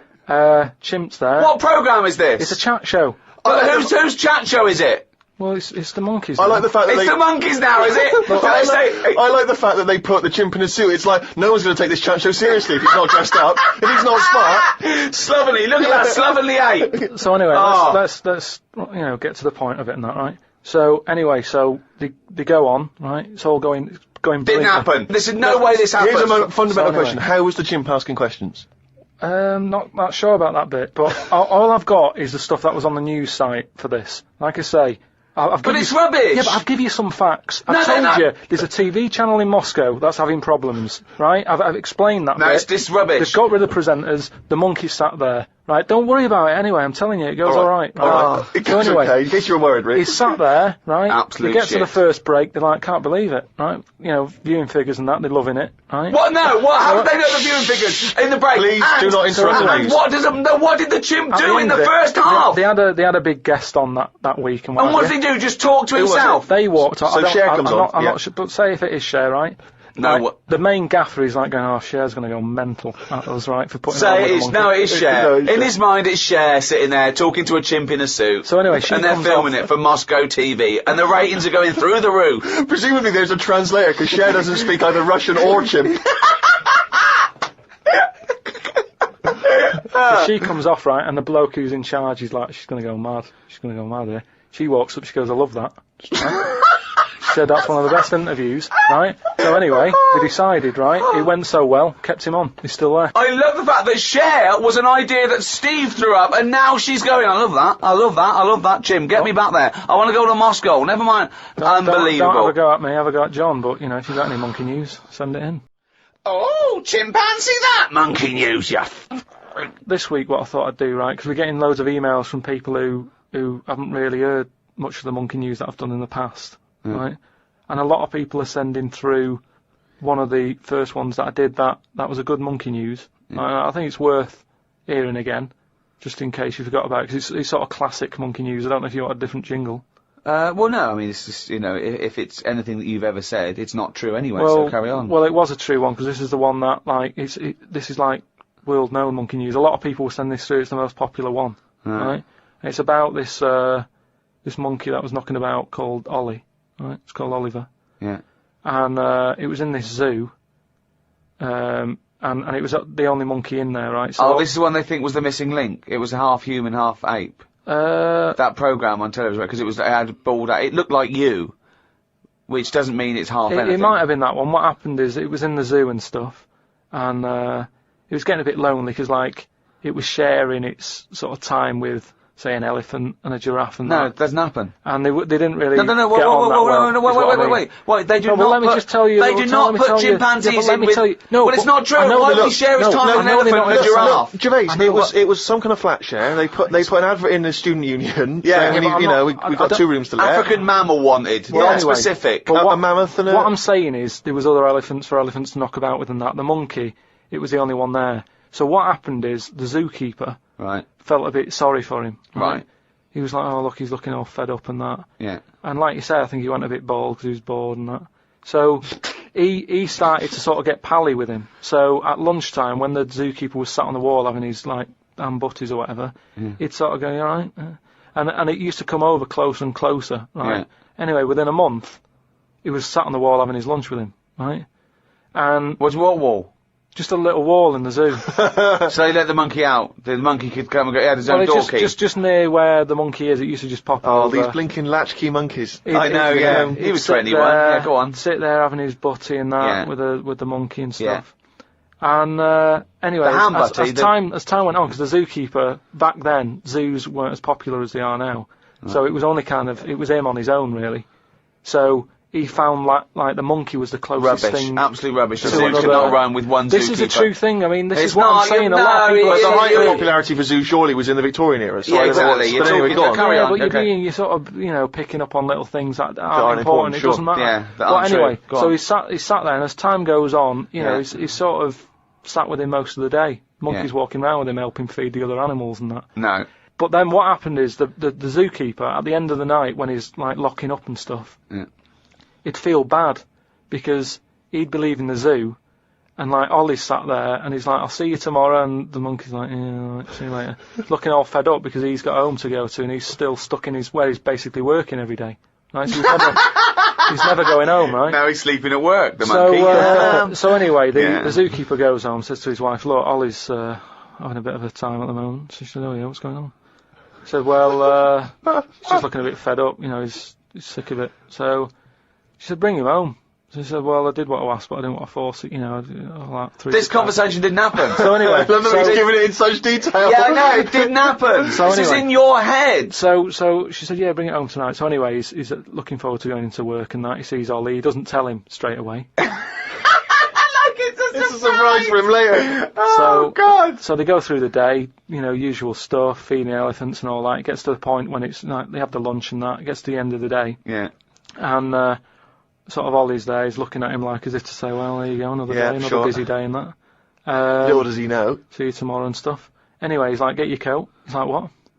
Coat? What do you mean, get your coat? Whatever the equivalent is, right? Whatever you say to a monkey, it was kind of like, you know, you're coming with me sort of thing. Yeah. Right. So he's going, oh, brilliant. Anyway, no, he's not! So what do you mean he's going brilliant? He takes it home, so he gets his hat and coat. He gets his hat and coat and stuff. And he can't believe his luck, right? He goes back to the zookeeper's house. Everything's going well for about a week and a half. Right. Has he got his own room? He still goes, like, to work and stuff. To the zoo, yeah. To the zoo. He doesn't work there! And then he comes back with the zookeeper. But anyway, what ended up happening is, so anyway, he's back at the house, and it's going well for about a week and a half. Treating him really well. He's sat there, you know, he's having a brandy at night before he goes to bed. The zookeeper noticed that when he took it back to work, it was kind of getting flashbacks of not having a good time in the zoo, right? So he was like, this isn't helping him out. He's happy when he's at home with the brandy and the fags and that. When he comes back here, he's starting to look a bit fed up. So he said to his wife, look, you're at home all day, right? Oh, Jesus. I'm going to work, I'll leave it with you, right? Yeah. So Ollie stays at home. Yeah. Anyway, as time goes on, yep. a little bit of trouble. Whilst the fella's busy at work, grafting, paying the bills and that for Ollie at home, Ollie starts getting a little bit cheeky, tries it on with the missus. Right, whoa. Right. How does a monkey try it on with the missus? Are you talking shit? This is classic monkey news. How does it try it on with the missus? So he's a bit drunk. He stinks of smoke. He tries it on with the missus. How does he try it on with her? I don't know all the detail on that. You don't know any of the details. I don't know the detail on that bit. But you don't know any of the details. No, I don't know the detaals on that bit. You don't know any of the details. So what happened? So while the zookeeper's away, the monkey did play. What happened? Did the zookeeper's wife reciprocate these affections? Just a little bit of, like, you know, little bit of fun, I suppose. She probably went along with that at first. You know, she's cooking at home, getting the tea ready. That's walking past, pinching her arse or whatever. And it's, do you know what I mean? It starts off just like it does, you know, with humans. Starts off as a bit of fun before you know it. You know, split up in the end anyway. The zookeeper and the I think the monkey stayed with the woman. Oh, chimpanzee that monkey news. Right. Well, this one sent in from Sam in New York. Right. And it's about a fire that happened, right, in a really, do you know, like in New York, they have loads of big buildings, don't they? Yeah. Right, really, really tall ones. Skyscrapers. Yeah. And there was a fire in one of them, right? So they did as expected. They called up, you know, fire brigade and that. They turned up, right? Fire engine parked up. It's like, right, where's the fire? And they said, oh, it's on like floor 100 or whatever. And they said, oh no. We've brought the fire engine with the short ladders. Stupid mistake, but go on. Right. So anyway, so the fire's going and that, and they're saying, is there anyone in there? They go, I don't know, there might be someone up there, but the telecom's not working and stuff. Who do you think might be up there, Rick?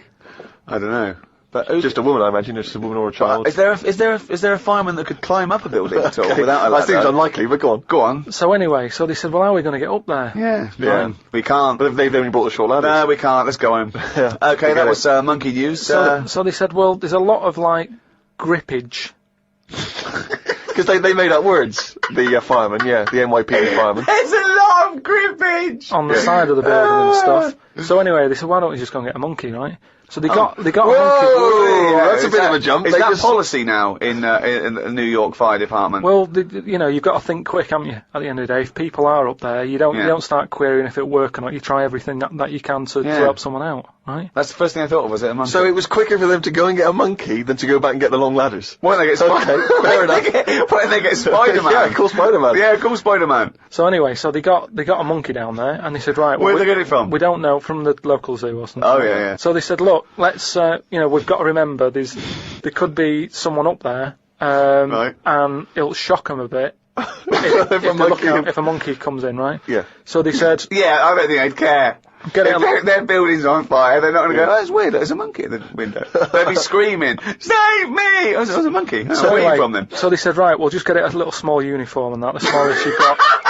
But, whoa, hold on though. Actually, where are you going to get that? I'm going back to the station. We'll get the long ladders while you're there. No time. No, I bought the small uniform, I just didn't bring the long ladders.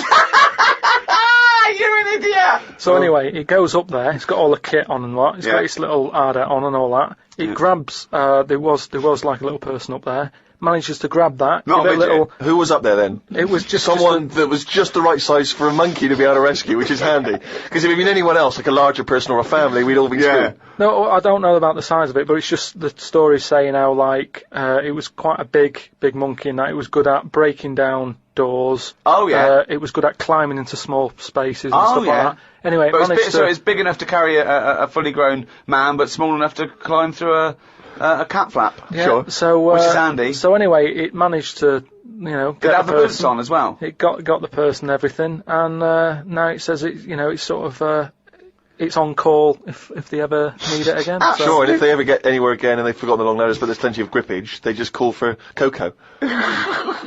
So, that's this week's Monkey News. Yeah, it's Monkey News time. Oh, chimpanzee that Monkey News, yeah. Right, last week we talked about, the one who was good at getting up buildings and that for, putting out fires and stuff, ended up working for the fire department. Yeah, not true, but... Sure. But if the building had good grippage, he was right up there. Yeah, it's not true, but go on. So this week, anyway, it's more about tall buildings and stuff. Oh, yeah. It was this bloke who was a builder. Oh, yeah. Right? And, you know what builders are like, they sort of move about, don't they, from sort of building to building, just building. Well, yeah, once they've built it, the building's done and they move on to build some more. Building to building, just building, yeah. So he goes to his next job and that, right? Who does, the builder? The builder. Yep. He goes to, like, the boss, new building. the boss of this building, who's building it. Right. Okay. Yeah. And he says what unto him? Do you need anything building? Okay. Right? Yeah. So anyway, he says, yeah, there's plenty of work and that going about. Yep. He says, we're working on this one here. He said, get going on it, like, there's your bricks and your cement and stuff, get on with it. Yeah. Any plans? Just build. Just start building. Yeah. Go up. They're getting on with it and stuff, it's all going well. Yep. But he notices that there's someone working high up, right, on the top bit. Sure. Because do you know, like, there's girders and stuff on these big buildings. Yeah. And he's still building the bottom bit, and which is weird. Yeah, well, that's the way they do it there, apparently, just to sort of speed it up, work from top to middle, from top to bottom. Sure, that's in imaginary land. We put the spire on, and then we better do the foundations, yeah. and then put some stuff in the middle to keep it up there. So anyway, he's saying to, like, the other workers, he's going, who's that up there? Who's that up there? He's working on his own. The little fella, was he? And, the little hairy fella up there. He's the little hairy fella up there with the hard hat. And the other fellas were going, look, don't ask questions, the boss decides who he takes on, we're happy to be getting paid here. Don't ask questions! Yeah. Well, I'll see him when he comes down. So he said, well, it's pretty impressive, the work rate he's doing, the way he's getting from one girder to the other. Swinging, is he? He doesn't seem to be scared of the heights or anything. He said, no, just let him get on with it, we work well as a team. So anyway. What nonsense is this? He believes all this. Yep. So he sees the boss and he goes, that fella up there, who's the fella up there? He's pretty good. And he's like, look, just get on with the job, I'll pay you, let's just all get on with our jobs and that. Lunchtime comes, they're all sat on a little wall having the sandwiches, he's thinking he'll come down in a bit. He's just carrying on. Is he? He's just still going? Still going on that, right? So the fella says to the boss man, he says, isn't that fella up there going to come down and join us for lunch? He said, like I said, mate, don't worry about him, right? He said, very secretive. I'm suspicious about this fella. I don't know. I don't know why he's working through his lunch. I don't know why he's not scared of heights. I don't know why he's swinging from girder to girder. It's weird. Go on. So he said, anyway, you've reminded me that he's up there. He said, he's doing a lot of riveting and stuff up there. He probably needs some more nuts to... Right, sure. And what kind of nuts is that? Is that nuts to food, or...? So he said, what, nuts? He said, yeah, just, there's a bag full of them there. Just put them on the hook, send them up, and he can get on with his job. So anyway, he picks these nuts up, right? Yep. Just hooks them on. He thinks they're not that heavy, considering, they're normally pretty heavy, aren't they? Like, nuts and bolts and stuff. Yeah. So anyway, he has a little glance in. Oh, no, what's in there? Nuts. What, you mean nuts that you can eat? Nuts that you can eat, right? So they send the bag up, and he's thinking, what's all that about? He checks him out, starts to stare, works it out. You can see that he's a little chimp running about, so he goes, I'm not happy with this. Why isn't he? Because he's working for an organisation that's, you know, there's unions for this sort of stuff, isn't there? Yeah, he's not going, that's amazing. They've got a chimp riveting this building together. Yeah, that's not scary. He's wondering if they're breaking union rules. So he goes... You don't have to talk. So he goes and has a word with the boss. He goes to the boss and he goes, look, I've worked out what you're playing at here. Yeah. He said, all them out Is the boss sitting in a tyre?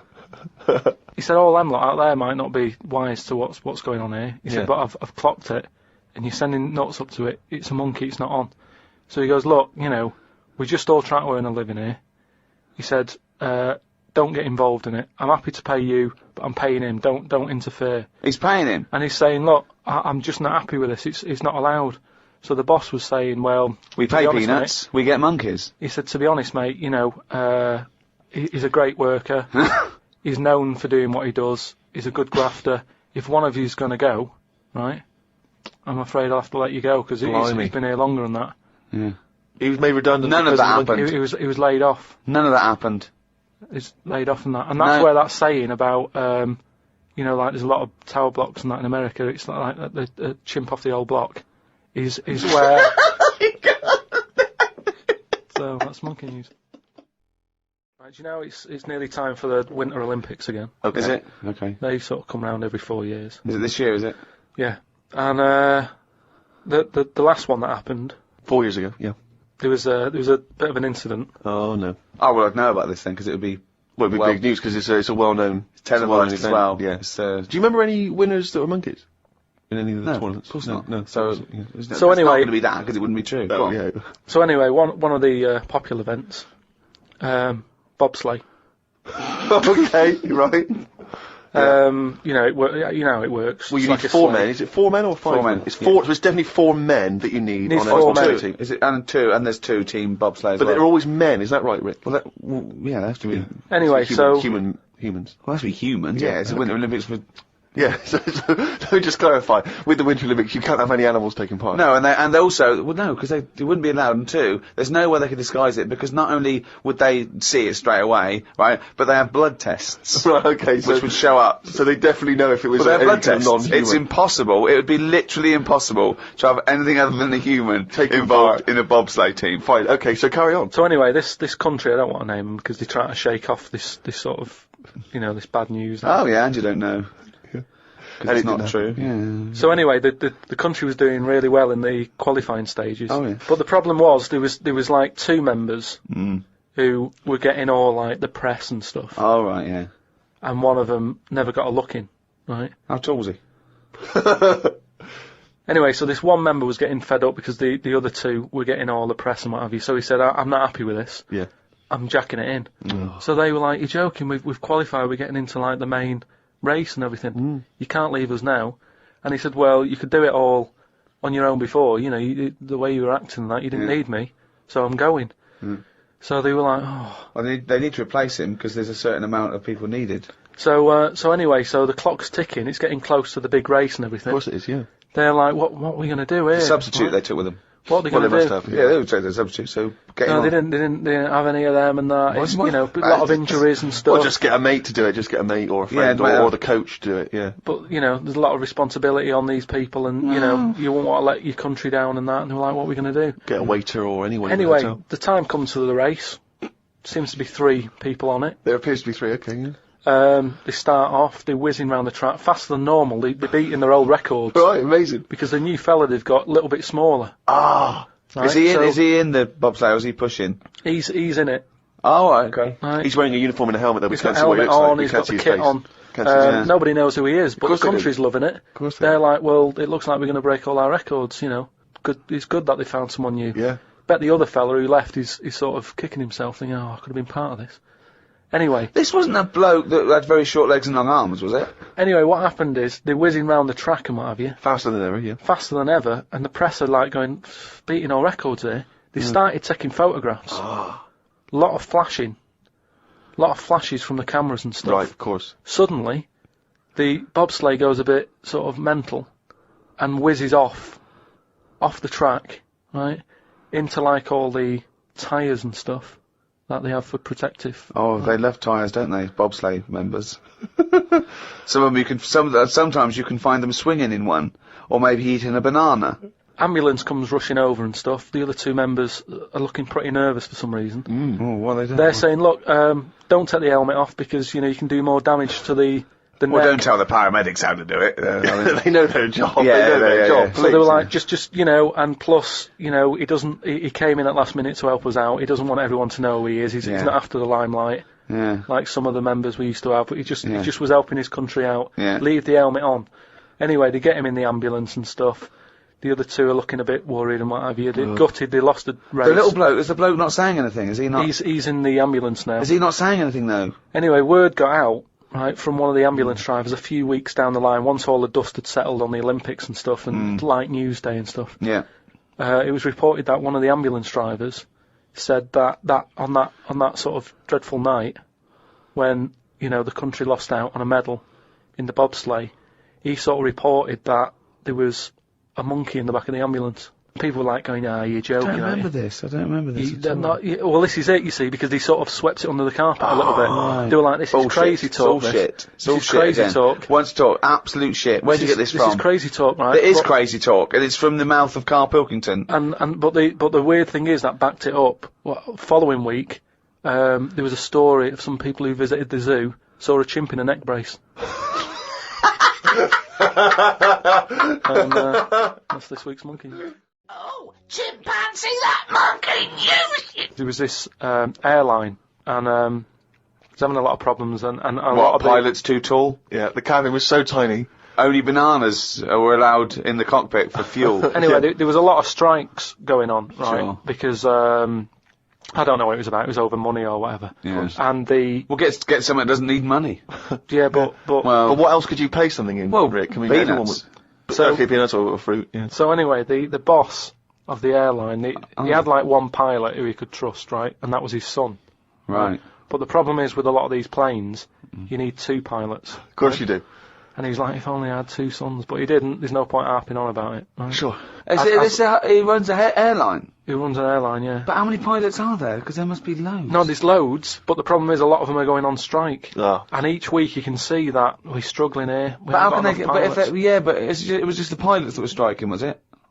Yeah, the pilots were striking, yeah. So all the ground staff and luggage handlers and all that was okay in the cab? They were fine, it's just pilots were not happy with the deal and what have you. Yeah. Well, just close it down. No way, you can't do that, No, Rick. of course you can't. It's costing him a fortune if he closes it down. Yeah, but what, one plane's not going to make a difference in an airline, is it? No, it's all the planes. It's all the planes, mate. Yeah, I know, exactly. So if he's only got one person he can trust, knock it on the head. No. What's the point? You've got to keep going. You can't just nip stuff in the bud like that. If you got a dream, keep it alive. I know, but not with one plane and your son. So anyway. I don't know. Well, but that's the least of his problems, Rick, because he's got his son who's a brilliant pilot, he's the only guy he can trust, but it takes 2 people to fly. Well, you can't fly then. So the son, he's flying the planes and that, he's getting worried for his dad because of his business, it's falling apart. He's like, anyway, listen. Well, one plane won't make any difference. Don't worry about it, we've found someone who you can work with. Okay. And he's like, but I get past the picket line because, you know, they know I'm your son anyway and they'll leave me alone, but any other pilot, they're going to start giving him grief. They're tearing him to shreds, yeah. He said, don't worry about it. Unless he could swing over the heads of all the strikers. He said he's staying over near the sort of quarantine area where all the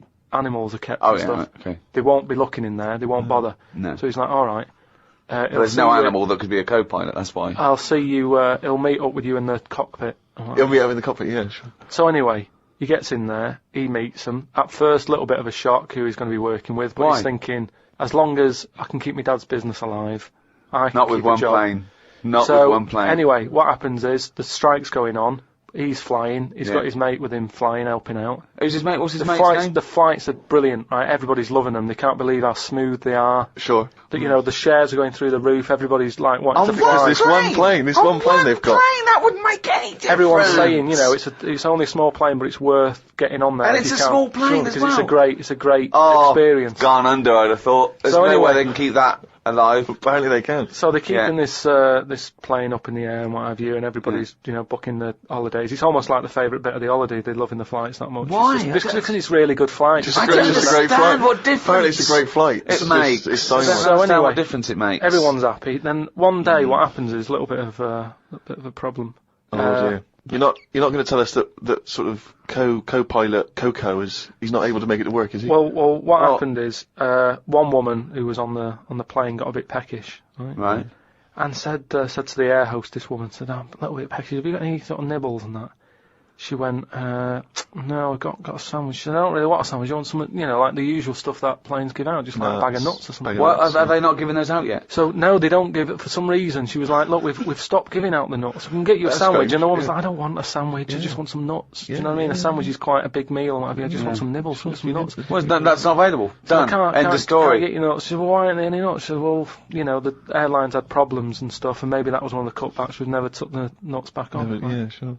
So she wouldn't just leave it. She wanted the nuts, right? She's having a lovely flight and everything. She said, cannot complain about the flight. The flight is brilliant. Yeah. Whoever's up there flying this place doing a dynamite job. Doing a great job, but I need some nuts. Right. Anyway, so there aren't any. Very demanding woman. There aren't any. It's a very demanding woman. There aren't any. Look, she's paid big money, right? She's probably in first class. She wants nuts, she's going to get nuts. There aren't any. Leave it. If she has to force her way into the cabin to get nuts, she's going to get nuts. Well, she can't go there because she'll be shot. Because with security problems and that, there's no way she could ever go to the cockpit. That would never happen. So she said, "Well, you're saying there aren't any nuts." She said, "But earlier, I saw you put a tray outside the cockpit, right? It had a sandwich on it, 2 Cokes, and 2 bags of nuts." Right. She said, "So you're saying there aren't any, but the pilot's getting..." Well, aren't any now? That was the last 2 packets. Done.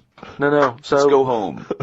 So she's going, "You can't have any." We know, we understand now there's a dispute over So nuts. she said, "Well, I'll go and have a word with the pilot myself, because you only put them out there a few minutes ago. He can't have eaten them yet. I want some. You I'm going over." No. I know, this is it. She was saying, you cannot go over. She's going, "Listen, I'm going to go over because I feel like I'm being lied to." No, you can't. So she goes, and the pilot can hear all this anyway. chat about the nuts and what have you, and he's thinking, "What's going on out there?" Yeah. He opens the door. Yeah. Right? She gets a glance in. Little monkey sat there with headphones. Fucking bollocks. Right. Ages ago, right, about the 1950s. Oh yeah. There was this gangster knocking about, and do you know, like, was he called Hairy Fingers? Do you know, like, a lot of gangsters like to get into gambling and that? Yeah. And like all these peers and that, all these mates who are like gangsters and stuff.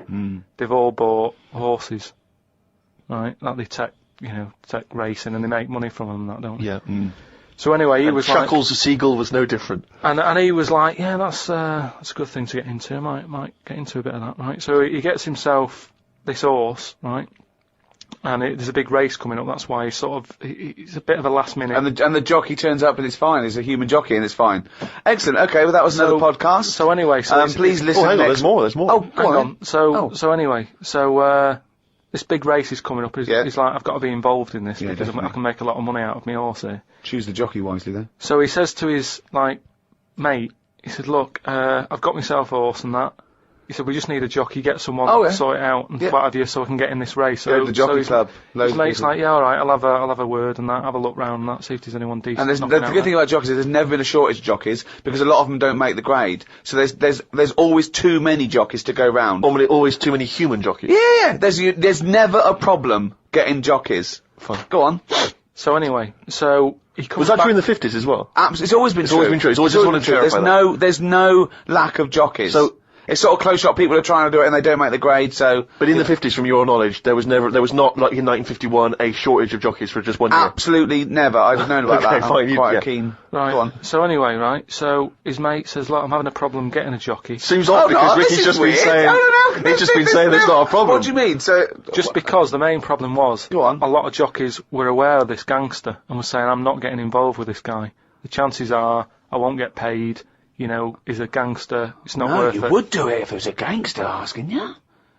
You'd be scared of the consequences. So anyway, he's saying, "Look, don't be coming to me with problems and that, right? I've got the horse. I want it in the race. Sort it out." So they're like, "Oh, but boss," and he's like, "Don't give me any of that." Exactly. They do what he says, so any jockey would do it. Go on. So anyway, the day before the big race, left it to the last minute. Okay, but fine. And he says, have you got a jockey then? They're like, "Yeah, but," and he's going, "Don't worry about it. Have you got a jockey?" "Yeah, but," and he's like, "Well, look." He wants to say, sure. So he's saying, "Has he ridden their horses before and that?" He said, "Well, yeah, he has, but mainly," and he's like, "Brilliant." And he goes, "Yeah, but mainly in like a circus." In the jungle. No, like in the circus and that. He'd worked with horses and stuff. In the circus. It's fine. So he's like, "That's enough. That's all I need to know." Well, they'd be too heavy because circus people are quite built, aren't they? They're a bit heavier than the jockey because the jockeys are about 8.5 stone. He said, "Brilliant. Get him down there and that, right?" Anyway, the race happens. He didn't want to meet him beforehand. He wasn't worried. No about point. that. Not bothered. No. As far as he's concerned, he's putting his money on it and what have you. Yeah. Sure.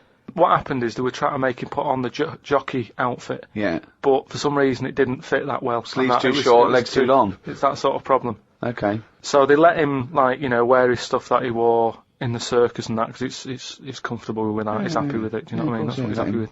Anyway, race starts and what have you. This horse, straight out of the trap and that, high speed, right? This jockey's got a really big grin on his face, he's loving it, right? Everyone's cheering, going, who's this jockey? Yeah. It's amazing, never seen him before, and yet, look at him. But they can see his face, clearly. Anyway, Gangster's happy in that, because he's won... Well, I just want to say the crowd can see the jockey, can they? What? The crowd can. I mean, it's yeah, but he's so fast and what have you. It's a blur. It's all a blur. He's good at it. I mean, apparently he was close to falling off, and people were like, he's gone, he's a goner. Right. He's got such a good reach that he managed to grab hold of good reach. Oh. And they could tell he was smiling. They could tell he was smiling, but they couldn't see the detail of his face. Is that right? Just to clarify that. He's just blur and that. Sure, but they could tell he was teeth. smiling. Yeah. They knew he was happy. At the end of it, do you know, like the winner sort of rides around the crowd bit, yeah, sort of, you know, show off and what have you. Yeah. And all the women are there, and do you know, like, women are all dolled up at these events? Sure. They've all got big hats on. Sometimes they got fruit on those hats. Yeah. Okay. Right, yeah. Right.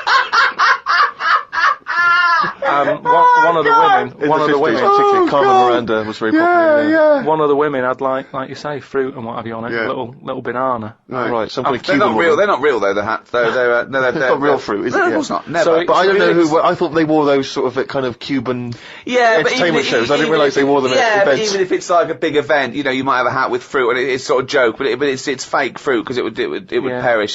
This jockey didn't understand that. He'd never seen false fruit. I don't understand. But why did the jockey suddenly? Why was he so desperate for fruit? I don't understand. So anyway, meanwhile, the gangster's collecting his 500 quid winnings. Yeah. Right, he's over the moon. Yeah. He kicks off because of this woman with the fruit. Yeah, I don't understand. I still don't understand why the jockey would go. Everyone noticed. Jockey, little monkey fella. Oh, that makes sense. If he was a monkey, that would make sense. Yeah. What year was this? Because I want to. It was 1950s, and that's where the saying comes from about, do you know, like in Cockney slang, 500 quid is a monkey. He sort of put, he put a monkey on it. Right, there was this monkey, this fella, right, who he had a problem with his eyes. Right. Yeah. So he goes to the doctors and he goes, I've got a problem with my eyes. And he goes, yeah, they're bad then. Right. He goes, it was in America, you know, like how you have to pay for medical stuff and all that. Mm. And the doctor said, oh, if I fix them, it's going to be like 10 grand. Right. Mm. He's like, but I haven't got the money, doctor. He goes, well, I can't help you then. You know, there's a lot of people with bad eyes like them. Can't do anything for you. So he goes, oh, it's getting worse. I can't do anything. God. So anyway, so he goes home. Is that the price of human eyes, is it? So he goes home, he's looking in the paper, right? And he sort of sees in the adverts at the back. And there's a little advert there saying cheap doctors, right? No. Oh, no. So he's thinking, oh, maybe that's what I need, right? So he calls him up. Woman's there. She's like, wait, what can I do? He goes, I've got bad eyes and that. She says, oh, come in tomorrow, we'll sort them out. She's like, brilliant, I'll see you then, right? So he goes down there, and he says, right, you know, I can hardly see, my eyes have got in really bad state and what have you. Right. I need to have them sorted out. I don't know what you do, whatever you do, I need now, doing. His eyes are so bad, can he see the doctors? Not really, Can't sort really of squinting and that, but, you know, So- so he's like, do I need to see the doctor to, you know, have a word and tell him what problem? She's like, no, don't worry about that. Don't worry about Just, No, I'd be comfortable if it's a... just you know, just let me inject you, and we'll knock you out, and we'll get on with it. And it's like, get well, the doctor in. Can I just tell you something about chimps as well, just before you continue? Go on. You know, they don't have opposable thumbs. Now, which is why what- are opposable thumbs useful? Well, to grip something, to do anything like, you know, even simple stuff like writing, so let alone surgery. So without an But opposable can I just check thumb, now? go on. So if I was a doctor and I was doing any form of difficult surgery, would I need opposable thumbs? You'd need opposable thumbs To be a doctor, and without okay. you couldn't do anything. You could. Thanks for clearing that up. Because the opposable thumb allowed something in our evolution called the precision grip. Right. So without that, you couldn't do anything. I'm just glad they've got that cleared up. Thanks. So anyway, so he's had the injection, he's nodding off and what have you, right? His eyes are sort of closing and that, he hears the door open, he sort of just sees this little fella coming in, he's like, hello doctor, he's trying to like, make a chat with it, Sure. but like, he's just nodding off. No, He'd never call it doctor. These people have done 7 years medical training. Respected people. How could you call it it? So anyway, he thought, oh, it's weird he didn't answer, but, you know, doctors can be quite moody, you know, they're highly intelligent, they don't need... Especially little hairy ones. Well, just idle chit-chat, there's no room for that, do you know what I mean? It's like, but if I'm going in to have my eyes done, I want a little bit of idle chimp chat. So anyway, time passes, right? He sort of wakes up, and he opens his eyes, right? And it's brilliant, he can't believe it. Eyes are perfect? He's had the op, he can't believe the sight, he's like, nurse, right, and the nurse comes in, because I can't believe it, this is brilliant, I've never had such good sight, do you know what I mean, even when I was a baby, and my eyes were new, I didn't see this good. Great. So she's like, well, you know, that's you realise the nurse is a panda. That's what we do, right? So, he said, right, so can I just see the doctor and just say thanks and that? She's like, well, to be honest, you know, he's specialised in what he does. There's a lot of What a load of bollocks this is getting. Please. Where did you get this from? No, come on, let's hear the end of the news. There's a lot of, like, operations he's got to do. Yeah. So, you know, leave him to it, he's just having a kip, you know, I'll let him know that you were grateful. You know, pays a check, off you go and enjoy looking at stuff. Yeah. So, he said, no, I just, what's wrong with that? I just want to see that. No, fine. Leave it, just leave. Yeah, exactly, leave it. And he's like, yeah, but I can't, you know, I want to thank him, he's done such a good thing for me. So they're getting into a bit of an argument and what have you, and the voices are raising, right? Door opens. They're going to wake the doctor up. Well, that's what they did, they woke it up, right? They woke it up? So the door opens, right? Little monkey comes out, and he's like, what's going on here? It's a hospital, why is there a monkey knocking about? Yeah. So the woman said, well, what do you mean? He's the doctor, right? So he's like, you are having a laugh, aren't you? She goes, look, don't complain, your eyes are sorted, you know, the doctor's done it, what's the problem? He said, well, if I'd have known that, I wouldn't have come here. She said, well, what do you mean you didn't know that? She said, the advert in the paper you read, it's like, chimp doctors. That is the biggest load of shit I've ever heard. That really is the worst. What? And because his eyes were so bad, he thought it said cheap doctors. He saw the advert and it said chimp doctors, but because his eyes were bad, he just saw it. What journal is this in? It was years ago, because it sort of says how the monkey sort of carried on working for a few years. He couldn't do anything about it. Then just retired to play golf. It's absolute bollocks. There's no way. I mean, it's not even worth talking about. So. It's the most ridiculous thing I've ever heard. It's the most ridiculous monkey news you've ever heard, and that's saying something. Oh, chimpanzee that monkey news, you little brown-headed... Right, years ago, people only drank water, didn't they? How long ago are we talking? Going back a bit. Okay. And it was just the norm, everybody was happy with that. It was kind of like, you know, what, you're thirsty, have some water. It was just what you did. And it was more of... Well, no, not only water. No, it was kind of like... Well, they drank milk at birth, didn't they? Yeah, as a baby. But then you don't have that when you're older. What I mean is, there's more now, as we've discussed, there's more of everything. So I thought there was fruit juices in... Yeah, but I mean, when people were thirsty, it was like, well, have water. They didn't go, what do you want? Do you want this? Do you want that? I'm just saying they had it for a purpose as opposed to something for the taste buds. Right? Yeah. So anyway, so this town, right? It was in the middle of nowhere somewhere. It's the detail that makes the story, isn't it? The pinpoint accuracy of detail. So it was a while ago, and it was in a town somewhere. Brilliant. In the middle of nowhere. And what used to happen is barrels used to appear, right? These sort of, do you know, like how they have wooden barrels, that beer and that comes in? Right. One of those used to just be in this village, and everyone who lived there was used to this sort of drink that used to crop up, right? Well, because they were used to it, they didn't question it. It was kind of like, yeah, it's what happens if you live here. Sorry, so I don't understand. So what's in the barrel? It's a barrel in the town square. Well, it's this drink. Right? And so it's not water? It's not water. It's a mysterious other drink. Well, I'll tell you now, it's like a fruit drink. Okay. And back then, I mean, I speak to my mum, and she didn't have a banana till she met me dad. And they were made up of fruit. Sorry, is that some euphemism? I don't know what that means. No, but what I mean is... he came a-calling with a banana? No. With a bunch of bananas and some flowers? No, but what I'm saying is, it was like a fruit drink, and for years and years, people didn't drink fruit. It was an eating thing. Do you know what I mean? It was an eating thing. It was an eaten? Yeah, What, it winter? was you're thirsty, have some water. What, you're hungry, have a banana, have an orange. Sure, but the idea of combining the two, crazy. They never used them in that way. So anyway. So a mysterious fruit-based drink is turning up mysteriously in this town for years. No one questions it. No one thinks. Just because it's in that area. I'm sure, like in Here come the milkman. No, but in the same way that in Scotland they'll have fried Mars bars and that. Yeah. They don't bat an eyelid at that. Yet when we go there, they didn't appear mysteriously. They didn't just appear one day. I assume they go to the newsagents and take it home and pop it in some batter. But what I'm saying is they don't think anything's odd about that. But as time goes on, people have started travelling more, haven't they? Ooh. And you have visitors sort of came in to the town.